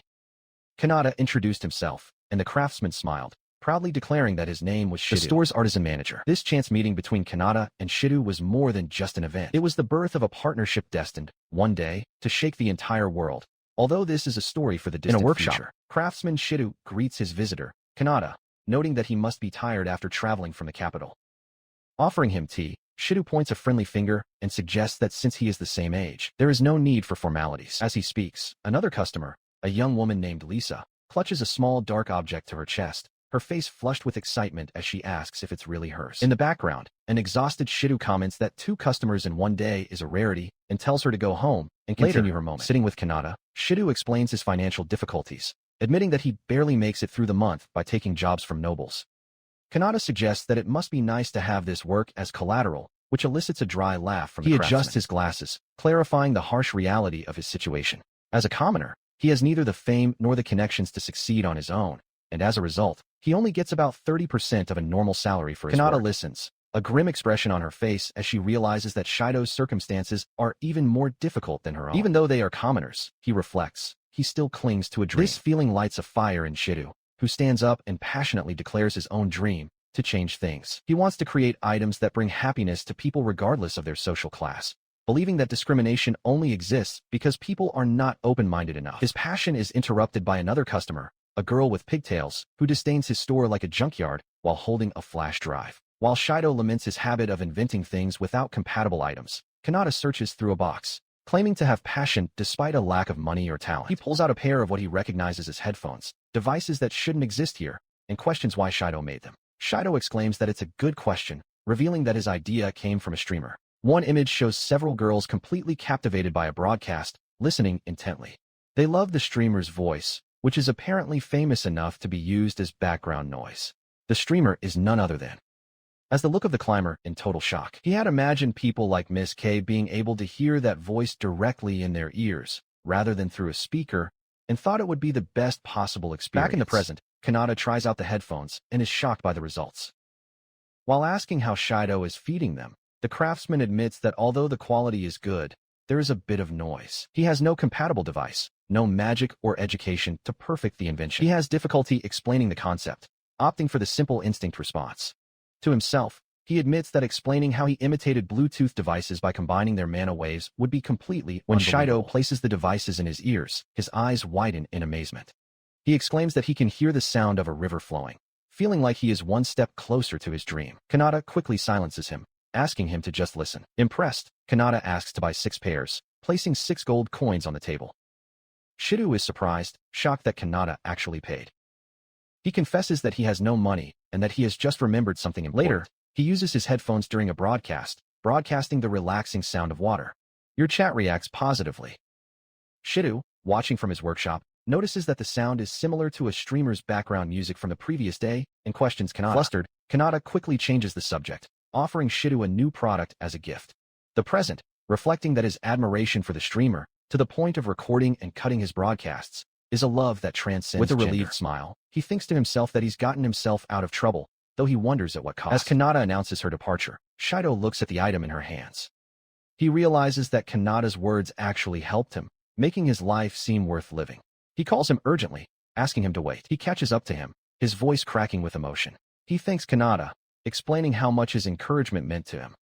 Promising to see him again, the two say goodbye with a firm fist bump. This sincere gratitude was not for the streamer, but for Kanata himself. It marked the moment he made his first same-sex friend. Elsewhere, Alfana and Kana watch the broadcast, their faces lit up with joy. The chronicle then returns to the present moment. Akata and Zeus call for Kanata to come back to the group soon. As he turns around, his attention is caught by what appears to be fireworks in the distance. The source of the commotion turns out to be a celebratory banquet. Kanata thanks Athena's law for the meal, but she refuses the thanks, saying he should thank Princess Mary. Her companions express their delight at the abundant food while Athena comments that it is an honor for them to spend the night. At the dinner she hosted, Kanata expressed her sincere gratitude to Princess Maria. He commented on how deeply she cares for others, even mere acquaintances, going so far as to ignore her own class obligations for them. His sincere compliment brought a satisfied and knowing smile to Athena's face, while Alfana was completely embarrassed, her cheeks flushed. Across the table, both Rebecca and Lisa expressed their enthusiastic agreement. Pleased with the feeling, Athena decided to take action, formally introducing her friend Lisa to Maria. She revealed that Lisa is also a fan of the streamer, a revelation that left Kanata stunned and Alfana surprised to learn His shock intensified when he noticed a small circular brooch attached to Lisa's uniform, a clear emblem that marked her as a fan. She then encouraged Lisa to talk to Alfana, emphasizing that Alfan is one of the very few people who actually met the streamer in person. His suggestion was that they continue the conversation while they all took a shower together.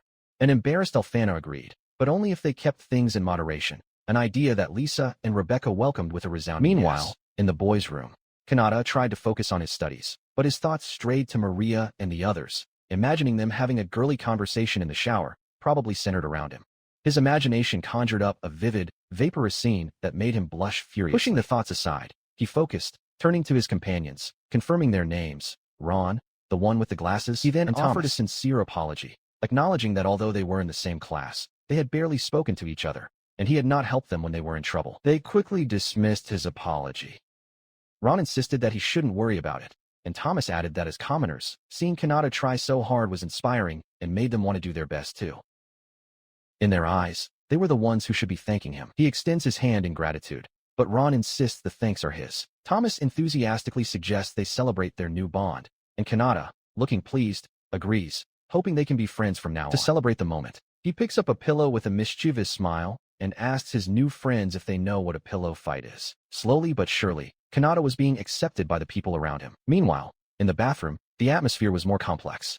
While Alfana was relaxing, a serious thought arose. The streamer must not let his guard down, as not all love is pure. Nearby, Lisa was excitedly mentioning something from the streamer she had used, while Athena listened. With her fervor growing, Lisa presses her hands against the fog divider, her voice echoing as she impatiently urges Athena to get into the water. Fanning her flushed face, Athena relents with a breathless confirmation, announcing that she's under the full moon. Kanata tells his friends Ron and Thomas that he sweated a little and will go to the bath first. Upon opening the door, he is met with a shocking sight. Plain, sitting on the floor inside. She greets him as Lord Kanata, declaring that she has been waiting for him and that their meeting must be destined. Kanata recoils, letting out a startled scream. She approaches, her face flushed, and excitedly suggests they take an evening walk around the garden to discuss streaming. He recognizes her as the girl he was talking to during girls' night, who awkwardly declines her offer. He explains that he is about to get into the shower, causing Lisa to look down in disappointment. Her shoulders slump as she accepts his refusal, saying there's nothing he can do and telling him to go ahead, calling the DG streamer. A wave of guilt hits Kanata as she turns to leave, but he quickly calls out to her, asking her to wait. He approaches her, deciding to address the resemblance directly. He comments that her voice is very similar to Lord Streamer's, but notes that her pronunciation, intonation, and even the size of her hand are slightly different. Lisa looks up, admitting that she is sometimes told that, and that she feels very honored by the comparison. They breathe a sigh of relief internally, thinking about how dangerous that was. He remembers his friend's advice to be careful when not broadcasting, remembering to pay attention to his intonation. They had also pointed out that his new gloves were too big, which led to him deciding to remove them during broadcasts. The princess apologizes for her intensity, explaining that she gets all excited whenever she thinks about Lord Streamer. Clenching her fist, she declares that his broadcasts have become the reason for her life, an intensity that Kanata finds more disheartening than inspiring. Regretting that there is no broadcast today, as it is the most enjoyable time she can find as long as she can listen to you at the end of the day, she can bear anything. Having said what she wanted, she announces her departure, and Kanata watches her go. Walking down the hall, he reflects that although her fervor was frightening, hearing such direct feedback for the first time made him happy. This reminds him of her connection with Athena, and he begins to wonder if Lisa is really just a commoner. As he turns a hallway, he comes across Maria and Athena. He asks Princess Mary and Athena's law if they just got out of the bath. Athena, holding her fan, confirms yes. Maria adds that they also spent a long time in the sauna. While she and the other girls were in the hallway, Kanata was embarrassed by their presence right after taking a shower. He tried to apologize, explaining that he was also going to take a shower before continuing his report, and tried to escape. His interest peaked. Athena stopped. Hearing from Lisa that Kanata was exceptionally diligent in her magic class, she observed him with a calculating gaze and formally requested a duel. The sudden challenge left both Kanata and Maria completely stunned. He tried to refuse, muttering that he smelled of sweat, and that facing the Count's daughter as his first opponent was too much. In response, she closed the distance between them, her face inches from his, and ordered him to duel her. In the background, Lisa was seething with jealousy, while Maria was overjoyed at the prospect. The group arrived at the Kindergarten, but Kanata noticed that Lisa was missing. Maria supposed she must have gone to the outside garden. Feeling a little guilty about the situation, Kanata continued with them. In the moonlit garden, Athena stood ready, sword in hand. She announced that the rules for the duel would be simple and that she would be the first to attack. She specified her victory conditions. She would win if Kanata's shield of protection broke, or if he surrendered. In response, Kanata declared that if he could resist her attack, victory would be his. With Maria acting as referee, the duel began. Athena immediately crouched down, promising to finish everything in an instant. Although she felt magic building up at the tip of his sword, she charged forward, unleashing her secret technique, crane launch. Kanata, however, remained confident in his infinite magical power. The powerful thrust met no steel, but rather a sparkling magical shield that materialized in front of Kanata. Surprised that a single block could stop her, Athena declared that she would deliver 10 consecutive thrusts. As his volley began, Kanata calmly decided to just thicken his shield to withstand the blows. She abruptly ceased her attack, commenting on his dependence on magic. With a feint of her sword, she betrayed his attention before closing the distance in the blink of an eye. She tripped him and immobilized him, stating that hand-to-hand combat is lethal. While he was pinned beneath her, Maria ran in a panic, shouting for Athena to get off her and asking if he was okay. Kanata, looking up, assured her that she was perfectly fine as Athena had restrained herself. With that, he formally surrendered. He looked around in confusion, wondering why the guards hadn't appeared after the commotion of the duel. Athena, holding her fan, calmly reassured him. She explained that they were in the inner garden, where soundproof barriers, powered by magical machinery, were active, so there was no need to worry. As she led them through the property, she continued her explanation, revealing that there were no guards inside the mansion despite the heavy security presence outside. The entire property, she claimed, was a model for future crime prevention, which would rely on magical machines. Walking through the garden, she detailed that magical machines were buried beneath the entire area. If someone without a proper entry pass managed to sneak in, the system would trigger an immediate response. Kanata realized that such a plan was only viable because of Athena's formidable force of law. A man with a serious face and a formal suit approached them. As he approached, Maria commented on how completely different that place was from the capital. The attendant confirmed her observation, adding that the security there had the same potential as the systems in their previous lives. And there was also something else. Before the attendant could finish, Athena smiled slightly and pressed a button on her fan. With a soft beep, a wave of energy hit Kanata and Maria. She revealed that devices like that also existed, as the two were suddenly overcome by drowsiness and began to collapse. The attendant looked at them, unimpressed. He commented on how easily they fell asleep, noting that even an expert in magical combat is a complete amateur when it comes to physical threats. Kanata struggled to stay on her knees, while Maria lay completely unconscious on the floor. Their fight was brief. Kanata finally succumbed to the sleeping effect, her head resting gently on Athena's lap. Looking at him with a slight blush, she reflected that he really had no combat experience, leaving the streamer in a desperate and vulnerable situation. The duel ends with Kanata fallen and defeated on the ground. Athena knelt down beside him, offering an apology for having knocked him down, despite it being a permitted act within the fight. She then gently cradles his head in her lap, her face flushed as she confesses her adoration for Lord Streamer and admits that she was unable to truly fight him. Looking at her, Kanata wonders how she is so sure of her identity. Athena responds by offering to share her 4 reasons, like a song from Minar. While stroking his head, she begins her explanation. First, she notes that the intense look Maria directed at him is identical to the one she demonstrated during the Aurora broadcast. Second, although he has tried to disguise his voice and appearance, his height, shoulder width, and overall size are a near-perfect match. His name was not among the badge winners, leaving only those directly involved as possible bearers. She continues, revealing that her rapier has a special ability to drain an opponent's magic through the tip, a weapon that even SSS-class adventurers could only resist for a few seconds. However, he defended himself against her without his magic wavering. This, she declares, is the most decisive proof that he is the Lord Streamer, the bringer of infinite magic. As she finishes her 4th point, Kanata's consciousness fades. With him now unconscious, Athena's composure crumbles. She leans over him, inhaling his scent with an expression of ecstasy. The thought that he needs a bath overwhelms her senses, and she proclaims that no perfume could ever compare, that her very cells crave his essence. Your self-control completely shatters. Announcing that she can't hold back any longer, she decides to have a little taster before taking him to her room. With a crazed look, she loosened the chocolate necklace, reasoning that even if she has the wrong person, he is simply too irresistible for the royal capital. Her eyes shine with feverish desire as she licks her lips. She offers a silent apology, declaring that until she finds the real one, he will have to be the one to humiliate her. She leans in, her lips approaching his. It is noted that Athena, the second listener of the Principality of Randall, is an intelligent and impure Yandere, quite different from those found in the royal capital. Before she can make contact, a sudden and powerful kick launches her away from Kanata. A new figure lands gracefully next to him. The chronicle adds that, in contrast, the royal capital is home to a pure and brainless Yandere. A young woman with a sword stands guard over the sleeping Kanata. As Athena staggers to her feet in the background, the girl calmly introduces herself. Hello, good night. My name is Mira. She explains that she is a member of a group of Royal Academy students, serving as their temporary guard. She points her blade at Athena, demanding to know how the noblewoman managed to enter the mansion. The young guard accuses her of not only hurting the princess, but also of trying to steal a kiss from the student, declaring that this must be her doing. The commotion turns out to be the rudest awakening for Kanata, who sits up, drowsy. Nearby, a nervous Maria asks Mira if her accusations are true.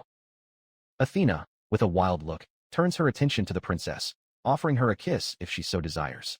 She comments that although her calculations predicted that Kanata would remain unconscious for another hour, his reactions solidified her belief. He is, of course, the streamer. Maria marvels at Athena's incredible observation skills, confessing that she never even thought of Kanata as an ordinary student. Mira internally weighs her options, considering eliminating Athena, but holds back, realizing that this would cast suspicion on the students. She concludes that a princess would never have such a reaction to someone. The princess explains that ever since the Aurora incident, she suspected the saint was involved. To protect Kanata's secret, the small group of people who knew everything formed a protection organization disguised as a fan club. When Athena demands to know who they are, Maria returns the question to her. With piqued interest, Athena expresses a hint of remorse and makes a proposal. If they allow her to join their organization, she will ignore the entire incident. His request is met with immediate and unified outrage. Maria and Mira shout back that they are the ones refusing to ignore their actions, questioning why a weird listener would be allowed. The princess clarifies with an air of superiority that they are listeners of good behavior and integrity, pointedly asking Athena if she has not already satisfied herself. A single bead of sweat runs down Athena's cheek as she silently watches the scene. Maria kneels beside the unconscious Kana in a state of pure happiness, while Mira remains in a guard position over him. A dark aura emanates from Maria and Mira as they threaten her with a purge. Visibly intimidated, Athena relents, admitting that she understands how scary they are. She agrees to recommend joining the support group, but gives a stern warning for the future. A tearful Mira asks for confirmation that her actions will be ignored, and Athena brusquely tells her to back off. During all this, Kanata remains sleeping soundly on the grass, oblivious to the intense negotiation that had just taken place above him. Watched by the three young women, he slowly regained consciousness, wondering if he had slept. As he sat down, Maria greeted him with a smile, explaining that Athena had accidentally activated a sleep trap that affected everyone. They themselves had just woken up. Yawning, he seemed to accept the explanation. Mira then intervened, offering her own explanation for being there. She claimed to have a part-time job tending the principality's gardens and simply stumbled upon them by chance. Seeing everyone asleep, she said, she became worried and decided to wake them up. Athena, however, saw through the charade. She internally scoffed at the incredible coincidence, remembering that her only purpose in inviting Maria was to find clues about the streamer, whom she found through pure luck. She bristled at the others' lack of imagination, musing that the members of their support group would certainly prefer to be recognized by their idol in more intimate ways. Her thoughts sharpened as she assessed the situation. The guard, Mira, was clearly powerful, and she realized she couldn't underestimate this support group, especially the members she hadn't yet met. His original plan would have to be reconsidered. A confident smile spread across her face as she licked her lips. There was no need to rush, she decided.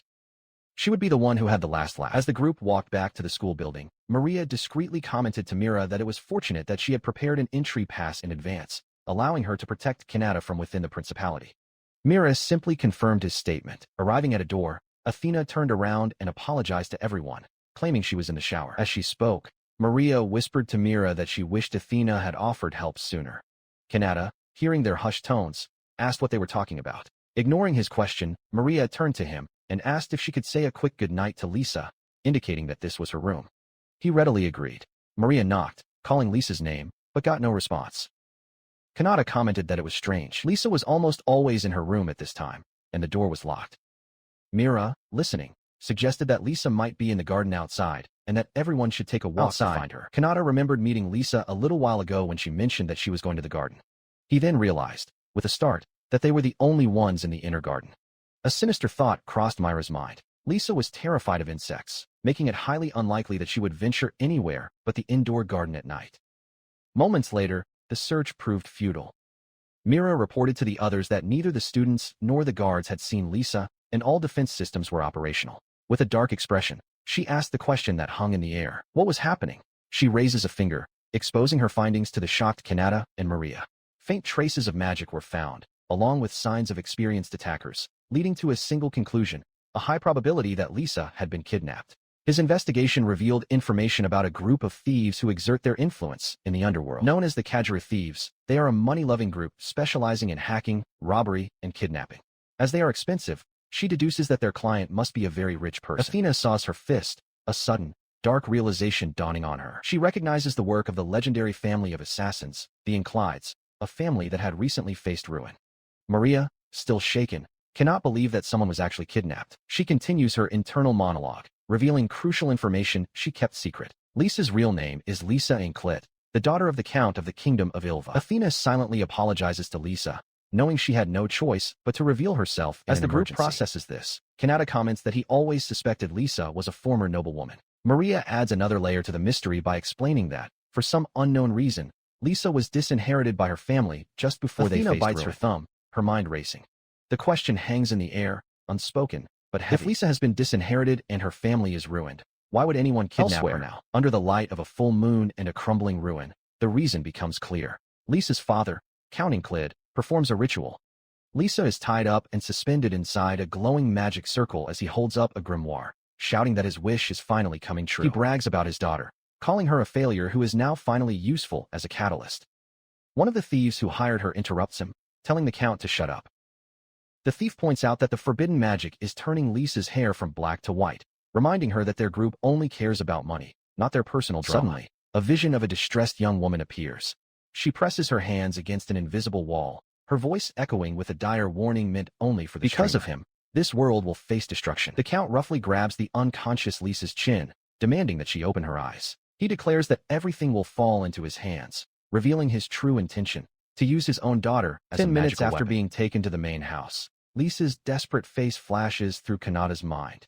He saws his fists, his expression hardening with determination. After she saved him, he is now determined to be the one to save her. Athena begins to explain the grim situation. The Inclid family, she reveals, secretly used their freedom to trade drugs and slaves. Lisa, their daughter, was kept ignorant of this truth, raised simply as a tool for a political marriage to a noble family in another country. However, her engagement was broken off for some reason just days before the wedding, and upon learning the truth about her family's nature, Lisa's behavior completely changed. She goes on to explain that with the political marriage plan ruined and no heir, all of the family's hatred and abuse was dumped on Lisa. They now intend to use her to vent their frustrations. Maria interrupts, finding it unbelievable.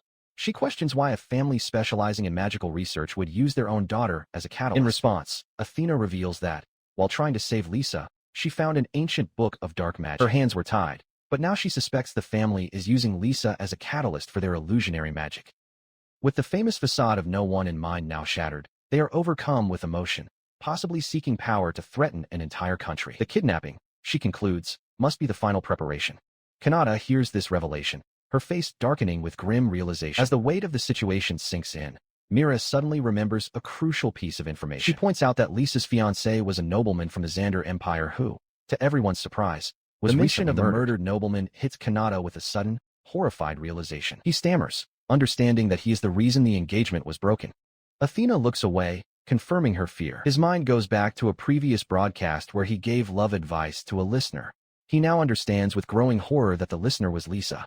An investigation revealed that her fiancé's house was involved in the slave trade, and as a result of his advice, the engagement was broken. Athena confirms her perception, explaining that after Lisa discovered Lord Streamer, she began to venerate him as the one who saved her by stopping her family's further actions. The weight of this unintended consequence crushes Kanata, who now sees himself as the culprit. Seeing that things have reached a critical point, Maria takes charge. She tells Athena to prepare the horses, declaring that they will leave immediately while she explains the rest. He grabs Maria's arm, insisting that he needs to go too. Despite not having known Liz long, he feels a desperate need to help. He begs them to let him go, even though he can't be trusted.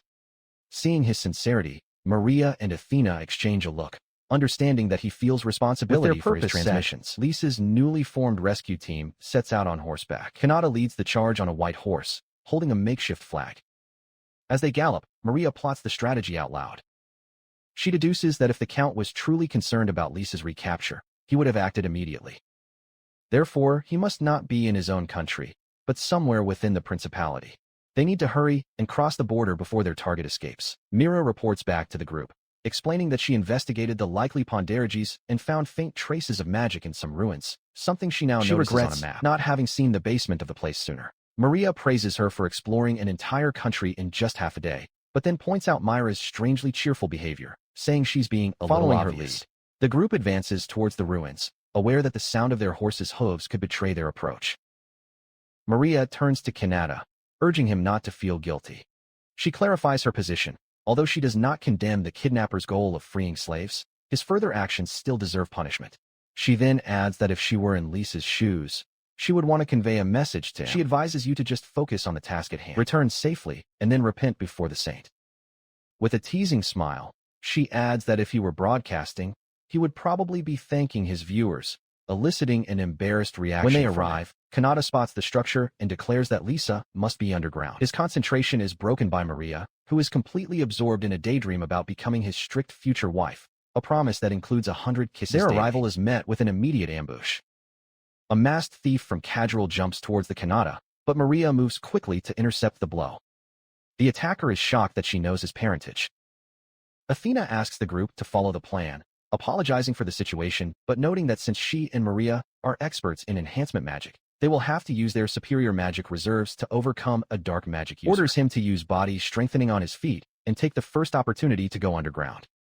As Mario watches him prepare, she feels a wave of nervousness, although she believes his vast reserves of magic make him the ideal adversary for dark magicians. Athena realizes that they miscounted their targets, noting that only 2 of the 3 humans are present. Taking advantage of the moment, Maria advances, launching a heron attack, a supreme His attack hits chain with crushing force, causing the Casual thief to stagger in shock from his power. Nearby, Mira restrains another thug, commenting that she is only holding back because Kanata is present. Maria hovers over her defeated enemy, coldly stating that a bandit who would dare kill them must understand the meaning of punishment. Gave his staff with brutal finality, proclaiming that his punishment is heavier than death itself. At the same time, Mira notices that the bandit is carrying a signal flute. She understands that to ensure Kanata's escape, they must eliminate every last of the thieves. In response to the signal, the forest floor suddenly fills with dozens of hooded Keijiro thieves, completely surrounding the small group. The defeated bandit mocks them, sneering that they were foolish to think the conflict would end so easily. Undeterred, Athena retorts, "This is our speech." As Kanata watches intently, Athena, Maria, and Mira unite against the horde. Athena issues a chilling warning, declaring that they will make their enemies understand the consequences of harming Lord Strymer and Pure Lisa. His words are punctuated by the image of a magical letter with Count and Klit's face, revealing the true mastermind behind the ambush. In a moonlit forest, Athena, flanked by Maria and Mira, confronts a large number of murderers of the thieves who gave birth to her. With a confident smile, she teases the hooded figures, calling them closer and asking what the problem is. Meanwhile, Kanata shoots through the air towards the enemy base, his face a mask of terror despite the body-strengthening technique that prevents any fall damage. Below, a watchman generated commotion in the distance. Just an emergency flute, and warns your companion that Athena and her group may have found them inside the fortress. Count Klid reveals his true intentions to a Kajira member. He explains that he never planned to risk his own life for his daughter, and that with the ritual now complete, a bodyguard is unnecessary. He brags that once Liz wakes up, she will protect him. Ignoring the thief's concerns, the Count orders them to prepare the reward, muttering about what idiots they are as he prepares to use his dark magic. His monologue is interrupted when Kanata bursts into the room. He directly confronts the nobleman, asking if he is counting Clyde. The Count recoils in shock, mistaking the intruder for Athena or a knight of the kingdom and demanding to know who he is. He ignores the Count's stutters, his gaze fixed on the unconscious girl he recognizes. His expression hardens with fury. He turns to the Conti, asking if he is prepared to pay for his crimes. When the perplexed Connie asks again his identity, Kanata simply states that he is an ordinary student, insinuating that the Kajirols have betrayed their client, Count Ri, declaring that it is too late. They go away glory that, thanks to black magic, Lisa has already become their puppet. As her injuries magically disappear, he orders her to awaken and kill the man in front of her. Her eyes snap open, glowing with an unearthly light.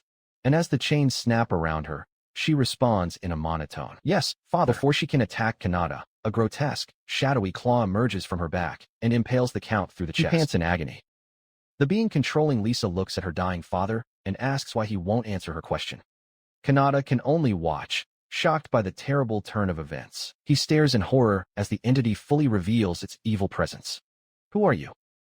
"You're not Lisa," he shouts. The being explains that it was sealed within a spell book and has now claimed this body as its vessel. A wicked smile spreads across Lisa's face as the entity remembers its long-dormant desire to destroy the world. Your mind goes back to Lisa's gentle smile and kind words. Seeing the entity's evil smile, he demands that she give it back to Lisa. The creature mocks him, calling him a human boy and declaring that he will serve as a warm-up.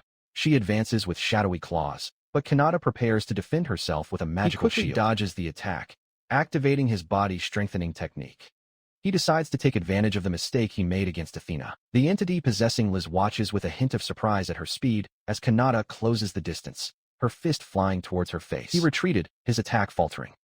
Even as an enemy, the creature wore Lisa's face, and the thought of hitting it paralyzed him. His hesitation was met with disdain. The possessed Lisa ridiculed him as a knight who, finding him boring, unleashed a torrent of dark tendrils, ordering them to kill him. The shadowy appendages shot towards him with frightening speed. He realized with a jolt of panic that his shield would not materialize in time to block the lethal attack. Just as the shadows were about to converge, a bright light broke through. An angelic, winged figure materialized between him and the attack, effortlessly stopping the darkness. Kanata stared in disbelief, recognizing her as the goddess of her transmissions. She scolded him for overwhelming her, noting his recent tendency to be overly defensive, and commented that while she doesn't like how boring he can be, being too interesting isn't a good thing either. She then offered a way to save Lisa, explaining that there was no time to waste. Kanata, desperate, asked what he needed to do. The angelic creature, feeling the same interference as before, gave a direct and unexpected order. He must begin transmitting while dodging the possessed girl's attacks. As Kanata processed the bizarre instruction, she elaborated on the situation. Lisa's soul was merely dormant in her own mind, with no memory of the events since her kidnapping. His body, however, had been completely taken over by a monster. She added that, thanks to Lisa's soul unconsciously resisting the entity, the monster had miraculously missed count in Klid's vital spots. If he received first aid quickly, he might not die. The plan, she explained, was for Kanata to continually speak words aimed at Lisa's soul. This would awaken her, allowing Lisa herself to take the initiative, recover her body, and trap the monster in her subconscious. She then presented an alternative. If he couldn't, she would defeat the monster herself for him. He declined her offer immediately, declared that since he was the one who caused this disaster, he must be the one to end it. The angelic creature, finding that his kindness extended even to this point, called it a great answer. With new determination, Kanata announced that she would do it for Lisa and transformed into her masked streamer persona, promising not to worry as she would return to her school uniform once she was done. With his transformation complete, the angelic creature hugged him from behind, wishing him good luck. While holding him, she whispered that it would be incredibly troublesome if he failed now. Across the ruined chamber, the possessed Lisa watched, surprised by the sudden change. His attack was deflected with surprising speed. Before her was Kanata, now wearing a strange mask with horns, calling her name directly. The entity controlling his body could only stare in confusion, questioning the mask and how he had dodged its blow. He removed the mask, with an expression full of gratitude. The angelic being spoke through him, thanking the invisible listeners and explaining that, without them, the transmissions would cease. Kanata then spoke in his own voice, acknowledging that although he could have saved him, they saved him in equal measure. As a thank you, he declared his intention to dedicate the entire broadcast to saving Lisa, begging everyone to listen. His words had an immediate effect.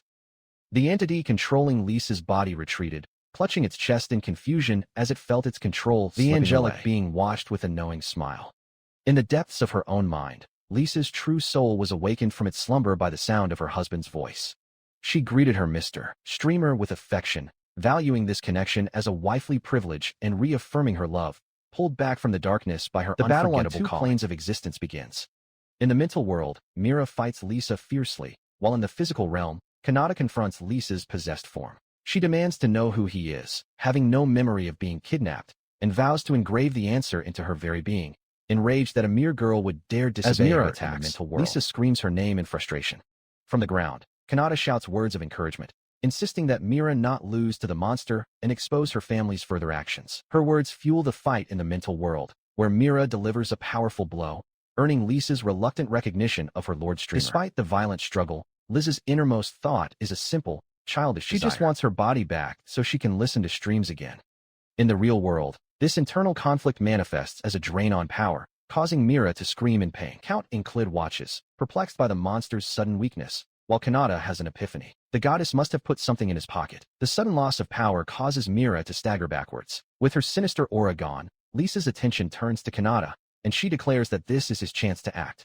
He seizes the moment, moving forward while yelling at Mira to shut her annoying mouth. As he moves, he takes out a small, unknown object from his coat. Reaching her, he deftly places the objects in her ears. He explains that he weakened her body so that his attacks wouldn't hurt her anymore, stating that after taking a hit, it's only fair to return the favor. Mira can only stare at him, confused by his actions. Now on her knees and sweating, she demands to know what he put in her ears. He lifts his streaming device, revealing it to be headphones that were in his pocket.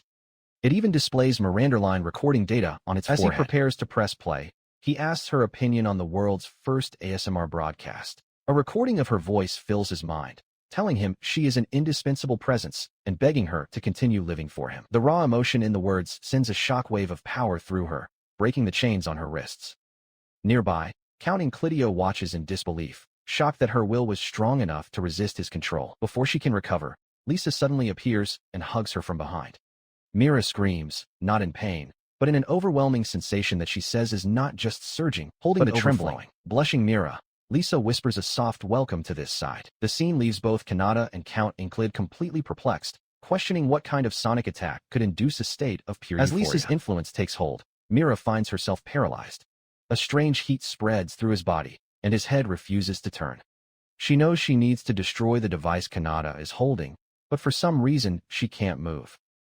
From a distance, Count Inclid watches, remembering how he initially thought the streamer's voice was a positive thing. The source of the sensation, Lisa, materializes in Mira's consciousness, embracing her. With an exultant expression, she invites Mira to drown in pleasure and become one of the streamer's followers, declaring that streams are the pinnacle of entertainment. Count Inclid can only watch in confusion, wondering if Lisa is trying to persuade the monster in Mira's mind. The idea of accepting pleasure instead of fighting begins to swirl in Mira's thoughts. The entity inside Mira physically manifests, knocking Kanata to the ground. He screams in surprise as the spiky-haired girl pins him down. She tells him to take a break from fighting, which she finds boring. Leaning in close, she makes a simple request, that he whisper her name to her. He asks if she has lost her memory, confused by her words. The spirit explains that it is a being that was once sealed within a grimoire. Realizing she doesn't have a name, Kanata offers to give her one, suggesting Pell. The name seems to resonate with her. She jumps to her feet, energized, and proudly declares her new name, demanding once again that he whisper it to her. He agrees, and Pelso's behavior gives him instant warning. She proposes that they stop fighting and become friends. Still trying to understand, he decides that, even if he never knows her past, they must work together to prevent such a tragedy from happening again. His sincere feeling is apparently conveyed to his audience, who marvel at the events. As Pell contemplates this, Liz's influence envelopes her again. Liz explains that the unsatisfied feeling in your solar plexus is called love. She tells Pell that she grew up without experiencing true love, but through the streams, all her followers deliver their feelings. Overwhelmed, Pell questions whether this powerful sensation is love, realizing that the streamer is much more than mere entertainment. She finds a sense of closure. Pell reflects that, after finally being revived, she feels satisfied. She recognizes that Kanata not only risked her life for others, but also respected her enemy's circumstances, and because of that, she lost to the stream's love. She feels like she can now rest in peace. Nearby, Liz wipes away a tear, declaring her love for the streamer victorious. Her form begins to become translucent, and she begins to disappear. Kanata calls his name in alarm, but Pell calmly reassures him. She explains that she will soon leave, and that once she disappears, Mira will wake up with no memory of the night's events. All damage except damage to your clothes will be undone. Lisa listens, thanking Pell for the information and noting how Kanata provides even her enemies with consequence-free closure. As she disappears, Kanata tells her to live a long life and continue streaming, promising that if she is revived, he will find a way into her world. Touched by his words, Pell clutches her chest, her expression full of emotion. She swears that she will run to him, with her heart and soul full of love. Its form dissipates into particles of light. With her last words, she says goodbye not only to the boy, but to the streamer. Kanata sits in the alley, holding now unconscious, and takes aim as the last traces of Pell disappear. He holds the unconscious girl, his mind processing the events that occurred in the mental world. He remembers how Pell left in peace, a conclusion reached through his ASMR broadcast, although this appears to have resulted in him gaining a new follower. His attention returns to the girl in his arms as he apologizes to Lisa for the trouble. As if listening, she murmurs in her sleep, promising to see him tomorrow and declaring Lord Streamer to be her hero. He looks at her, surprised by her words, and softly calls her name. After gently laying her down on the floor, he looks up through a hole in the ceiling, his expression hardening with determination. A single thought solidifies in your mind. It's time to go. Meanwhile, at the conclusion of another fierce battle, Maria, Mira, and Athena stand victorious under their defeated opponents. Members of Kageru are tied up before them. With the fight now over, one of them announces her next objective, to find the others. With the last of the thieves who sired her subdued in an instant, Mira screams that she is at her absolute limit. Athena and Maria observe the scene, noting that although they bought Lord Streamer some time, they expected him to resolve the situation alone. Seeing him emerge, Mira calls out, asking if Kanata and Liz are okay. He appears carrying an unconscious Liz in his arms, commenting that it looks like the others have also finished the battle. The sight shocks Athena, Maria, and Mira, who collectively exclaim as they recognize Lord Streamer's Their reactions are a mix of intense emotions. Athena covers her mouth, blushing deeply. Maria clasps her hands together with a look of pure admiration. Mira, with tears streaming down her face, gives a shaky thumbs up in approval. This shared feeling quickly dissolves into rivalry when Athena, with a mischievous smile, he declares that she should be the one he is carrying. Nearby, one of the defeated thieves who fathered her advises Kanata that although Lisa's condition is not serious, he should hurry and take her to a hospital. Kanata agrees, ready to leave. However, the masked thief stops him, asking Kanata to accompany them as well. The thief explains that if word spreads that an academy student resolved such a huge incident, it would attract a lot of unwanted attention, damaging his academic life. They also gesture towards his torn jacket, implying another matter to be addressed. As he considers the offer, Maria discusses the consequences with Athena, stating with cold fury that they must get rid of the Count's gang for the crimes of kidnapping and insulting Lord Streamer. Athena agrees, adding that they also need to clean everything up and provide an explanation. She then turns to Kanata, questioning if he plans to return to his classmates without treating his own injuries. As the group walks down an alley, a peculiar alliance has formed.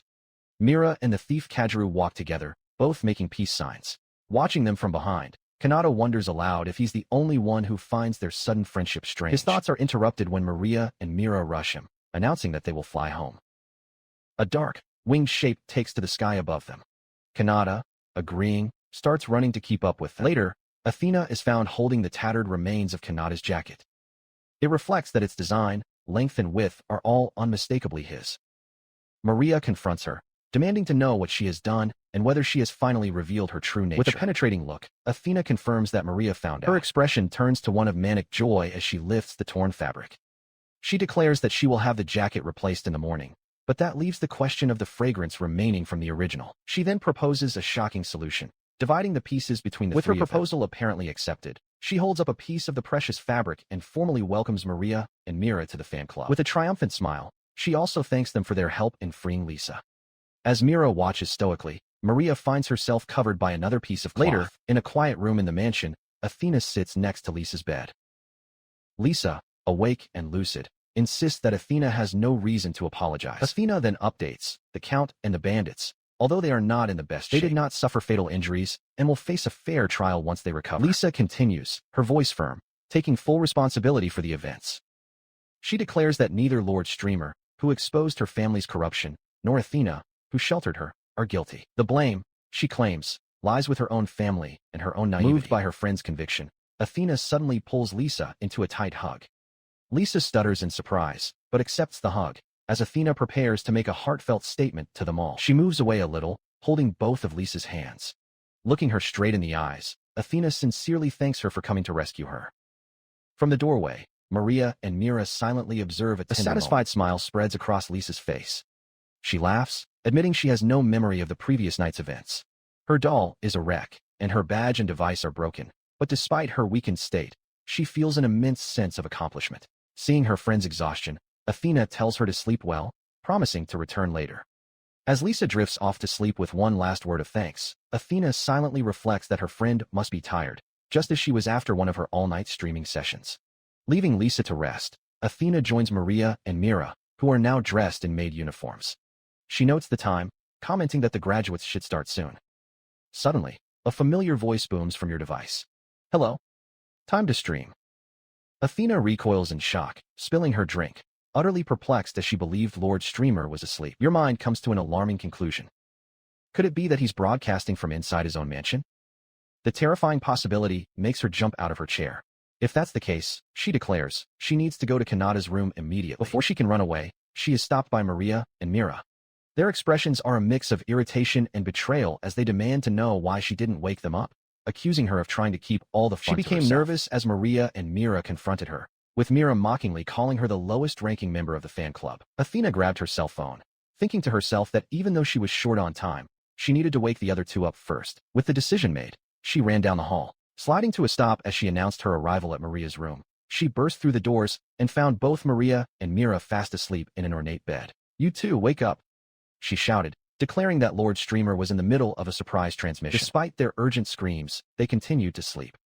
Athena looked at her cell phone in disbelief, wondering why everyone was asleep. A confusing wave of jealousy washed over her, leaving her emotions in such a mess that she couldn't concentrate on the broadcast. A sudden thought then struck her. His gaze turned to Kanata, who was sleeping peacefully in the same room. The penny dropped. If Kanata was sleeping right there, then who was broadcasting? Looking at the live streaming icon on her cell phone, she urgently wondered who this imposter could be. A sudden noise wakes Maria up. Confused, she wonders what all the commotion is about so early in the morning, apologizing to those already awake. Her eyes widen in shock when she realizes that she is in bed with not only a sleeping Kanata, but also Mira. Nearby, Athena watches with equal surprise. Maria, holding her transmission device, declares this is the best wake-up call she's ever had. The commotion was not contained in the room. Across the city, citizens look at their own devices, and a buzz of confusion and excitement spreads as they watch the unexpected broadcast. The noise finally awakens Athena from her sleep. She mumbles sleepily over the noise, asking what the fuss is about. Your sleepy question hangs in the air as a series of silent, quick glances are exchanged. Maria looks at Athena, who in turn looks at Mira, whose gaze finally lands on Kanata, still at that moment. A sudden understanding dawns on Mira. Beads of sweat appear on her face as she clenches her fists, declaring that she understands the entire situation. She immediately suggests they move to another location so she can explain everything. While she formulates a plan, Maria and Athena are still trying to understand the origin of the chaos. Athena, holding a device, demands to know why a transmission is active while Kanata is sleeping. Maria, nervous, questions why she herself was sleeping with him. Mira, hearing the panicked exchange of words, acts to take control. She tells them both to calm down and come with her. Athena protests, insisting that there was no one else in the room when she fell asleep, but Mira is sometime later, in a large hall, Mira begins her explanation to a now awakened Kanata, who is kneeling on the floor looking despondent. She informs him that it is time to return to the mansion and promises to explain what happened during the time he was hospitalized. His dark mood is interrupted when Mira lifts the transmission device, excitedly announcing her plan to perform a guerrilla transmission immediately. With a joyful cry, she leaps forward and playfully clings to his leg. Your burst of joy does little to alleviate his confusion. He questions the sudden need for a broadcast, pointing out that today should be a day of rest. He asks if she is trying to create an alibi. Mira confirms her suspicion, explaining that she understood everything the moment he reflects on the new reality, finding it difficult to believe that his words can affect the lives of his listeners so much. Mira, pointing at his transmission device, exclaims in disbelief that he's only now realizing Kanata explains that he started broadcasting because he saw it as a source of salvation and hope for tomorrow. Her frustration grows as she imagines the powerful figures he influenced. Remembering that there were cases in which his words changed the fate of entire countries, bringing the conversation back to the present, Mira asks if he intends to broadcast without any of his usual equipment. Explains that although the system is incomplete and can only transmit in 10-minute intervals, he can use its subterminal. Using magic as a remote control, he can connect it to the main terminal in his dorm, create a simple transmission source, and send the signal. She processes the information, comparing it to Wi-Fi connections from his previous life. It confirms your understanding. As long as it can connect to the main terminal, it can transmit from anywhere. Kanata states that she is correct. He then reveals a significant complication he discovered through secret testing. In addition to the 10-minute limit, there is a transmission delay of 5 to 7 hours. Mira realizes this means that whatever he says now, his audience won't hear from him until the morning. With the preparations apparently complete, he tells Mira that she can return to the mansion to rest, assuring him that he will return as soon as he is finished. He thanks her for her help. She, however, has no intention of leaving. Out of nowhere, she materializes a chair and a listening horn, declaring that she always has them ready. Kanata, momentarily perplexed, internally notes that she is one of his most dangerous listeners, and that it is beneficial for her to hear his words before anyone else. In another location, Athena Ferratoa and Maria Alpha listen carefully to the transmission. Athena explains to a perplexed Maria that this is in fact the streamer themselves, not the imposter, but that their broadcast is reaching them. Upon hearing Myra's voice on the broadcast, both Athena and Maria scream in regretting that it's unfair that she can be there with him while they can't. In a separate scene, Alphana and Maria Alpha sit with Kanata. Alphana holds out a piece of fabric, telling Mira that they prepared scraps for her. She encourages Mira to smell to understand, while the group takes a deep breath. Moreau observes, confused by the term remain. She and the others learn the true nature of the leftovers they were offered. The content of the transmission was a discussion Kanata had with the spirit Pell, awkwardly exploring ways to eliminate prejudice and conflict, the same promise he had made to her. The transmission took Alphana, Mira and Maria Alpha to a state of ecstasy. The effects of this transmission spread. According to rumors, a ceasefire agreement was reached in one country's conflict as a direct result. While some dismissed the broadcast as a childish fantasy, others took it seriously, their hearts full of gratitude. For Alphana and Maria Alpha, the experience was overwhelming. Having completely lost themselves in the essence of the broadcast, the live had already ended before they even realized it, leaving them passed out from exhaustion. Athena, having missed the event, decided to listen to the file later. But her focus quickly shifted to the immediate problem of the bed, and she let out a cry of frustration. Her agitation boiled over when she confronted the other two, demanding to know what Kanata had done to them while they slept. Alfana and Maria insisted that nothing had happened, but their continued happy laughter only fueled Athena's anger, who screamed that there was no chance of that being true. After finishing the broadcast and taking a shower in the mansion, Kanata was completely exhausted. Moreau found him dozing in a hallway, exhausted. As the other girls' voices designated his sleeping form as a sacred place, Mira decided she needed to move him, worried that he would catch a cold or be attacked by Count Inklit's daughter. With a grunt, she lifted the sleeping streamer. While charging, she admitted that her own fatigue was at its limit after moving all day. She noted that her room was on the 3rd floor of the east wing, the same as Maria's, but her thought was lost. Deciding to rest for just a moment, she laid him down on the nearest bed, planning to take a quick 30-minute nap before heading to her own room. Soon she fell fast asleep next to him. Sometime later, Athena burst into the room, shouting for the two to wake up, announcing that Lord Streamer was beginning another guerrilla broadcast. She then explained the situation to the others who had gathered, Mira and Kanata. Both exhausted, they didn't realize they were in the wrong room and simply fell asleep. Hearing this, Maria Elfa approached Mira. She stated that if it had been any other room than hers, Kanata would have been severely stigmatized. With a gentle expression, she told Mira that everyone makes mistakes, and the important thing is to learn from them, before leaning in close. Please do the same thing to me next time too, she asked, her true feelings leaking out and leaving Mira completely perplexed. As the tense morning unfolds, Athena Ferrato announces her departure, leaving the rest of the matter to Alfana and Maria Elfa. Nearby, Mira shudders and starts to walk away. His silent retreat turns into a sprint down the hallway. Maria Elfa, with an alarmed expression, sees the fleeing murderer and calls her name. Suddenly, Kanata comes out of a nearby room, her clothes in disarray and her face filled with panic. He screams that it's all just a misunderstanding, frantically questioning why he was sleeping in Maria's room and apologizing profusely. As he bows, Alfana and the others try to calm his frantic explanation. The Maria Elfa watches Mira disappear, correctly assuming that the young assassin must have sensed Kanata's presence and fled. What is he doing? What is he doing? What is he doing? What is he doing?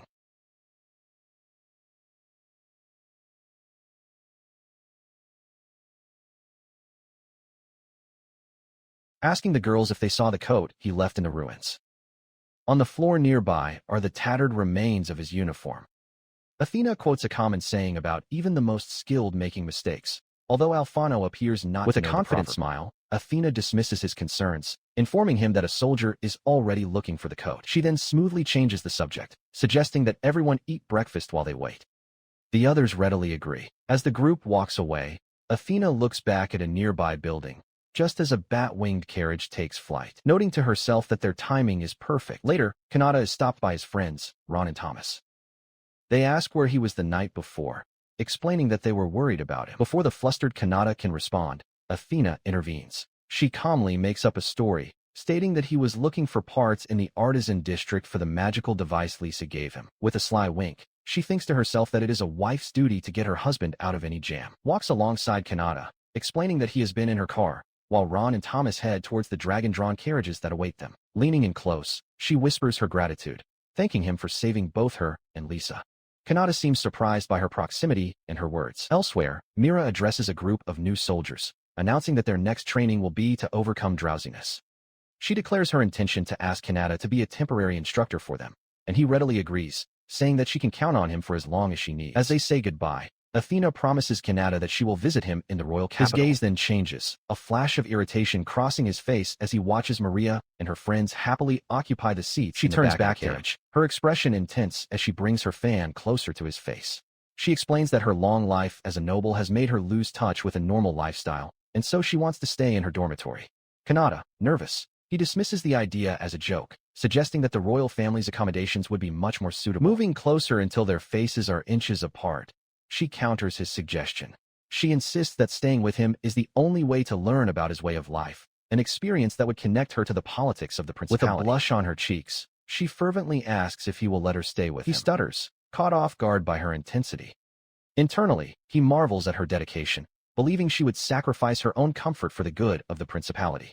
Overwhelmed, he agrees, promising to make sure her room is clean before she arrives inside one of the carriages. Maria seems completely disappointed, questioning why the boys and girls must travel separately.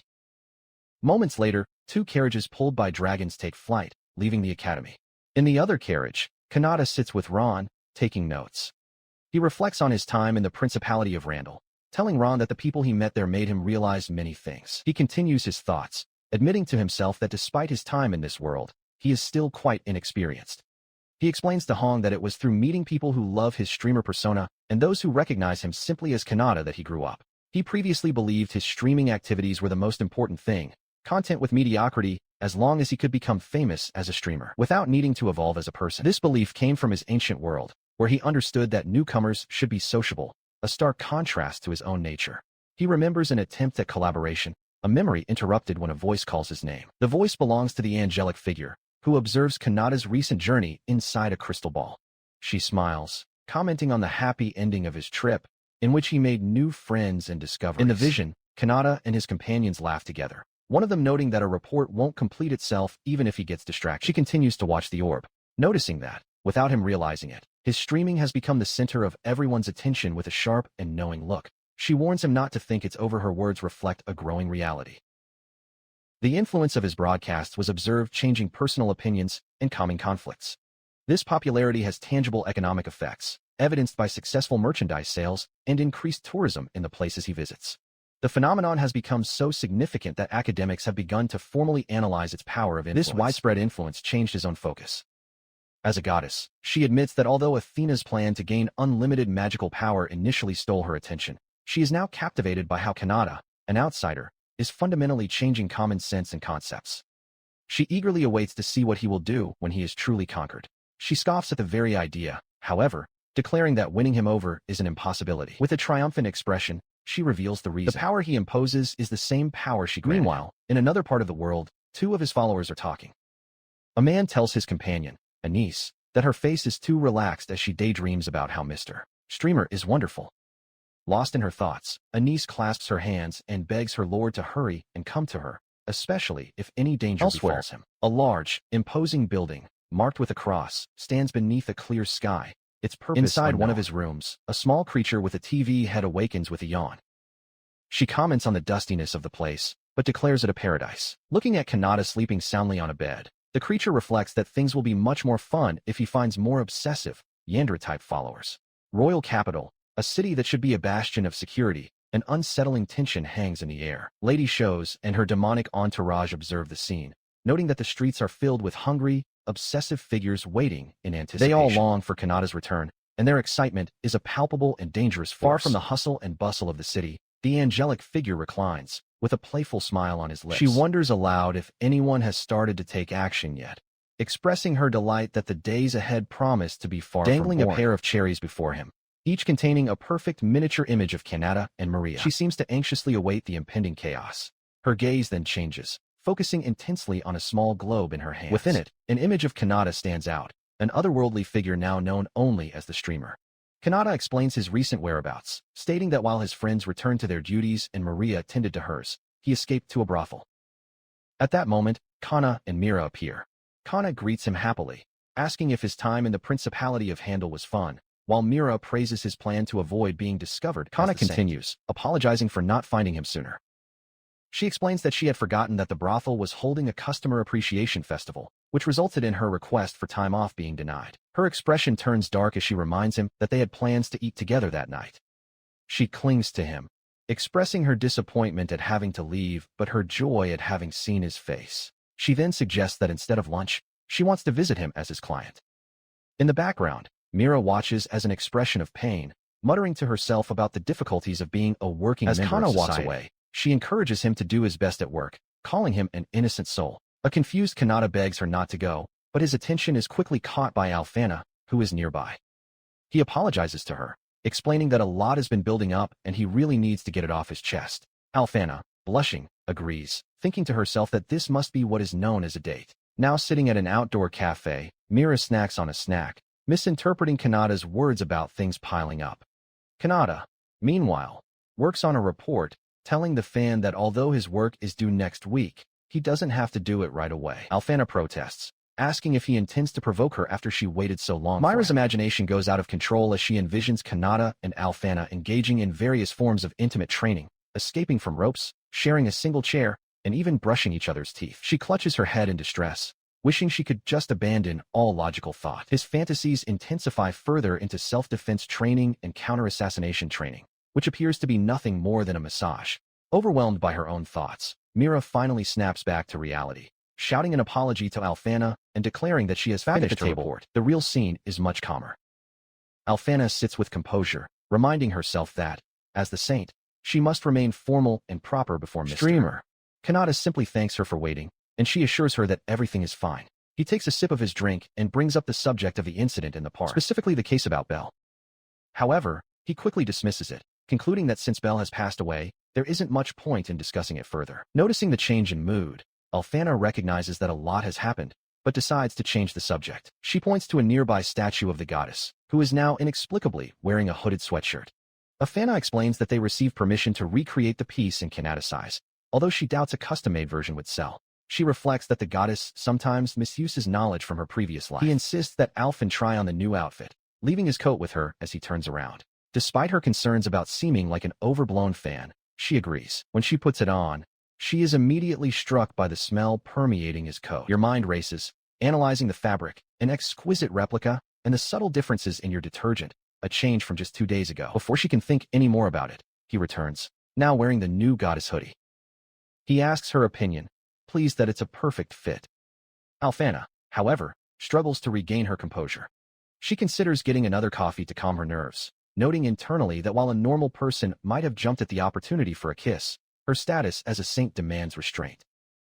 Suddenly, his eyes lock onto the cup he left behind. Irrational thoughts like holiness are quickly overtaken by pure instinct. In an instant, she launches herself across the table, grabbing the cup he was drinking from. Before he can fully process his own actions, his lips touch the edge where theirs once had, granting an indirect kiss to a devotee. It is a memorable achievement, and a wave of euphoria washes over her. Once the feeling settles, he returns to the table, thanking her for waiting and commenting on how good the new outfit suits her. Alfana, trying to appear nonchalant, looks around and wonders aloud where her coffee went, assuming the staff picked it up. With his report complete, he asks her what she would like to do next. They decide to explore the city, now accompanied by Mira, who is also wearing one of the new hooded outfits. The trio walks together through the busy streets, blending in with the crowd. As they walk, he tastes an ice cream, commenting on how delicious it is and that it's the first time he's had it. Myra's attention is captured by an impressive street artist nearby, but Alfana's focus is entirely on Kanata. She declares with a beaming smile that she would follow him anywhere. A little surprised, he suggests that they continue to walk around the castle town, asking if she agrees. She readily agrees to his plan. Then, with a touch of shyness, she asks if she could hold his hand for a moment, explaining that it's so they don't get lost in the crowd. He consents and extends his hand toward hers. With hands now clasped together, he laughs and casually comments that the place is actually very nice, adding that the beautiful lady he guided here previously also had a great time. The joyful atmosphere shattered instantly. Alfana freezes, her expression becoming dark and threatening. With a deceptively sweet smile, she asks him to clarify what he just said, questioning if he meant that he had brought another girl here before her. At that moment, he had unknowingly triggered a disaster. Kanata begins to apologize to Alfana for not telling her about his exchanges with the demon tribe. With a dark, unreadable expression, she holds up 2 fingers, as if counting his transgressions. Internally, she reflects that Lord Kanata is simply too kind and defenseless, a fact she finds both frustrating and understandable. Suddenly, she lunges forward, wrapping her arms around him in a tight embrace. She concedes that being friendly with demon girls is one thing, but she worries about what might happen. She then reveals that, as one of the kingdom's diplomats, she has access to specific information, hinting at a deeper knowledge of the situation. Seeing her distress, Kanata apologizes for hurting her. Her response to his apology is unexpected. She pats her lap and firmly commands him to lay his head on it. Confused by the sudden demand, Kanata hesitates, but she repeats the order with an intensity that leaves no room for argument. He quietly agrees. He now rests awkwardly on her lap. As he lies there, Alfana looks down at him, a small, triumphant snicker escaping her lips as she murmurs another apology. Kanata realizes her acting skills are impressive. He truly believed she was angry. Alfana confesses she was just joking, admitting she was a little jealous of his demon friends. With a blush spreading across her face, she explains that this is to let him feel her warmth so he won't cheat. Internally, however, she is overwhelmed, feeling his head, weight, and breath on her lap, a state she considers paradise. He tells her she could have kept up the act longer, acknowledging that her lecture came from a place of genuine concern. He expresses his deep gratitude, explaining that since she and Maria were the ones who acknowledged him when he was alone at school, they're more than just friends to him. They are his benefactors. Alfana listens, touched by his sincerity. He continues, his voice earnest, admitting how scared he was when he heard about the trouble in her country. He recounts the dangers he's faced recently, fighting a scammer, being targeted by robbers, risking his life for a listener. Tears well up in Alfana's eyes as she implores him to take better care of himself. She insists that his magic doesn't negate the danger and worries about what will happen if he can't stay in the kingdom forever. Kanata notices her tears, but her sorrow quickly twists into something else.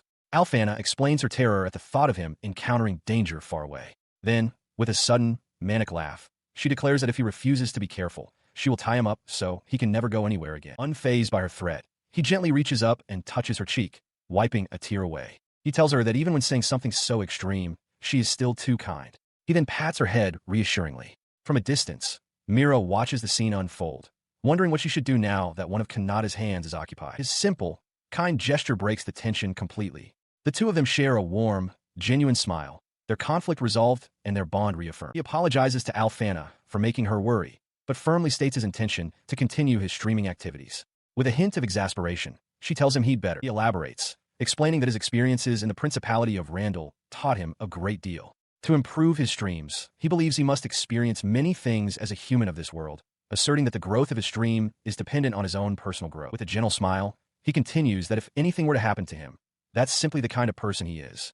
He tells Alfana that if she's still upset, he would understand if she chose not to support him as Lord Streamer anymore, leaving her momentarily speechless. She quickly clarifies her feelings.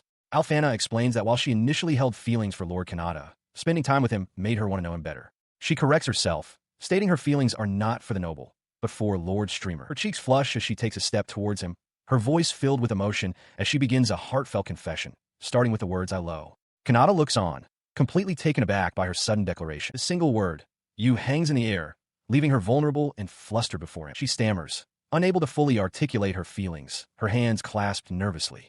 Kanata, still processing the moment, calls out her name in question. Overwhelmed, Alfana turns as if to flee. In that instant, he vanishes.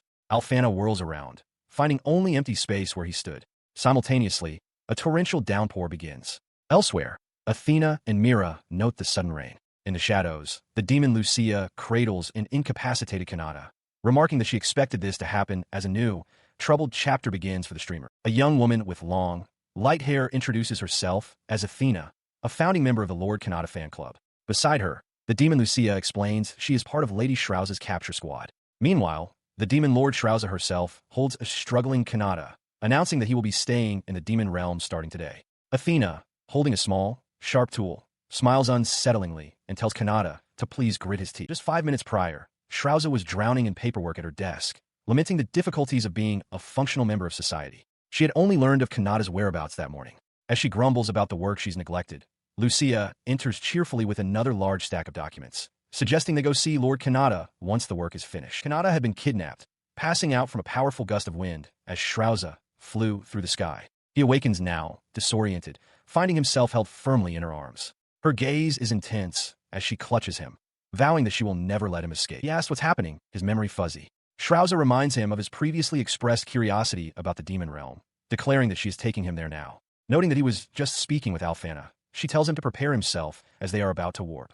With a parting apology to the priestess, Shrouza announces that Kanata will soon be dyed in the colors of her realm as they shoot off in a blinding streak of light. Back where Kanata was taken, Athena confidently tells a flustered Lucia that she believes all members of the fan club will have a fair chance. She points out that the club's primary rule only requires members to seek Lord Streamer's agreement, not to refrain from approaching him.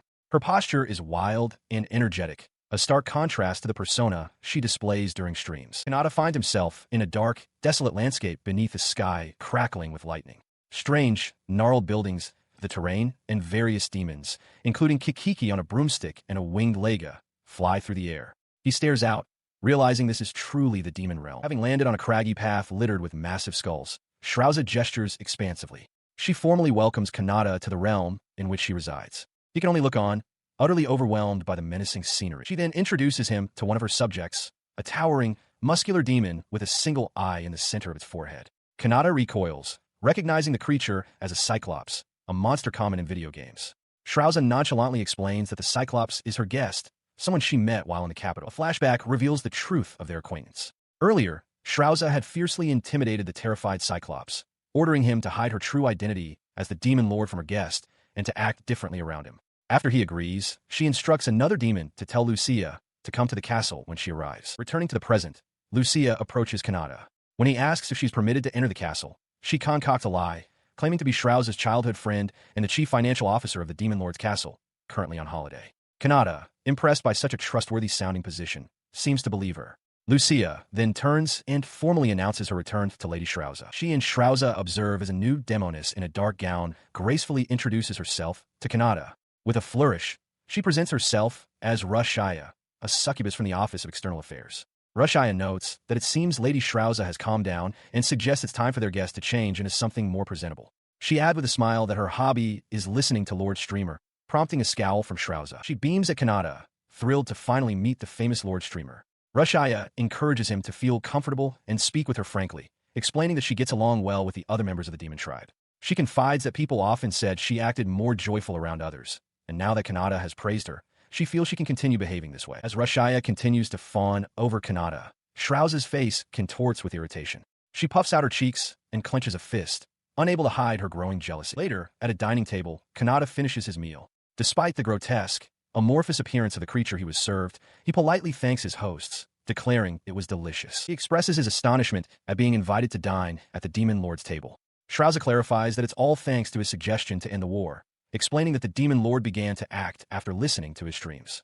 Kanata, flustered, apologizes for disrupting their meeting, but admits he must refrain from discussing the demon realm, wondering if his viewers' opinions have changed drastically. Shrouza rises, announcing an urgent work discussion and promising to return shortly. As she leaves, Rushaya approaches Kanata again. She whispers that it's rare to have proper guests, as they usually only see adventurers.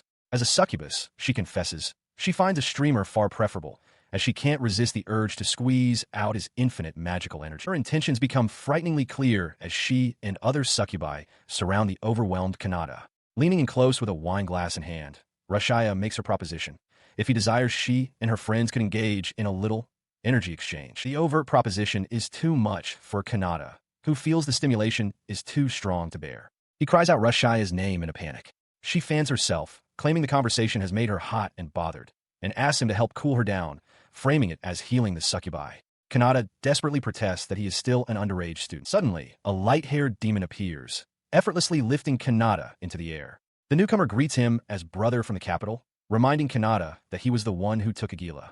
As Kanata reels from the shock of floating, Shrouza lands on a nearby balcony with her winged familiar, Guru. She glares at the intruder, growling furiously for him to think about his timing and questioning why he's interrupting her talk with Kanata. She grabs the demon by his collar, getting face-to-face with him.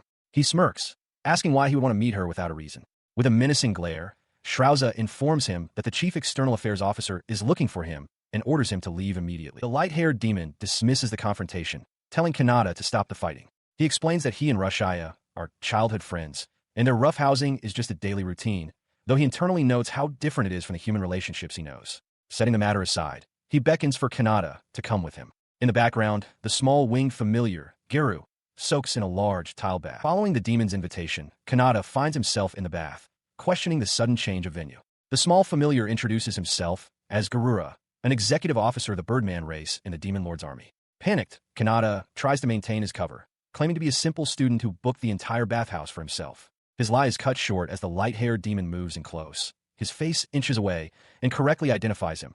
Kanata, the streamer, aren't you? The risk of being exposed has become a reality. The four-horned demon confronts Kanata, dismissing his frantic denials of being the streamer. He explains that upper-class demons can perceive magic power, and his own suspicions were confirmed after the stream in Aurora.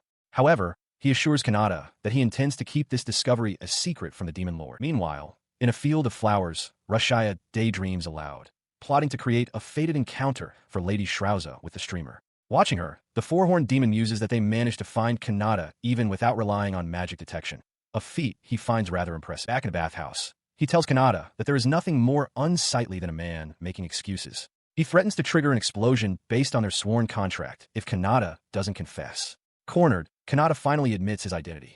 The demon notes that only he is figured out, as the other two demons are of a lower tier, glancing toward Rushaya as he complains about doing this for her sake. He then points directly at Kanata, asking why he would keep his identity secret even from the Demon Lord. Before Kanata can process the question, the demon declares his true motive. He wants to be friends. Kanata is stunned as the demon, now identified as Garura, vows that he would never sell out a friend, not even if the Demon Lord herself demanded it. Garura explains that this was his reason for renting the bath. He plans to teach Kanata techniques to avoid being exposed by other upper-tier demons. He feels it's the least he can do for the streamer, the person responsible for stopping the war. He elaborates that controlling one's magical power is like turning a tap on and off. He intends to teach Kanata this control so he can act like a human, a race with naturally low magical power. Kanata, unfamiliar with the concept, simply asks what magical power even is. Garura encourages him, insisting that with focus, he can surely acquire the skill. Kanata responds with a determined shout. Garura adds a warning, however. This technique only protects against magical detection, not other methods of discovery, though he believes Kanata has already accounted for that, picturing the various powerful women in his life. After the lesson, Garura tells Kanata to remember the sensation, as it will be useful one day. He then asks about the demon tribe's overall focus now that the war is over. Elsewhere, Rashaya is swamped with paperwork, lamenting her exhaustion and wishing she could meet the streamer. Lady Shrauza explains their new goal. As an isolationist culture, the demon realm must now research other countries to reach the same level of cultural development as the humans. Kanata asks if Garura shares that goal. Garura admits that once things settle down, he wants to find a tall human girl to be his girlfriend, confessing they're more his type than the girls at home. Kanata's eyes light up in agreement, exclaiming that tall girls are amazing, especially muscular ones. As they bond over their shared taste, Garura's expression suddenly hardens as he senses an approaching presence. The door slides open to reveal Lady Shrauza and Rashaya. Rashaya claims that a cleaning appliance was too powerful and destroyed Kanata's guest room, forcing them to come clean up. But Shrauza's smirk reveals the truth. She destroyed it on purpose for an excuse to see Kanata's naked body. Both Kanata and Garura are stunned, with Kanata realizing with dawning horror that the bath was, in fact, a mixed bath all along. He is met with a startling proposition.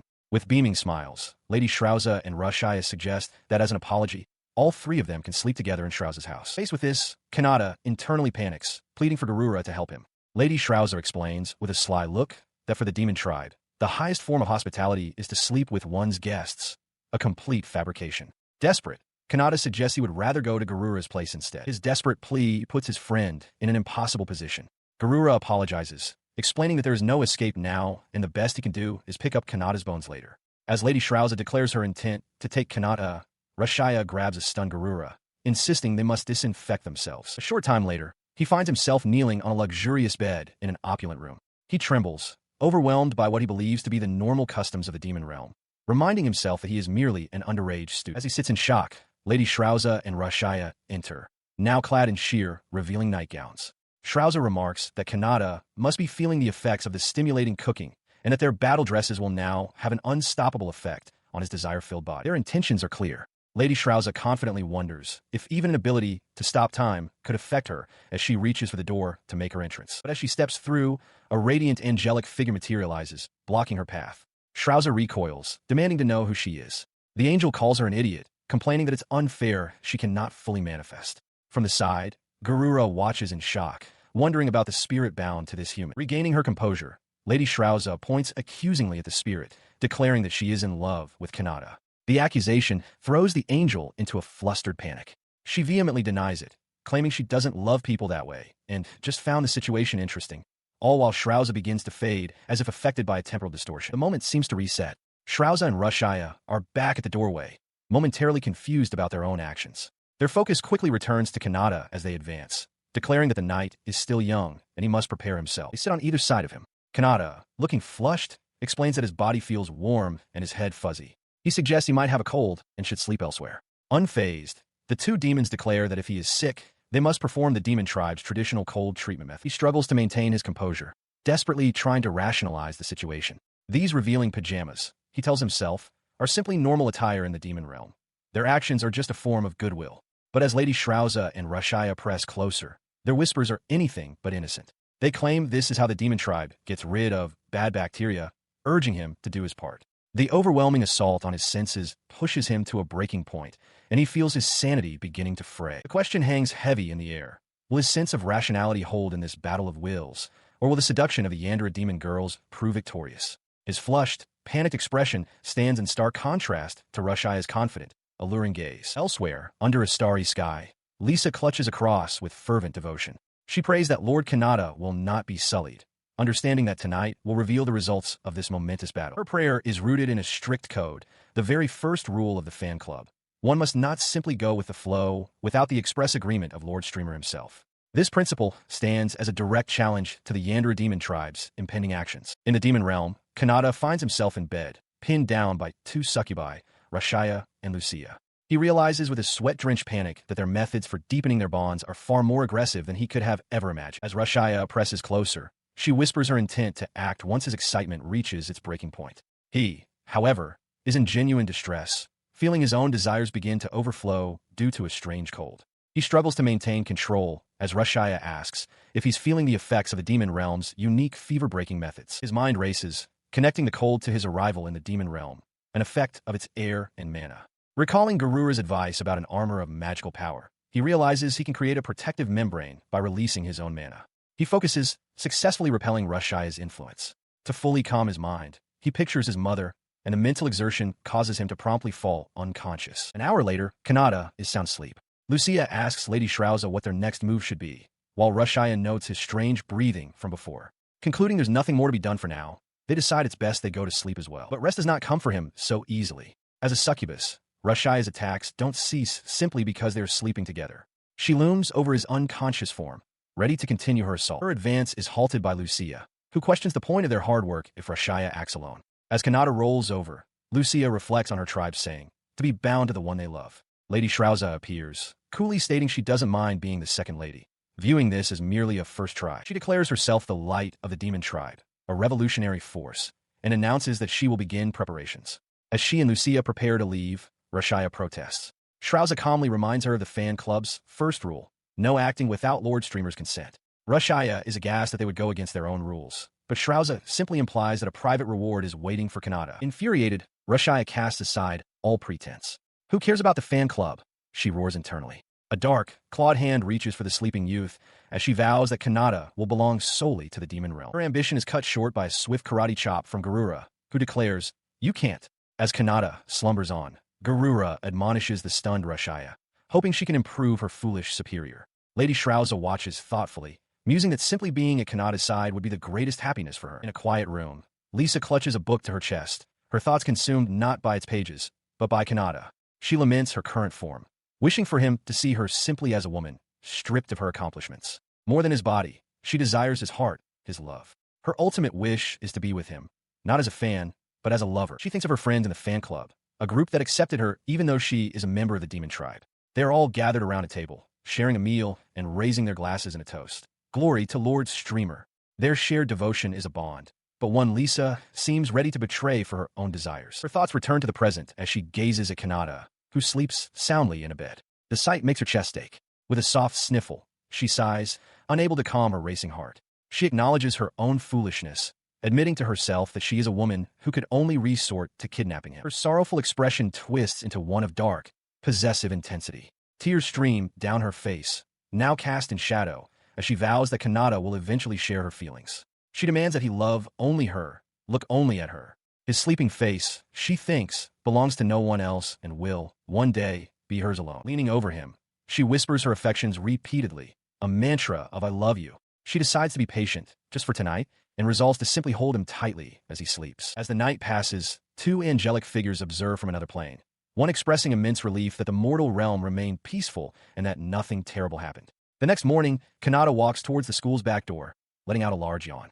He wonders aloud why he fell asleep, and Shrauza, walking beside him, chides him for yawning. He turns to her, noticing the dark circles under her eyes. Concerned, he asks if she's all right.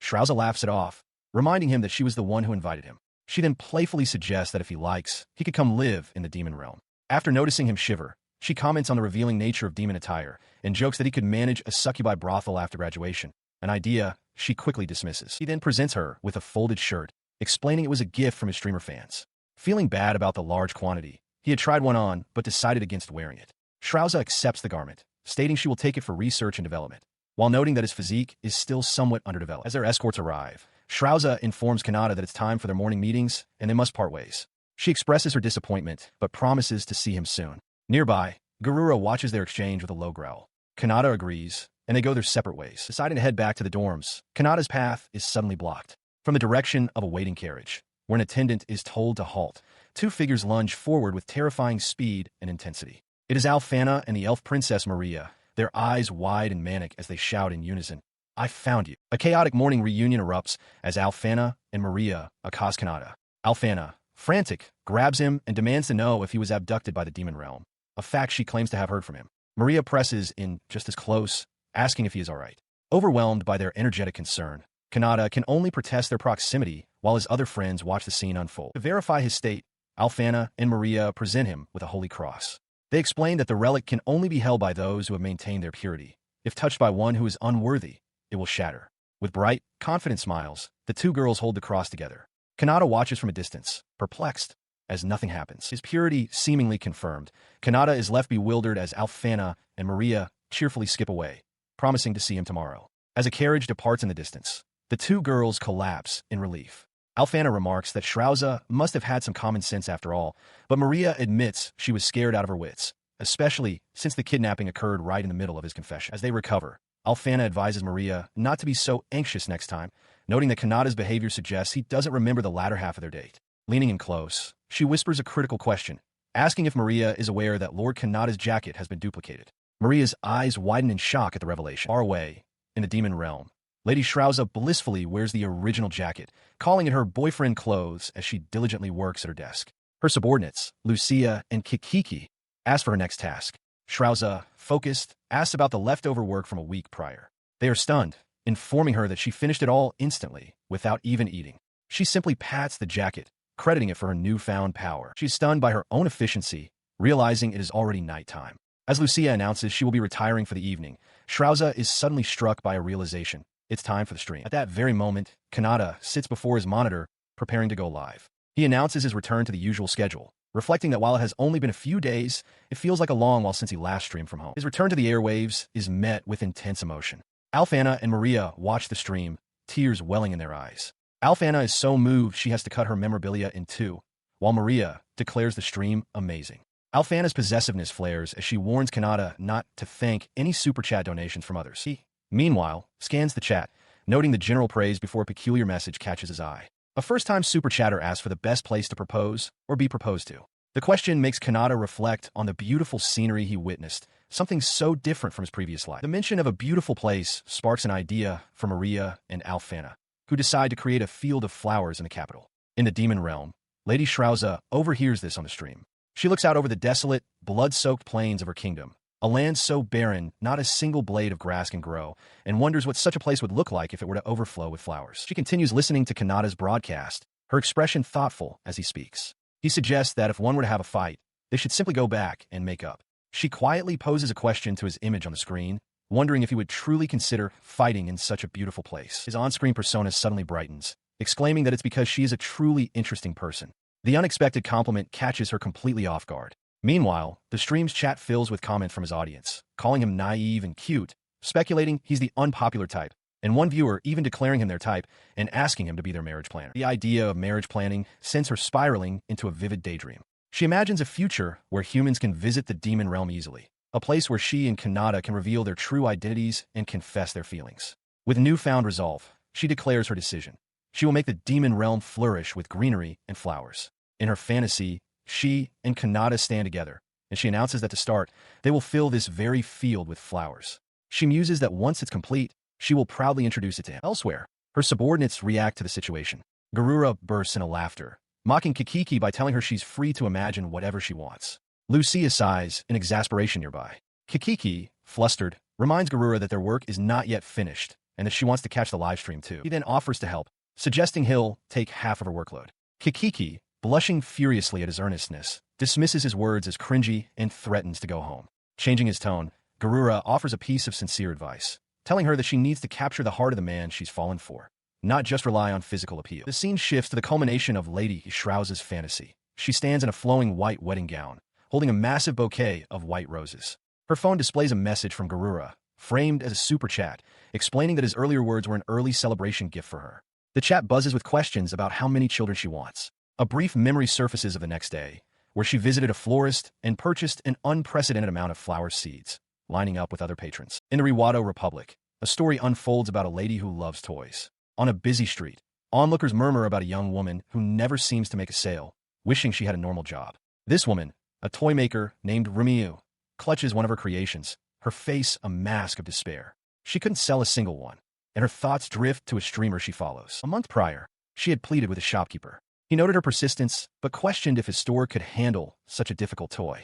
Rumiu explained her dream was to bring joy and happiness to everyone through her products. The shopkeeper was unmoved, suggesting she makes simple toys to trick kids for a quick profit. Desperate, she offered to lower her dividends to a minimum, begging for a chance, insisting her toys wouldn't be sold in stores otherwise. Her pleas were met with fury. The shopkeeper, his patience exhausted, threw her out, roaring that her ideals couldn't feed anyone and that she shouldn't come back. Cast out onto the street, Rumiyu sat in defeat, wondering where else she could possibly go now that this store had rejected her. Back in the present, she sat alone, consumed by her concerns. Rent was due this month, and she had no idea what to do. Deciding to take a chance, she composed a message to the streamer, asking for advice. Though she doubted he would even read it, she sent it anyway. She gasped in astonishment as he read it almost immediately. From his own location, Kanata read the message from a dreaming creator who couldn't get people to buy her products. His advice was simple.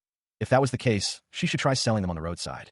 The suggestion resonated with Rumiyu. Heeding his words, she sold all of her furniture to acquire a 1-month business license. Now, set up on a street corner, she sighed at her remaining stock. Just then, a figure in dark assassin's gear, Mira, approached her small display. She looked over the wares with curiosity. Mira asked what kind of store it was, and Rumiyu explained that the card-like items were toys inspired by tarot cards, but they weren't selling because people didn't know how to play. Mira, remarking that she was usually only capable of destroying things, expressed admiration for someone who could create. She then asked the price, and Rumiyu timidly stated it was 3 copper pieces. Finding the price shockingly low for a handmade item, Mira apologized for only having 5 silver pieces and handed them over, telling the toymaker to have more confidence. Rumiyu was overwhelmed. To receive so much for her creation brought tears to her eyes. Thanking Mira profusely, she felt a renewed resolve. With tomorrow being her last day, she would give it her all and live with no regrets. As the day ended, she watched families pass by, reflecting that at 26, she needed to face reality while her friends were already raising children. Elsewhere, Mira reappeared in Kanata's room. He was startled, asking if she had been traveling to Rancel Kingdom for weeks. She brushed off his question, telling him not to worry about the details. She then announced she had a souvenir for him. Instead of an object, she presented herself, striking a pose and offering him the rights to make her into a body pillow. Kanata could only stare, completely flabbergasted by the serious, yet absurd, proposition. Her bizarre offer earns her a tight headlock from a flustered Kanata. He protests that he has no such interests, yelling that if she has time to mess with him, she should just go home. He quickly clarifies that he is only joking as he examines the actual souvenir she brought. His attention shifts to the deck of playing cards in his hands. His eyes widen in recognition, and he exclaims in nostalgic wonder that they are exactly like the poker cards from his previous world. He immediately begins thinking of games to play, like Daifugo, or at least starting with 2-person poker. Seeing his excitement, Mira leans in with a hopeful expression. She asks if she could use his idea, proposing that she would love to learn how to play directly from him. Kanata is taken aback by her sudden, earnest request. Meanwhile, at the market square, the toymaker packs up her stall onto the fading light. The neighboring shopkeeper watches her, reflecting that his initial assessment was correct. She has neither the talent of a maker nor a seller. Rumiyu herself sighs, acknowledging that she only managed to sell a single piece, yet feels fortunate to have even made that one sale. As she prepares to leave, her communication device buzzes to life with an incoming live stream.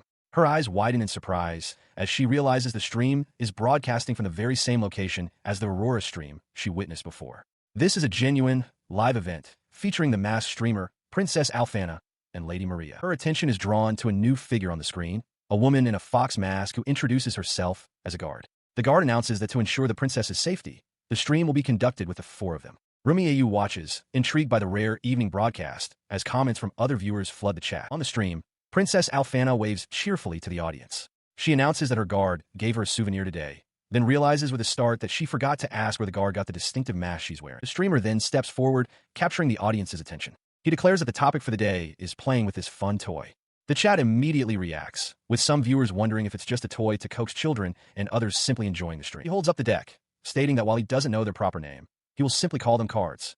Rumiyu, watching intently, hears a viewer dismiss them as just a toy. The streamer seems to hear this too, countering that he will enlighten them on what a good toy is, something that can rekindle the spirit of childhood in adults. With a flourish, he announces the start of his game session. Within a grand estate, the masked streamer sits at a table with Alfana, Maria, and Mira, preparing for a game.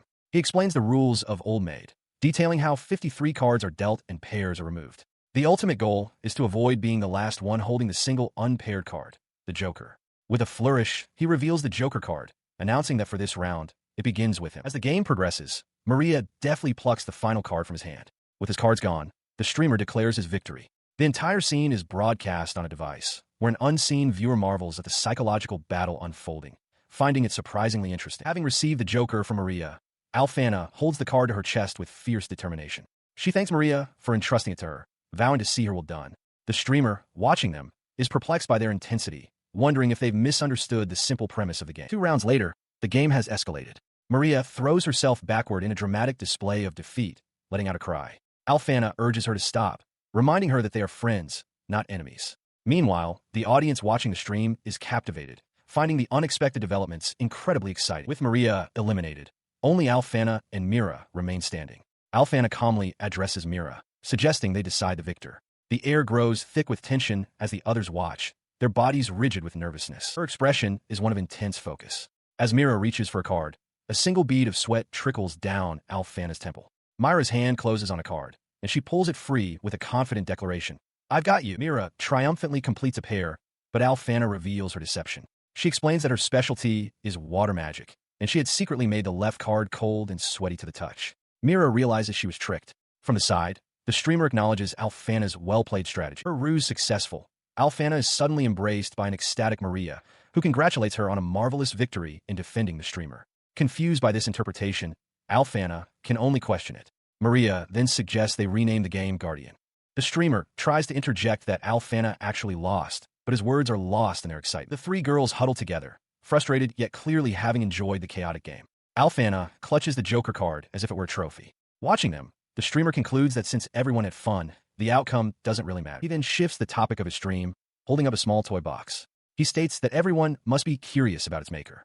As he reads the name from the box, Ms. Remieu from the Roado Republic, a woman with spiral lens glasses and a beret, appears in a flash, letting out a shocked cry. The toy maker, Remieu, stares at her phone in disbelief as Kanata's stream continues. His viewers are in an uproar, all clamoring to buy her Guardian game. Kanata himself praises her, calling the toy maker a genius. Overwhelmed, Remieu can only stammer, asking to buy some cards herself. She begins to cry, tears of joy streaming down her face. It feels like a dream. She whispers her thanks to the streamer and to the girl from the previous day. Meanwhile, on the stream, Alfana, Maria, and Mira prepare for a second round of their game, with Mira fiercely declaring that she will not lose this time. Her thoughts spiral as a deep blush covers her face. This is the first time a man has ever praised her work with such sincerity. A wild conclusion forms in her mind. If he loves her work, does that mean he loves her too? Her eyes swirl with dizzying emotion as she clutches her phone, vowing to treasure his cards. This newfound emotion is intoxicating. She had never fallen in love, always considering it a drag.